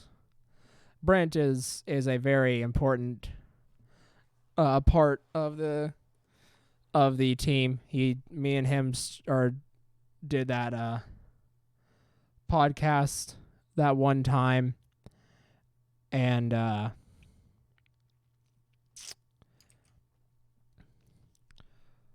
he's worked as sort of a story consultant on Twisties and helped me get down a lot of my ideas. And then I guess kind of just I'm going to make this guy look grainy. Man, how long have we been going? 4.5. Dang, 4.5.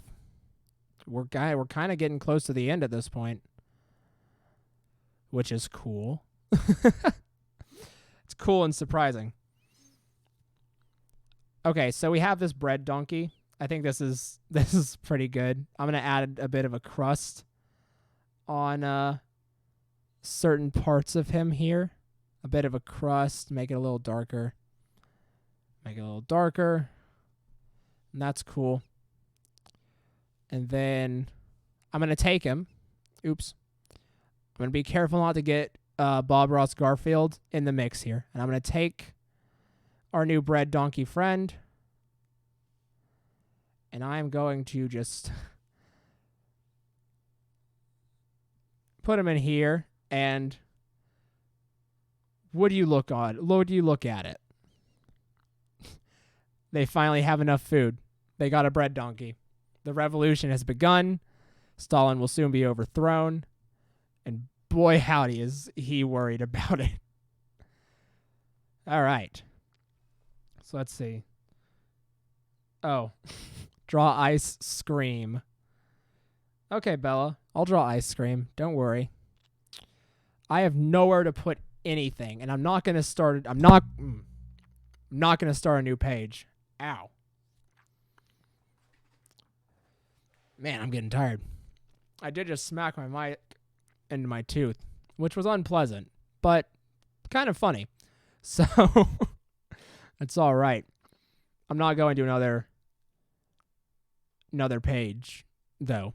But I will find a place to draw this ice cream. So, draw ice cream. You got to start out kind of with a dollop up top. And then you make a bigger dollop. You know, it's sort of like drawing ice cream. Except then you add in the eyes. And that's when it gets different. And I'm going to have him basically to where he's looking at the original Jellicle Cat. And then he's looking at the one when he's finished. And he's freaking out because that thing is scary as heck.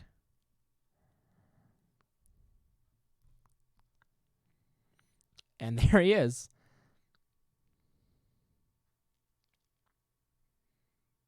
I'm really... I feel like you're making a joke with the digging the teeth in one, but I'm probably too tired to notice what the joke actually is. So I'm very sorry. All right.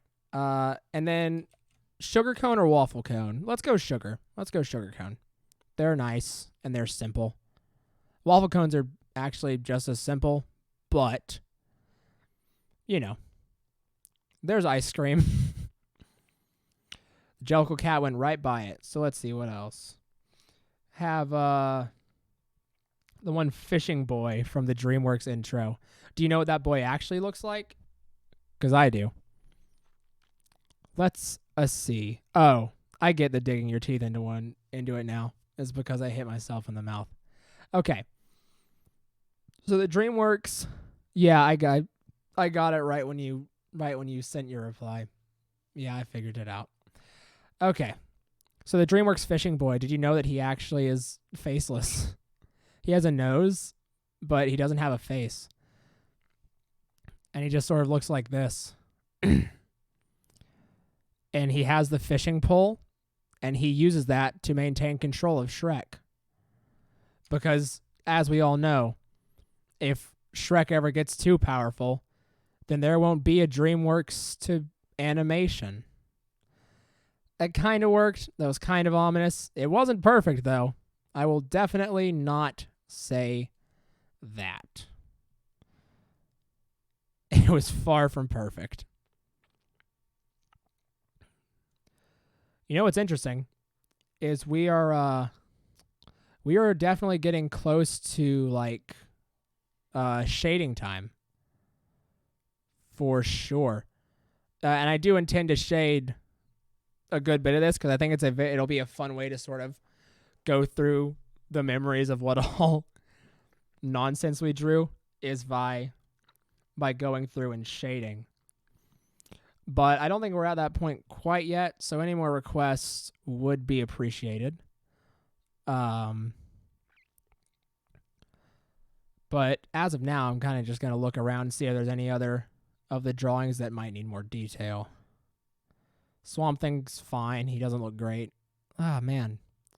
Wow, this really has been quite an adventure. We're not really close to finishing. I mean, we are still got an hour and 20 minutes to go, but shading all of this is going to take a while. And so, who knows how long that'll take. But regardless of all of that, it's pretty cool. It is really cool. For sure.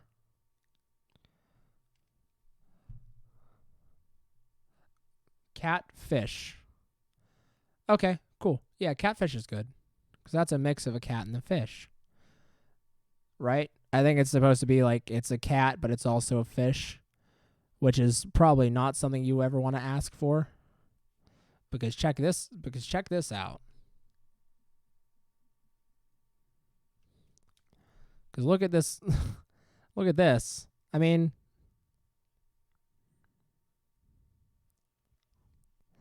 see, this is how you draw a fish. Is you start off with a teardrop, and then you flesh that teardrop out into a tail and fins, and a top fin if you are so inclined, which I usually am. Nothing wrong with a little bit of extra flair, really. And this catfish is a catfish, and so it is, of course, joining the rest of the cats in chasing after the mouse. And so guess what I get to do? So I get to draw more sweat coming off of the mouse here, which is, to say the least, really cool. He's almost completely surrounded. I mean, I guess Duo's right here, which is definitely not the direction you want to run in. So, cool. I'm going to take a drink. So behold, me taking a drink.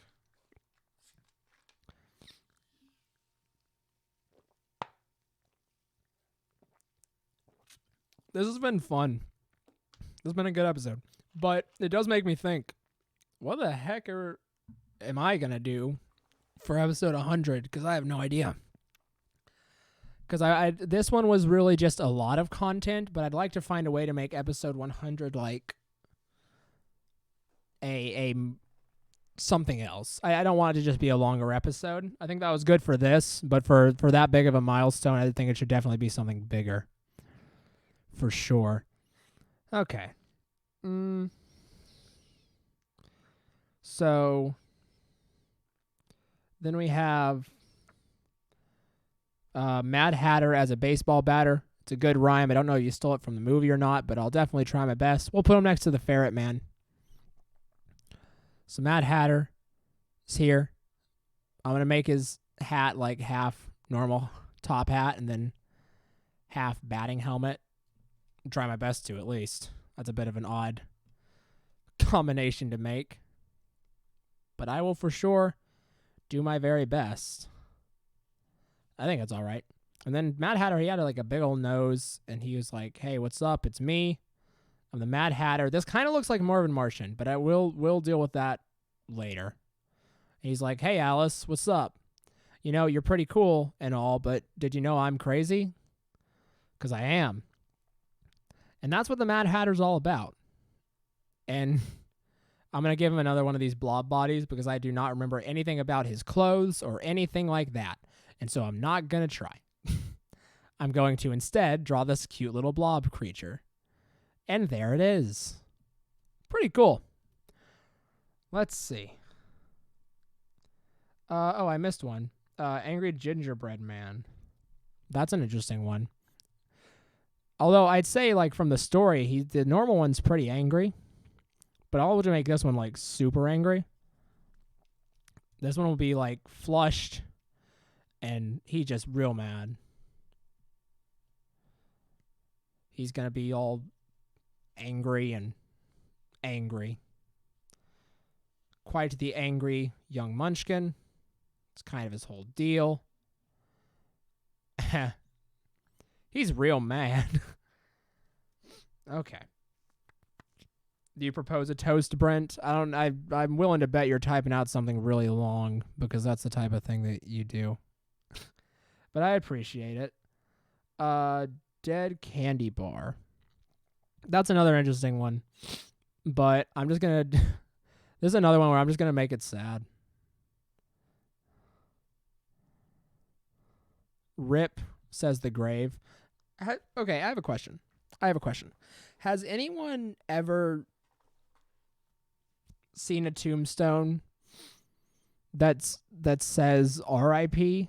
Because, I mean, rest in peace is what it means. And so I've seen that on tombstones. But I wonder if there are any out there that actually do just say RIP. Because if there are, that'd be really funny. Like, because it's really funny.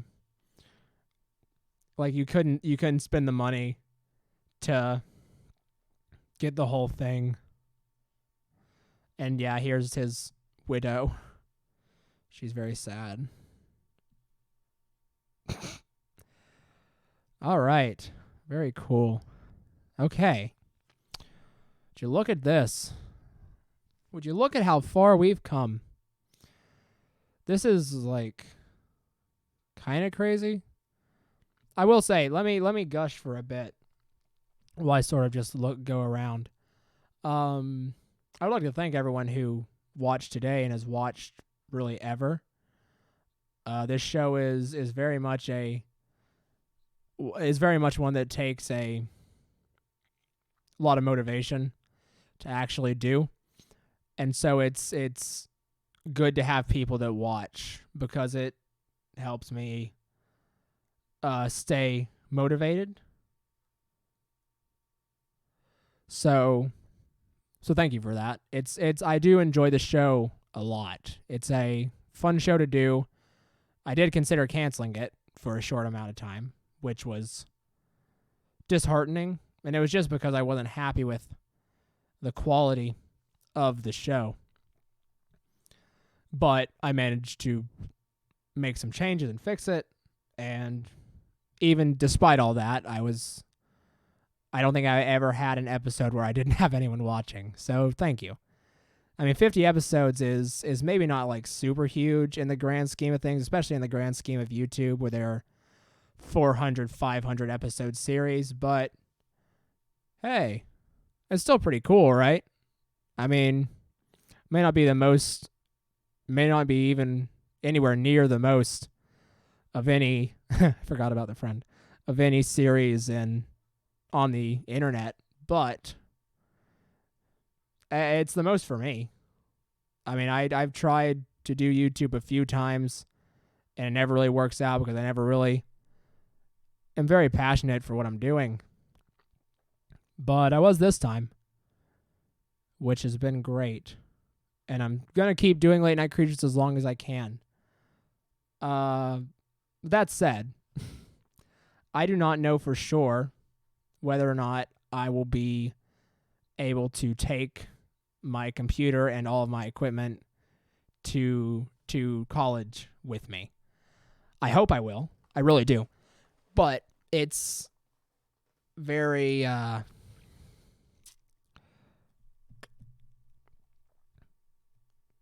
it's up in the air right now.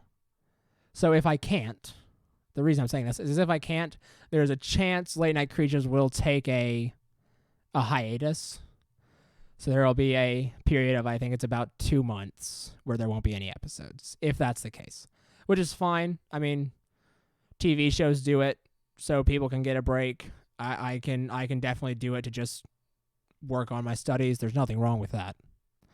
But just I wanted everyone to know that that's a possibility right now. It's a possibility right now. And so in the event that happens, I hope that a lot of you will stick with me and will still be interested once I come back, but I of course understand if you won't be. So there's no pressure there.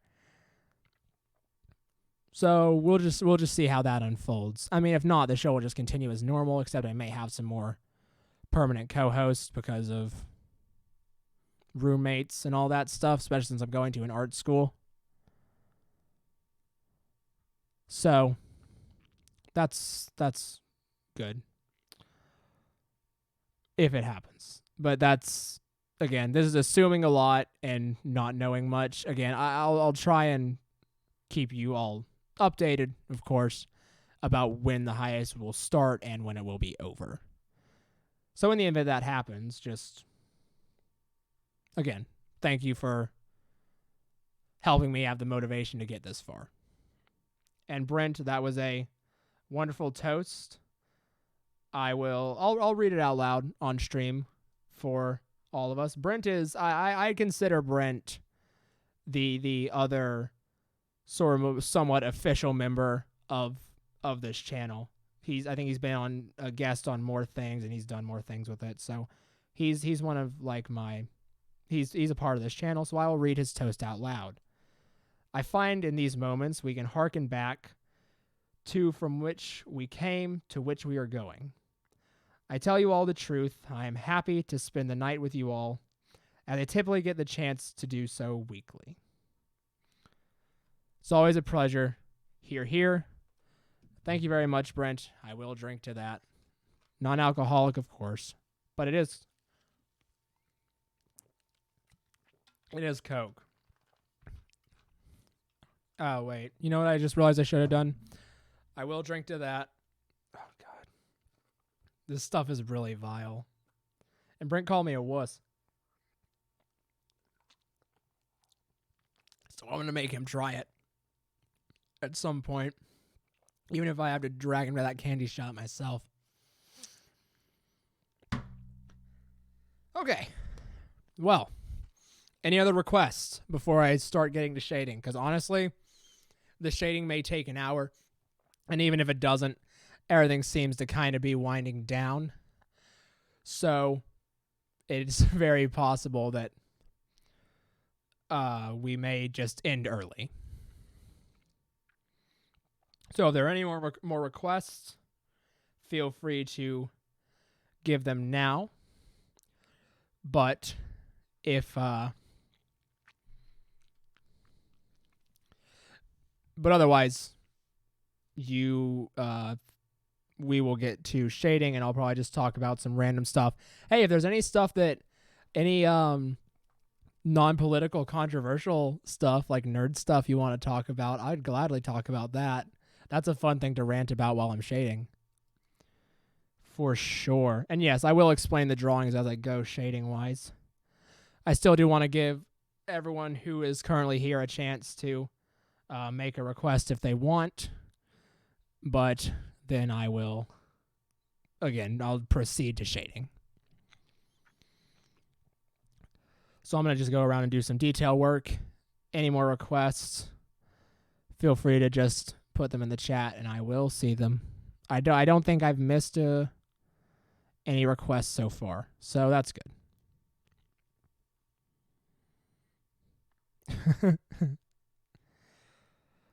Man, there are a lot of drawings here. This is a lot. It really is.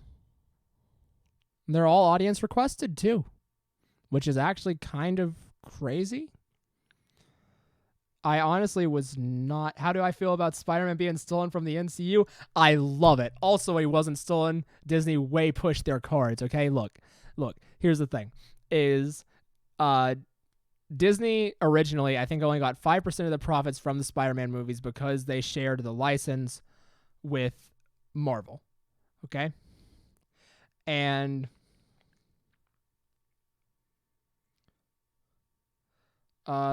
you made a character based on SpongeBob named Spone Geraldo Roberto in 5th edition D&D as your first D&D character.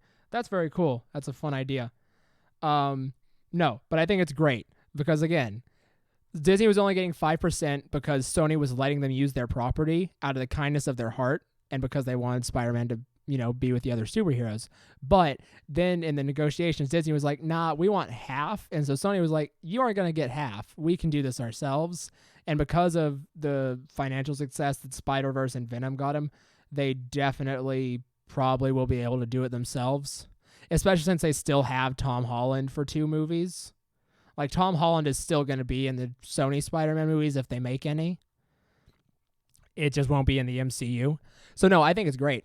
I think it's really funny. And I think it helps to stop a potential monopolization by Disney of, I guess, pop culture in general, because they're really close to having basically all of the major cultural properties. Really, the only thing they're missing is, like, the DC stuff, honestly.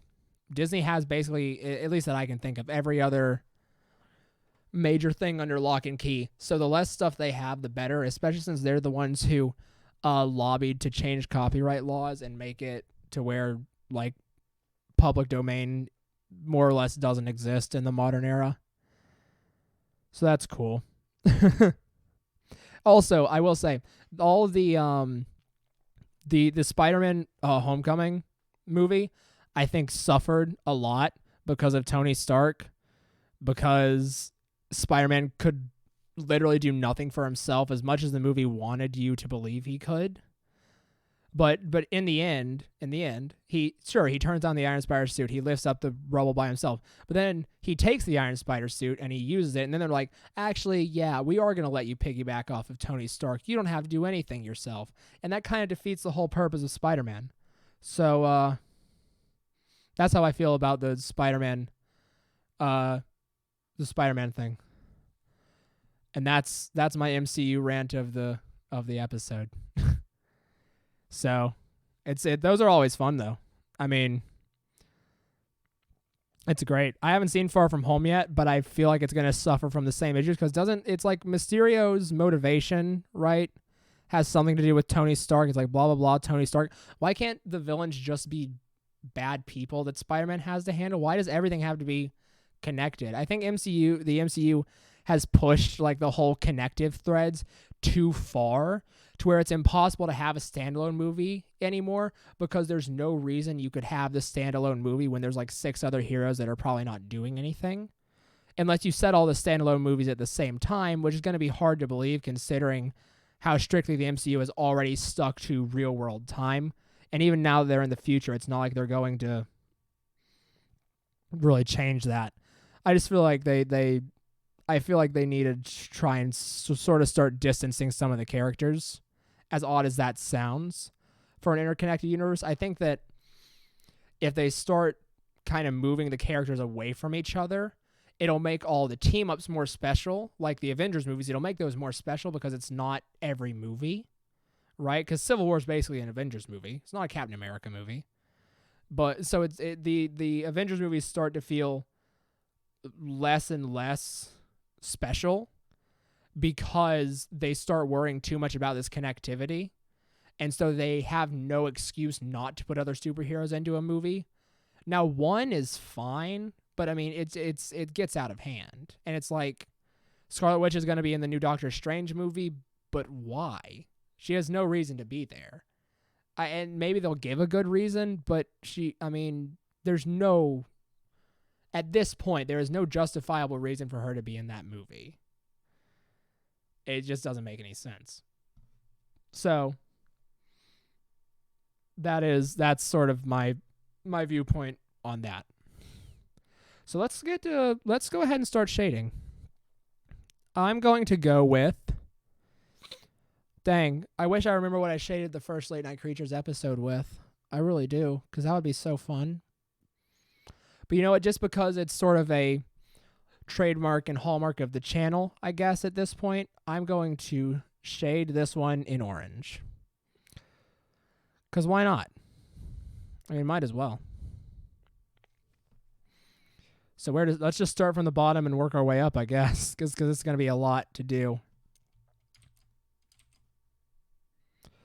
All right, let's see. True to the character, then true to the team. That is a very good thing you just said, Brent. Brent told me to stop shading, but he didn't follow it up with why, so I'm not going to listen to him.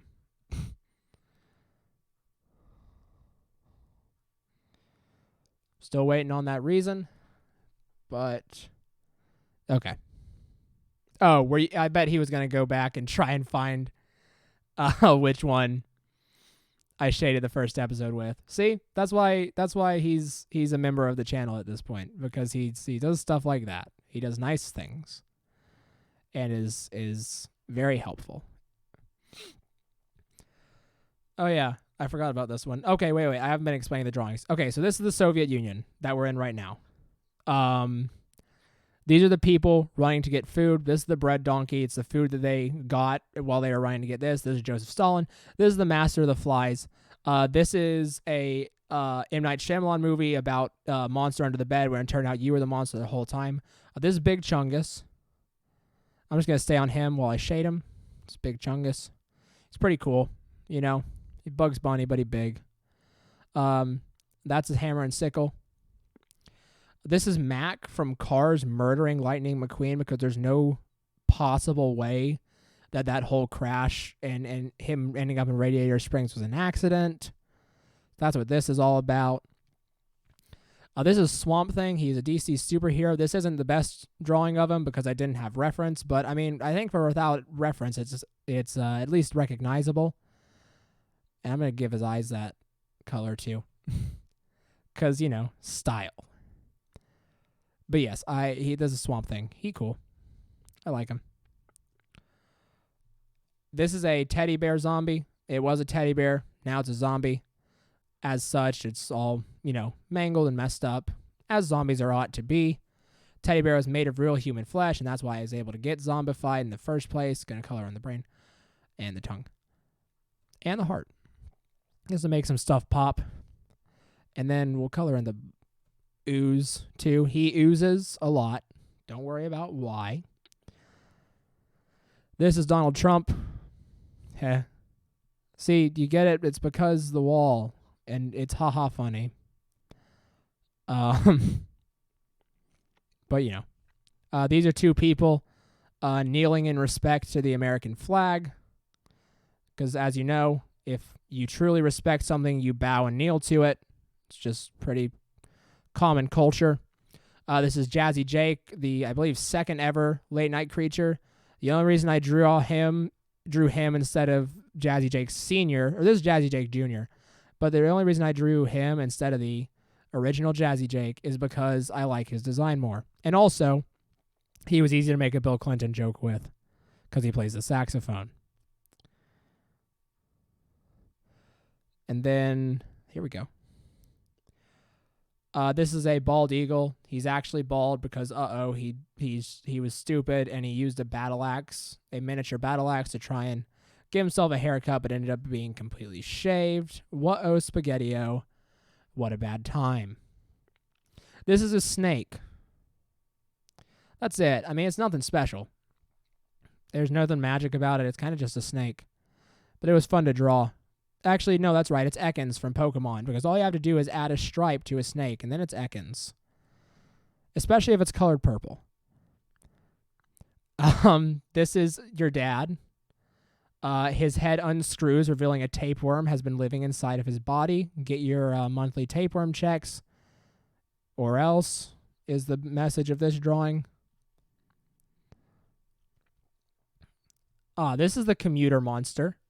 He just wants to he just wants to fly on his balloons to get to where he needs to go. But his air pump takes a whole lot of time to actually fill up his balloons. So he usually ends up being late, which is a shame because, I mean, he's clearly geared up for business. Yeah, your dad. It's your dad for sure. Don't worry about the implications of that. Just know that it's yours. And wear that with pride. He loves you. He wishes you'd call more, says your dad to me while I sleep. And that's sort of how that all works, you know? So there he is. And then this is Volt Boy from the Fallout games, but if it's in the event he actually got hit with a nuclear blast and so he's a skull. This is the Shu who is dressed up as a person, or who is wearing a person as clothes. They're cool. She's ready for Halloween, and I don't know if you are, but she's super ready for Halloween. Zero doubt in her mind, she is ready for Halloween. Brent, I need you to do me a favor. This is me asking you on stream to do me a favor. Can you look up the pixel dimensions for YouTube thumbnails for me? Yeah, but no, this shoe was actually really fun to draw. This was a good one. I think this was the second thing I drew on the stream, so that's pretty nuts. I mean, Commuter Monster was the third, but that's a little too far removed to be that interesting. But second, that's pretty crazy. This is a dog. I forget why I drew this dog. I really do. I think someone requested it, or someone requested something, and then I was like, I'm just gonna draw a dog instead. I don't remember exactly, but there's a dog. It's pretty cute, right? Then we have the friend. He's the perfect friend. He loves his milk, and he wants you to love his milk too, at any cost, really. Color his tongue, make it pop. That's his trusty funnel. It's really good for making his friends drink milk. Wow. This already all looks different. Oh, this is the Commuter Monsters balloons. We just didn't see them earlier because they're so high up in the sky. And then this is the Mad Hatter as a baseball batter. He's pretty recent. I think he was maybe actually the last thing we drew. I don't remember, though. I don't even remember that.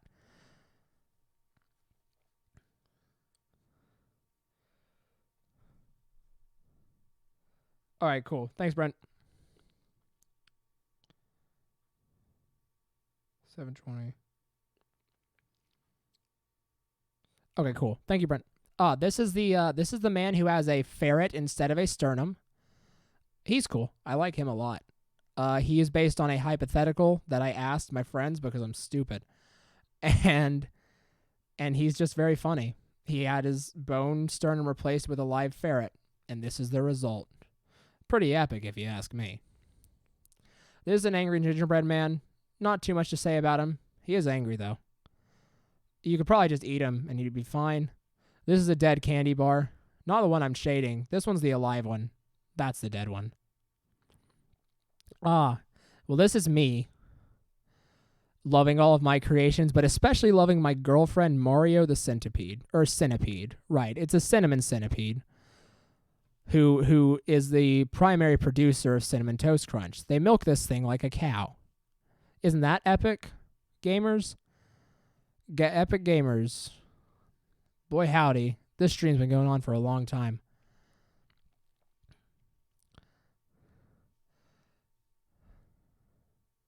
And then we have this, which is cool. Yeah, there's this big cinnamon sprayer. Oh, whoops. I forgot to color in the American flag. La, la, la. Do, do, do. Cool. Okay.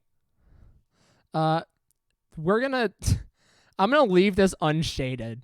This is too bleak. This is bleak. And it needs to stay that way so it gets no color. But I am going to just make sure everyone takes a good long look at it real quick. Just to make sure we all understand the gravity of this whole situation. Okay? This is serious business. Siri thought I said Siri.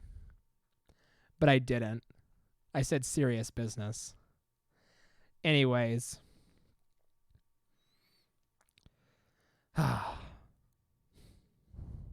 Are we good? We got our fill? Awesome. Let's move on.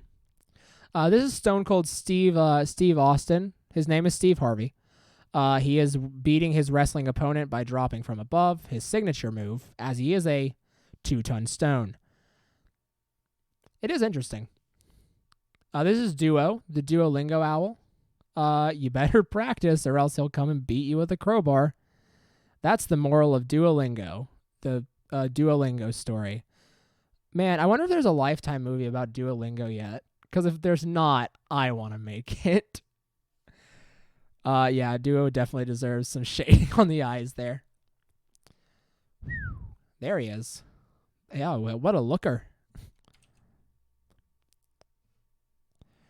Cool. This is a gray alien. It's very nice. It's a very standard alien, just with a bit grosser proportions than normal. Because I wanted to try and make it look grosser. Because I honestly think the grays are kind of endearing. At least how most people depict them. Man, I didn't think that the whole lawyer scene would actually stand out, but it kind of really does, and that's pretty perfect. This is an octopus. They're evil, and they're going to take over the world. No one can prove me wrong. No one can prove me right either, but that's kind of a wonderful limbo that I love to exist in. So we'll chill out there for a bit. I'm just saying, look, they can do all kinds of crap. It's ridiculous. I could go on. I could probably do a whole 6-hour stream just about how much I hate octopi. I really could. It's just so ridiculous. The implications of a lot of the stuff they can do is preposterously awful. This is the ice scream. Not much else to say about it, really. That's all it really does. Now, I'm going to leave these two unshaded. Let's get Cursed Holeless SpongeBob and Dirty Bubble shaded real quick. He looks great, doesn't he? Wow, look how much more colorful this looks. How nice. Oh, Duolingo Owl will never spare you. No. I mean, he'll only spare you if you practice your words, but if you don't practice your words, expect no mercy from him. I mean, unless you can recite mercy in Russian, then you don't need to study your words, do you? Man, imagine if, you know what would be a really funny thing Duolingo could do? Because they made that April Fool's video where it's like, Duo will now follow you around and make sure you do your words. And it was really funny because everyone was making the jokes about the Duolingo owl at the time. And was like, he's so creepy, blah, blah, blah. And so Duolingo was like, okay, cool, let's cash grab this. So they did. And wouldn't it be funny if they added like mercy to your list of words to learn each week? No matter what, no matter how many times you had seen it, it was always there. And so you knew for a fact that you could use it against Duo. Oh, yeah, here's all the cats. This is the Jellicle cat from the movie Cats. This is the catfish. This is my girlfriend's cat, Tonks, but as a Pokemon. Looking at it now, it's pretty cool. I'd catch it. I hope it's in Galar. I hope it's in Sword and Shield. But it's cool, for sure. It's a good cat. I think he's a dark type. Like a dark something type. And then this is Aku from Samurai Jack, but after he is transformed into a cat. And and yeah. That's basically it. It's just Aku as a cat. I don't know what else you really want from me as far as a synopsis of this one goes. And then here are the mice. This is Jerry from Tom and Jerry in that one episode where he ate the big old cheese, and so then he became a big old cheese. And he's acting as a roadblock for this Jellicle mouse, who's like this humanoid mouse, who is trying to escape all the cats, and has left a trail of nervous sweat as the cats are chasing after him, which I am going to color all of because I really do want it to pop. And also, I know the shading is messy, but I have a plan of actually something to do to close out this stream, so I'm actually going to try and just get the shading done as quick as possible. Okay. So this is the Killer Bee. It has not killed anyone recently, but it has killed people in the past, and it still hasn't really gotten over the trauma of it. So it's interesting to say the least, but I just hope he gets the help he needs. So this is Shaun the Sheep and the dog from Shaun the Sheep, but as Captain America and Spider-Man, because someone requested it. It was, but it was fun though. The sheep never. Oops, I don't know why I colored all that. The sheep can never get all of its wool into that Spidey suit because, I mean, come on, You really think I even could try? No way. All right. And so we have all that. And then we have one of the thumb men from Spy Kids, the first Spy Kids movie, which is really, I mean, the only good one. Let's be honest. I don't even remember Spy Kids 2, and Spy Kids 3 was just weird. It's just weird. It also, I mean, it did have a good twist, but it was weird. And Elijah Wood was in it, which is acceptable. Regardless, it's still weird. This is the amalgamation of all of the typical fantasy RPG alignments from lawful good to chaotic evil. They're just chilling. They don't do much. They aren't like hurtful or anything. Except chaotic evil.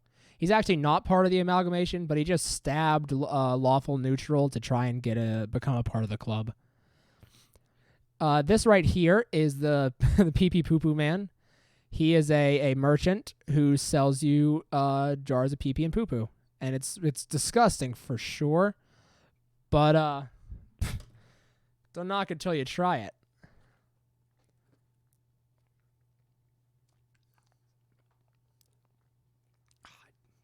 Ugh, it's so bad. It's so bad. And it wasn't even worth the joke. The joke wasn't even that funny. Oh God, really was not worth it. Really wasn't. Okay. This is Dora, but she's a Japanese demon from The Ring. Is that color the same? Yes. So, pretty standard Dora, honestly. Oh, this is Cat and Dog from Cat Dog. They finally separated themselves. Cat took the initiative, as he usually does in the episodes, but this time he really took the initiative. Like, he took the initiative to a crazy degree. So, I mean, good on him. He'll make a great entrepreneur one day once he gets out of prison for murder. I guess this is technically like murder-suicide, isn't it? Huh. It's a little too dark. Just kidding. Who cares? All right. Wow. Oh, gosh. Oh, I forgot about... Oh, this is an evil bat. He's not evil because he, kills anyone or anything, but he's just... Since Julian Assange is in jail, he's just in charge of WikiLeaks now. So that's all that he does. He doxed the mice, which is why all the cats know where they are. So that's his fault. And, man. This actually went faster than I expected, which is welcome. This is Alexander Clam Bell. He's from this first SpongeBob movie, technically. The joke is from that. But I just made him just Alexander Graham Bell, but with a clam head. And probably not even Alexander Graham Bell, because I don't actually know what that guy really looks like. I think he had a beard, and I didn't draw a beard. So this probably isn't the best representation. I wouldn't use this on any test. This is Homer Simpson. He's cool. He's an animation icon, yada, yada, yada. This is Master Oogway from the Kung Fu Panda movies. He has a straw stuck in his nose. And that was it. That was the request. It was to draw Master Oogway from Kung Fu Panda, but with a straw up his nose. So, of course I did it. I mean, why wouldn't I? It's too funny. This is a giant spider. He's just a big dummy. He's a big dumb baby. It's nice. He's pretty friendly as well.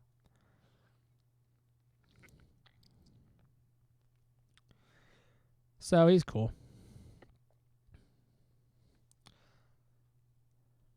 Man. I have nothing else to say about this spider, which is why I went silent. I was thinking of anything else to say, but I'm like, man, I have nothing to say about this spider. I really don't. But that's all right, because now we're going to move on to this Venus flytrap, who is kind of Audrey 2. I still have not gotten confirmation if that's the plant's name from Little Shop of Horrors, so I'm just going to keep assuming it is. But Audrey 2, she says, hey, yo, feed me, please. Feed me, please, to Bob Ross Garfield. This is Bob Ross Garfield. He's Bob Ross, but Garfield, and he also has a Funko Pop of Deadpool that's also Bob Ross, but also Deadpool. And for him, just because he's Garfield, you know what? I can just color all of him because he's orange. And so I'm going to do that. because why wouldn't I? It's Garfield. He deserves it. He really does. And here he is, Garfield. He painted Mario too. This is Nermal. Nermal is that one gray cat from Garfield. You may not remember him because he does literally nothing ever. But he's supposed to be like the really cute cat, and Garfield hates him for valid reasons. It's kind of because he sucks. But this is him after he stopped being cute. And so now Garfield's getting his revenge by saying, oh yeah, I'll pay you to do some modeling, but all he's doing is painting the words Mario 2 onto a canvas. That's why he looks so smug. It's not just Garfield's smugness, it's legit smugness. This is the beach monster. He ate Ryan. Well, not Ryan like from the show Ryan, but just Ryan. And that's it. This is a can of Chef Boyardee, but it's human meat instead. This is the beach monster, as previously stated. Back here, this is the reindeer bat mouse. He is half reindeer, half bat, and half mouse. He's very dangerous. He will kidnap your family. That's one of the other things in that story that he came from. Is he just kidnapped the dude's family, and then like the dude never got them back. Reindeer bat mouse is pretty evil, but he's definitely not as evil as like this skateboard and broom. This is a skateboard and a broom. Brent asked me to draw a skateboard and a broom, and I think it has something to do with a game that we play, but he didn't articulate it very well. And so I have no idea why he asked me to draw a skateboard and a broom. Regardless, they're on this canvas now, and I'm not going to erase them because that's unethical. Man. And this is Bigfoot. Sorry, I got sidetracked. This is Bigfoot. He is walking down the beach with some Jack Link's beef jerky. This is Cousin It from the Addams Family.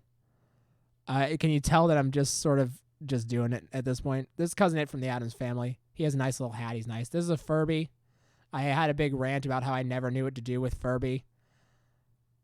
And that was the rant.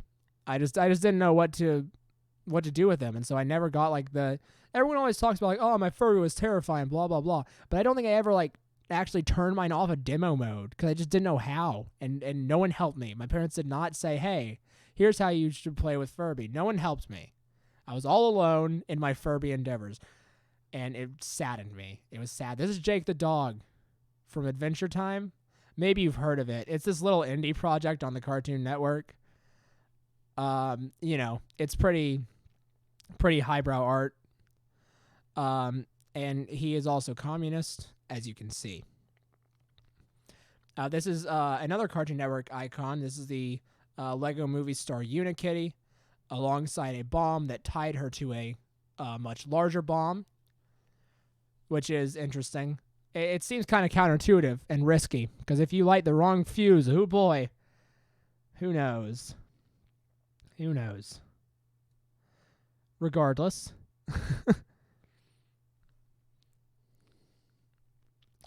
This is John Madden, because someone told me that they wanted to put John Madden in Smash, and then I said that wouldn't make any sense, because Ridley's there. And John Madden's just a football player. And Ridley's a pterodactyl. This is Willard Hewitt from Footloose. He's the country kid. He also was asked to go into Smash by someone, but also pterodactyl monster. There's so many people that shouldn't be in Smash solely because Ridley's in it. Because he's a giant pterodactyl. You wouldn't fight him. No one would fight him. The only people who would fight him was like Samus and Mario, and that's why they're in the game. This is Brutus from Rome. I don't know if this is what he actually looked like, but when I first read Julius Caesar by William Shakespeare, this is what I always imagined he looked like. And so now this is Brutus's permanent image in my head. So whenever Caesar says et tu Brute, he's talking to this guy. And it's funny, but that's just how it is. And that's everything. That's everything. So, wow. It's pretty cool. That is... Who is Question Mark Man? Oh, I didn't talk about him. Oh, yeah. This is an Amish electrician. He just doesn't know what to do. He doesn't know what to do about the light bulb. He doesn't know. He doesn't know. I made this joke, but I don't know if I forget where the cutoff for Amish's technology, for the Amish practices technology is. I don't, I just realized they may have light bulbs. I don't know for sure. I forget when the cutoff is. It's in the 1800s, but I forget when in the 1800s, so I may have been insensitive to Amish people by assuming they don't know how light bulbs work. Well, regardless of that, we have completed this portion of the episode. Now for the grand finale. So a while ago, I believe it was episode 20, I said, hey, we're going to go into Late Night Creatures Series 2 because, it's 20 was a milestone in my opinion, and I was like, okay, cool. So we're going to do that. And we wanted to, and so we made a new thumbnail for all of the episodes before the live stream starts in that episode. So now what I'd like to do is, since it's 40 episodes since we've done that, it'll be Welcome to Late Night Creatures Series 3 is basically what I'm saying. Basically what I'm saying is that we are moving into, sorry, I'm typing numbers to get the dimensions right for the thumbnail. Okay, we're moving into Late Night Creatures Series 3. It's going to be fun. It's going to be cool. We just have to draw a new thumbnail for it. And that's where we'll end the episode. So the last one I did was painted. It was a painted thumbnail, which I like, but I think I wanted to go back to the original kind of style of Late Night Creatures for this one. So I didn't have a plan, but I just got a plan. So let's just go ahead and do it. I'm going to use this creepy brush that I used for the ferret drawing for this to get a start. All right. So basically I'm going to draw in some silhouetted creatures with their eyes and maybe teeth visible. And that's going to be the aesthetic for the Series 3 thumbnail. It's going to be very sort of minimalistic, and I think it'll look nice. I hope it will. I'm kind of going at a fast pace, but it just doesn't feel right to not make the thumbnail in a Late Night Creatures episode. I mean, excluding the Season 1 or Series 1 thumbnail, of course. And so I'm going to make it in the episode. That was a lot just to say that I'd rather make it in the episode just because it gives a more natural feel. Okay, cool. Thank you for the information. They do not use electric lights unless they're powered by gas, so not true electric lights. Awesome. Great. And so I just want to have these two monsters. I want them to be distinct creatures for sure. So, because the whole point of a thumbnail is to just kind of show people what they're getting into. But with Late Night Creatures, I don't know what you're getting into. And so it sort of just seems fair that the thumbnail is something that I drew in an episode because it's going to be of similar quality to anything else that you may watch in the show. And that's just sort of how I think about it. I do like this guy. I do like this kind of spider-legged dude. I might give him some sort of fly type of hairs. Yeah. That's good. That looks cool.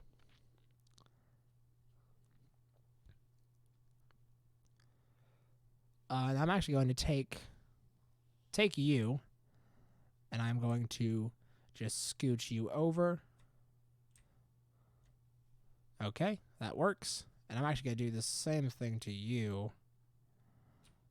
Just a touch. Because I feel like I need to. And, you know, it's a useful thing to be sure. I'm going to make this one look angrier as well. A little bit of a sort of tired, angry look. Oh, that looks cool. That actually looks kind of cool, which is interesting. And then I'm going to, real quick, I got to get the logo.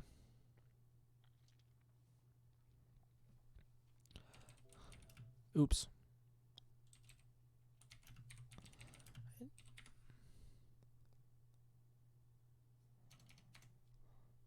Get the logo real quick.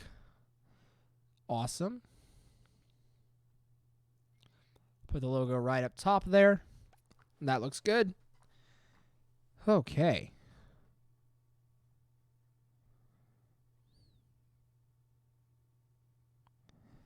Cool. All right. And now from here, I don't get what you mean. I'm sorry. I don't get what you mean with the make the string into a mouth sharp teeth. Are you talking about this right here? Because I don't know. It's supposed to be a tongue. Oh, are you talking? I'm not sure just where you're talking about. Okay, so now I'm going to actually do some drawing, some better drawing.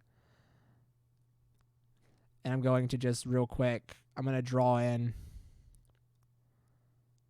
a cube tortoise, or the cube tortoise. There's only one, I think. There may be. I wonder if there's someone else who uses that alias. I don't think there is, because I'm able to get basically everything I use with that or some extremely slight variation of it. So who knows? Basically, he's going to be here, and he's going to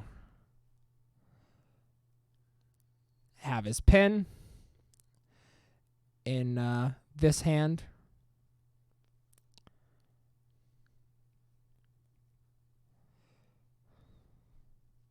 Got to make sure this back end is rounded.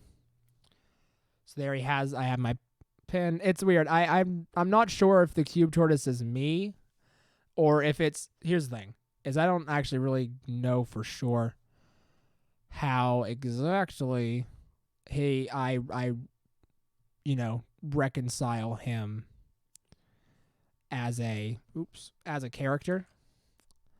Because he is like my alias. He's what my channel is, but I'm not actually sure if the character of the cube tortoise is necessarily me. This is a weird thing to talk about right now, but it's just something that's been on my mind. I think that he is now. I think he was originally a representation of me, but now that I show my face in more or less almost everything to do, it make it into a sneaky. Yeah, with the whole mouth thing. Sorry, I got off track again. Reading the chat. I see what you're saying, but I think I kind of just like it how it is. I appreciate it though. But yeah, I don't know for sure if he's what exactly he is really is I guess the best way to describe it. I'm just not entirely sure if he actually represents a personification of me, or if he's now just a mascot for the channel. I think it's the latter. I think it's more of the latter at this point. Like, it's in the same way that, like, Tony the Tiger from Frosted Flakes, he represents the brand, and he represents a lot of stuff, but he doesn't represent, like, directly represent the CEO. I think the Cube Tortoise is just a mascot at this point, which I'm all right with.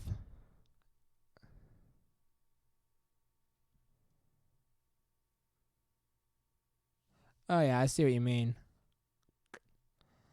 I wonder. Oops.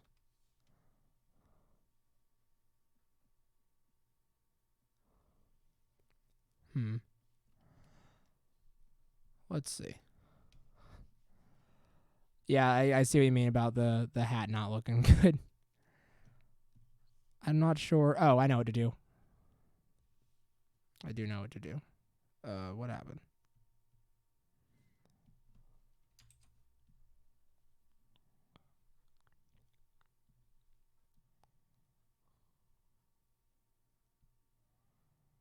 There we go. I think that looks better.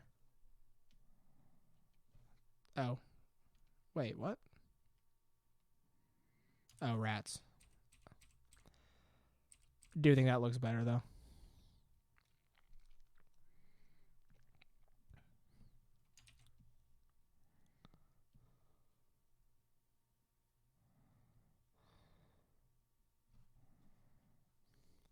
Oh, yeah. I like that a lot better.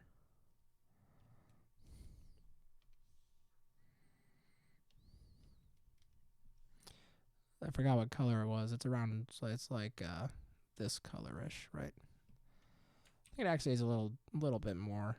Yeah, that's right. There's the color that I like. Okay, cool. So now I'm going to take that.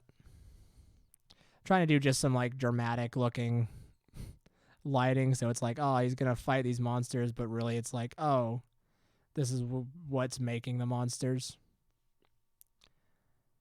I don't know. I guess maybe with the whole mascot or me thing, I guess it's kind of interchangeable. I don't think it doesn't really matter all that much. I mean, in the grand scheme of things, it really doesn't matter all that much. Whatever I make is what I make. It doesn't really matter if I'm using an alias or if I'm just being me. So, who really cares?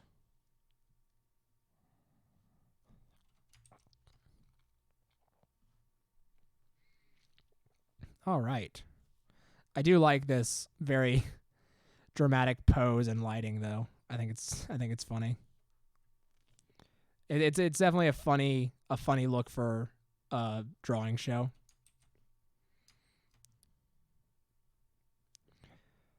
I mean, to be sure.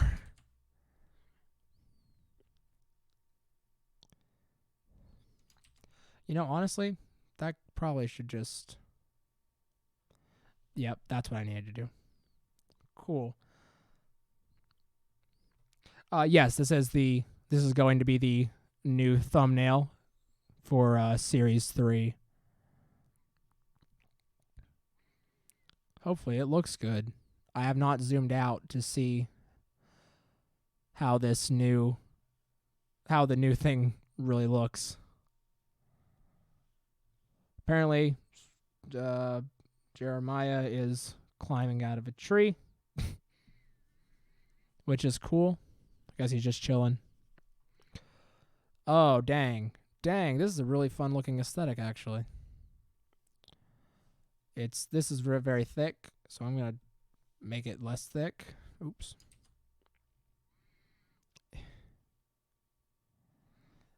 That's fine. Or I can do this. No, yeah, should have done it from the other side. That's my bad. There we go. Dang, that looks good. Wow, that's aesthetic as heck. Dang. I know I'm kind of repeating myself, but also I've been drawing for 5.5 hours. So I may be repeating myself, and I apologize if I am. But I'm sure I've been doing it for like the past 30 minutes and you're still here. So it doesn't really matter all that much, does it?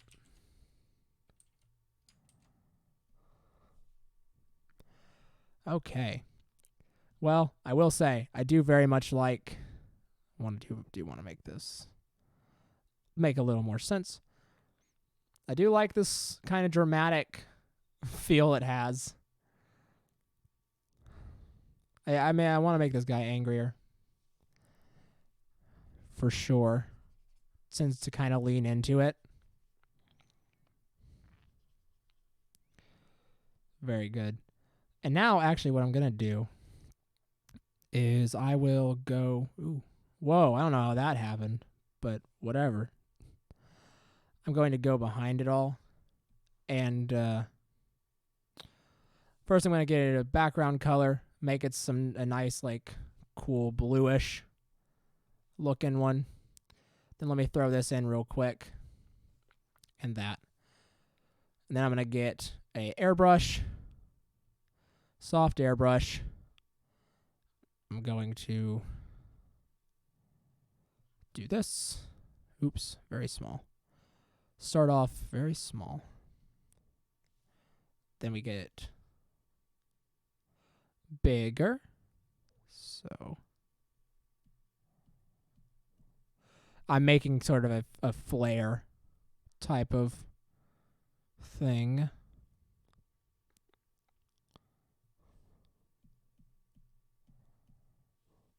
Hopefully it looks good. Working on it right now. 500, 1,000.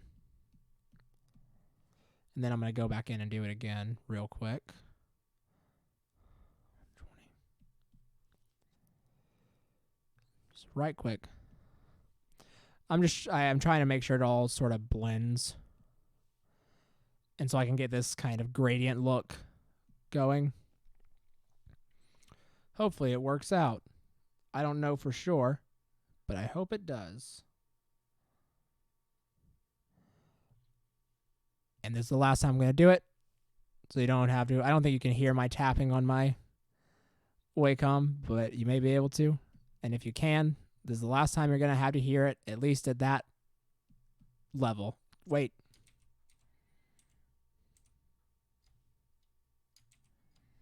Okay.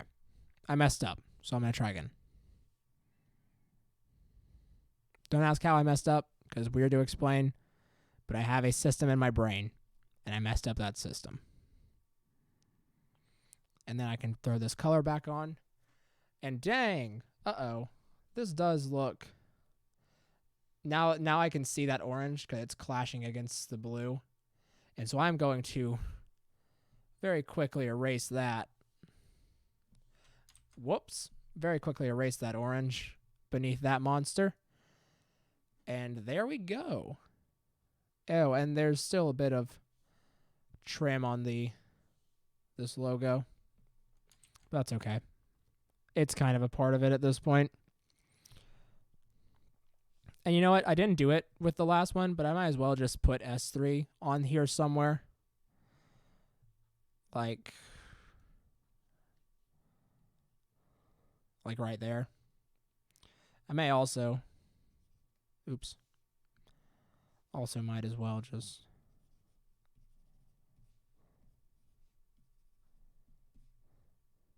All right. Well, we still have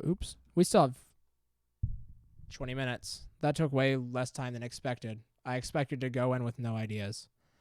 Let me just make sure everything is polished, because I did do it pretty fast. But dang, that looks all right. Does not look terrible by any stretch. I know what I can do. I'm just thinking of some fun stuff to do now that I have it. Details, you know. Ooh, there it is. That's what I needed.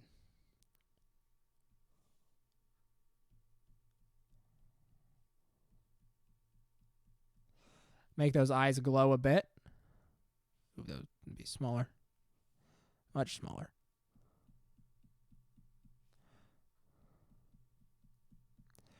Give those eyes a bit of a glow.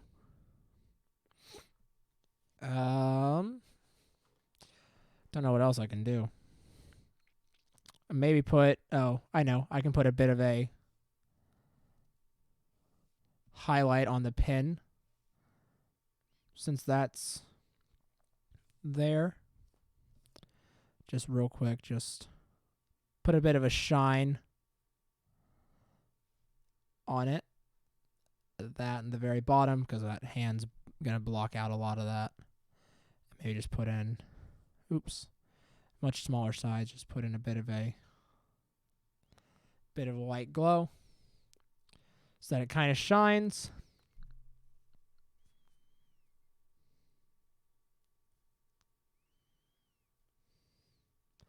Well, I guess the best thing to do to end the episode, my sister has requested that I draw her. And you know what? I would very much. Oh, yeah. And I do remember when I first introduced Cube Tortoise. He's come so far. Look at how powerful he looks. He's ready to take on anything. So, yeah, get prepared to see this next time around. And so, I think this is actually really interesting just to see. Sorry, I am going to draw my sister. That's why I'm going to close it out because it'll be really funny, I promise. But it is really fun because this is definitely way better and more interesting looking than the S2 thumbnail was, like, without a doubt. But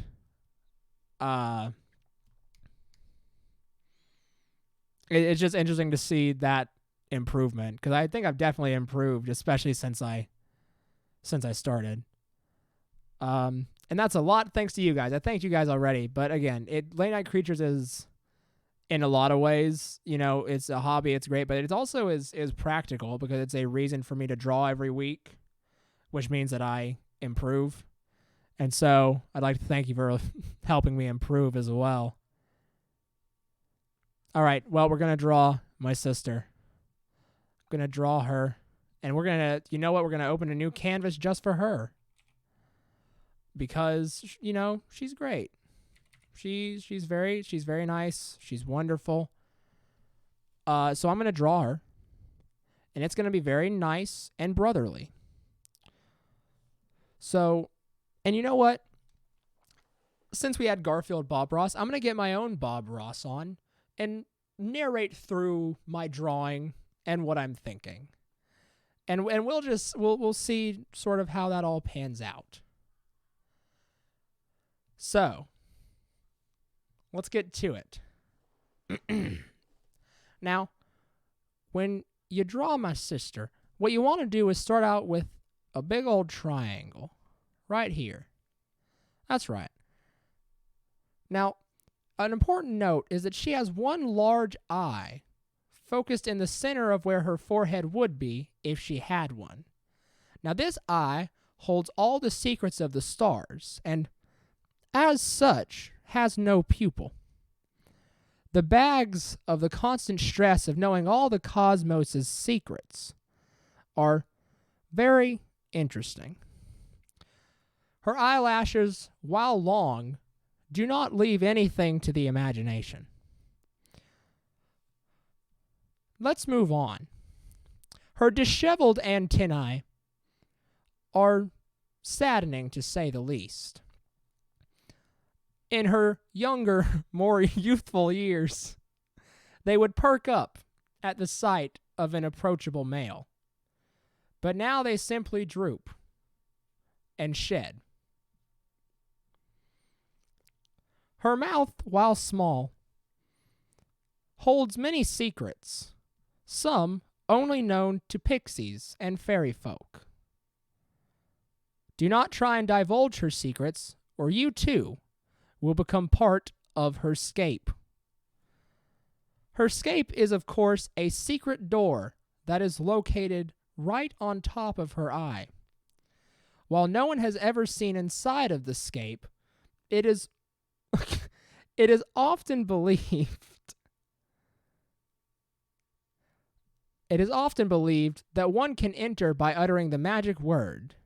The magic word being, of course, peanuts, please. It is said that when whispered to the wind, she will appear, in a similar fashion to shaking a can of tuna for a cat. Her legs, while long, are very brittle and act more as stilts than any means of supporting her body. Well, one of them does. The other one is a stump. How did she lose it? That's one of the secrets located in the scape. So let's take a look. So yeah, there's my sister. She's pretty cool, I guess. Now, of course, this is not what she actually looks like, and I appreciate her for being a good sport. She did ask for it. She did ask for it, but I will here. I try and draw a nice picture of her. I'm just not good at drawing humans. That's why I do a show called Late Night Creatures, not Late Night Humans. But here,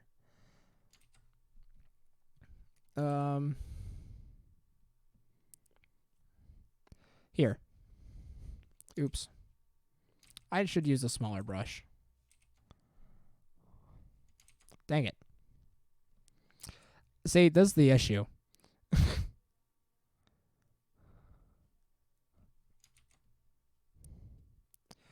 And she has a nose that doesn't look like that. It's more like that. She has a nose. Her chin is not that big. It's more like that. I guess that's kind of better. Although I will say that me probably trying to draw her normal is probably going to be more offensive than me trying to draw her as an awful creature. But let's keep going. This is a fun way to end this episode. We can highlight all my hardships. That nose is way too high up. You see, here's the thing: is I understand human anatomy. I'm just bad at it. And as odd as that may seem, that's just kind of how it is. And then she has eyes. She has more than one. They're pretty narrow. She has pretty narrow eyes. I mean, it's factual. And then this looks awful, but I'm going to keep trying. I'm going to keep trucking. She looks very masculine, and that's just because I'm better at that. And then she has a head, and then she has her hairs. And there you go. She looks like a Picasso, but that's all right. Anyways, that was fun. And you know what? Just to be a good sport, I'll do a self-portrait myself. Not Cube Tortoise, but of my actual self. See, because we're very similar, my sister and I. Because see, when you draw me, you start out with just a long, slender pole. It doesn't have to be straight. It does not have to be straight. Then you'll add two eyes to the side, slightly off from each other, but they are not at an angle. Those eyes hold two pupils each with its own set of blood shots. These blood shots are very useful because they allow me to see past the future and into the extra future. What is the extra future, you may ask? Well, that's a secret that can only be found in the scape. Now, Now, my long Mickey Mouse-like arms do not have gloves, but instead a single feather on each. Why, you may ask? Well, for writing, of course. And you may ask, don't you use the hard part of the feather to write? To which I reply, yes, and stop asking questions. The last thing that you do when you draw me is you add in my two small jets, which propel me around the room. See, when these jets run out of fuel, I die, so I constantly have to drink gasoline to keep up the pace. Here we are, brother and sister. And then here's another face. It's pretty cool, I guess. Problem is that it's racist. So if you thought that face was cute, then ooh, yike. And that's all I'll say about that. All right, cool. Let's see. Let's see. All right, well, let's see. So here is our triumph of this. I mean, geez, what a thing. What a thing we made. This looks like something that you would find on like a graphic t-shirt or something. It really does. And then here is this scene, which is probably the best thing I've ever drawn on Late Night Creatures, in my opinion. I mean, I'm sure if you've watched a lot of the episodes, you probably have a different opinion, but that and this are both really good. This for a different reason. This is good from an art standpoint. This is just good because it's really funny to me. Then we have the new thumbnail. Series 3 is here. I'm excited. It's probably going to end at episode 100, which I guess makes sense.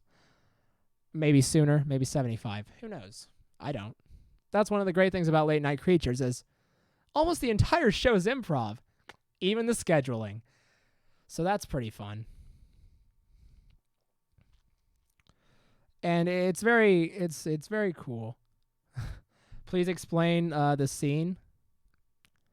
Oh, this whole do you want me to this whole scene as a whole is nothing. This scene as a whole is 86 different universes colliding at once and then getting pasted onto a piece of paper. That's what this is. This is largely nonsense. There's little vignettes here and there, but that's it. And then we have this, which I will currently am in talks. I have a Bluetooth. You just can't see it under the hat. I am currently in talks with someone to make a 20 by 20 foot print of this and to have it pasted onto my sister's apartment building so that whenever she enters, she can be reminded of it. Of course, it will be pasted upside down so that the main door to the building is the scape. And that's basically how it's going to work. That's the current plan, right? Right. Yep. Well, okay, look, I don't know how to make shirts. I mean, I know how to make shirts, but I don't know how to make shirts and then sell them to the public. And so I it's not very valid for me to try and make shirts, but I may make one for myself. Oh, speaking of things that got made, I'd like to show you all something that I don't think I've ever shown on stream before. Oh, but that probably won't work because of the green screen. Don't worry. I'll show it later. Basically, I have a big old plush of Cube Tortoise that Caroline made for me. Or not made for me, but had ordered to be made for me. So let me get it and see if the green screen blocks it out, because I'm pretty sure it will. So give me a second. Yeah.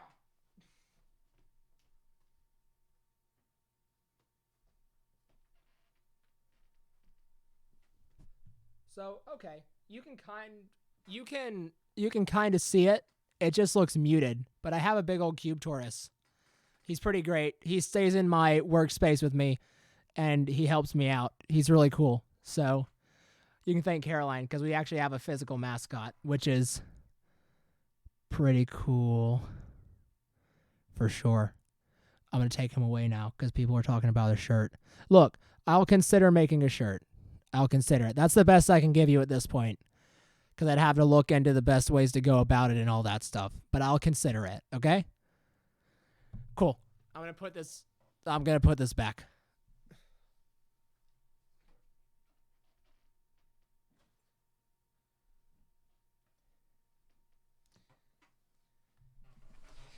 And we're finishing early. I mean, I don't really have anything else to do. I'd like to basically drag it on for that extra 7 minutes, just to have the satisfaction of kind of just saying that I did a full 6-hour stream. But you know what? The content's more important than that. And as such, thank you for joining me for Late Night Creatures' 50th episode.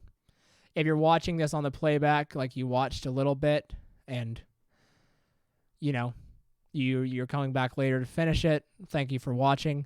If you're watching right now, thank you for watching. Not really much else to say. I hope you all have a great night. I hope you all had a great late night. And I will see you next time. Goodbye.